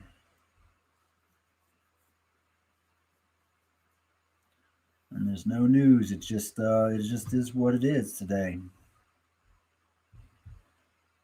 But, they're still rallying, so the rally may not be over.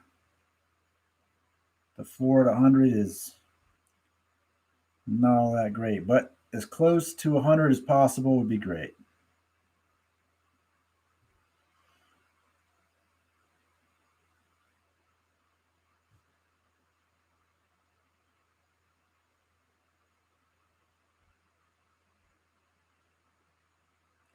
If we can stay above 100, then we will be on track for a Monday breakout of the resistance line, a Monday breakout for this to continue this uptrend. I'm going to break it back here to this one. What we don't want to see is this to be one big 5-day ladder down to hell. That's what we don't want.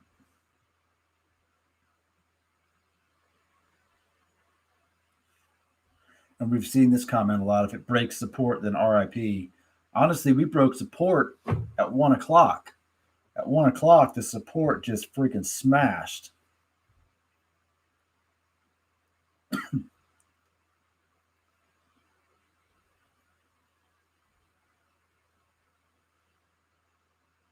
And so this is a comment that we see all too often. There are 9,459 contracts at $100 expiring for GameStop today.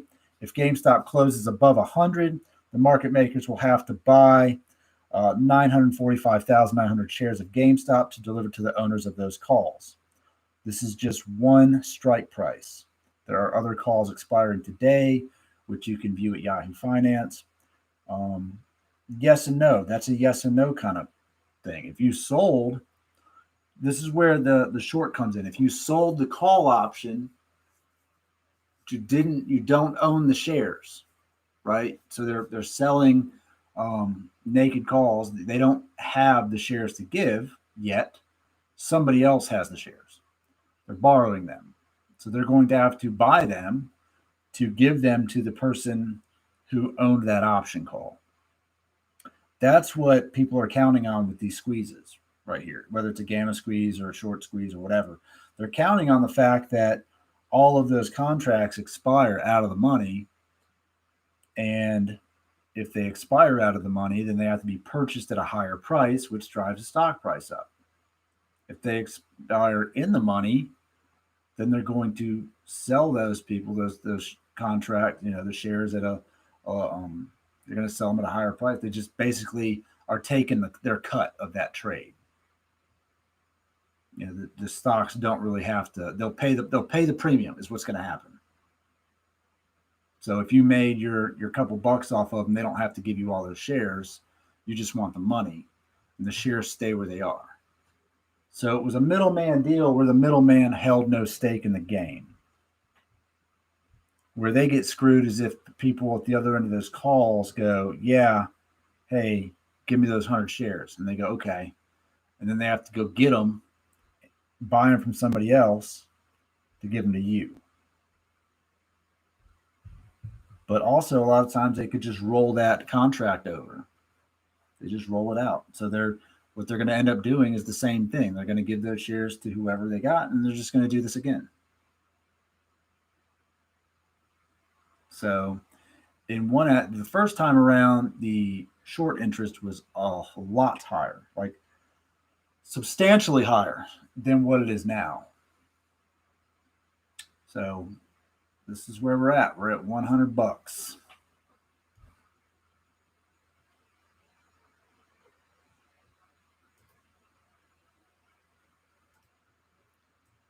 Two-minute chart is just a floor. We have a small step. With 6 minutes to go, that's looking like the close. And then honestly, just turn your freaking computer off and walk away because it's going one way or the other. And then people are going to have all weekend to think about it and cry or celebrate or whatever the case, whatever they're going to do. And then Monday, they're going to wake up and fight the good fight again. And we can only hope that the good fight is going to be back in GameStop and it hasn't moved on somewhere else. I mean, look, GameStop sat dormant for a month before doing anything. Could do it again. It's nothing to stop it from doing this all over again and just chilling for another month. But today I will be out at just after 4 o'clock after the close, and I might do a recap later on this evening. We'll see. But I'm not going to hang out today too far after market close here.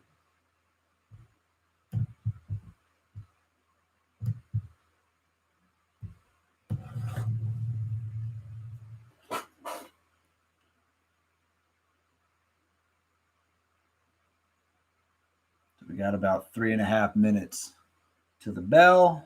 I wonder if anybody else is up here. Anybody else out there streaming the closing bell at the moment? There's meet Kevin. Let's see. This is the last one of the month too. That's right. Because come Monday it will be a new month. They still think that they can save some money, save a few Benjis by going with get Apple or taking dumps. Okay, let's take a look here. Let's take in the ticker here, AAPL. Now Apple. Oh my gosh! Look at this sell-off into the close here. Wow. Yeah, I mean, what do we got here? This is well, Apple dropped $2. Let's rectangle this just to understand from a low to here. Yeah, all of a sudden like a 1.9% drop here. But it's certainly substantial relative to what it's been doing in the rest of the day. Let's see here. AMC, on the other hand. AMC, yeah, red candle sticking as well. This could be a sell-off into the close here. Ocugen still doing well, still trying to pump into the close. Impressive. It's really trying to pump it up. Fisker a little tentative into the close. We'll see what happens here. Airbnb shaved off a bit into the close. Wayfair, Etsy seem to have Wayfair's still going. Okay, Etsy. All right, Plug. Good. Churchill. How are we doing here? Churchill just kind of flat into the close. End phase. A little bit of a rally into the close. We got Upwork, 4.84%.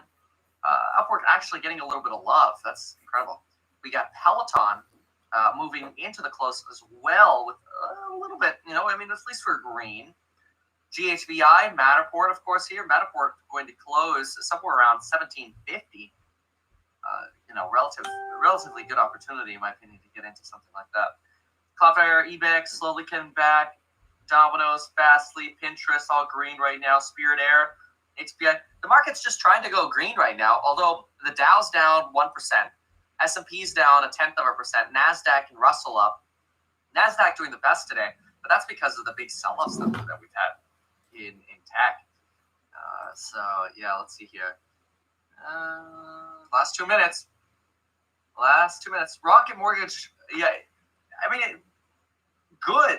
But I think they're getting pumped off the dividend right now. And really, this opened up 20%, and now it's only up 10. It just doesn't get a lot of love in the market. It doesn't matter how great of a company they are. They just don't get love in the market. It's just not the industry that people care about right now. And that matters. GameStop, 7% now. GameStop, do we even have a support level for GameStop right now? I think we do.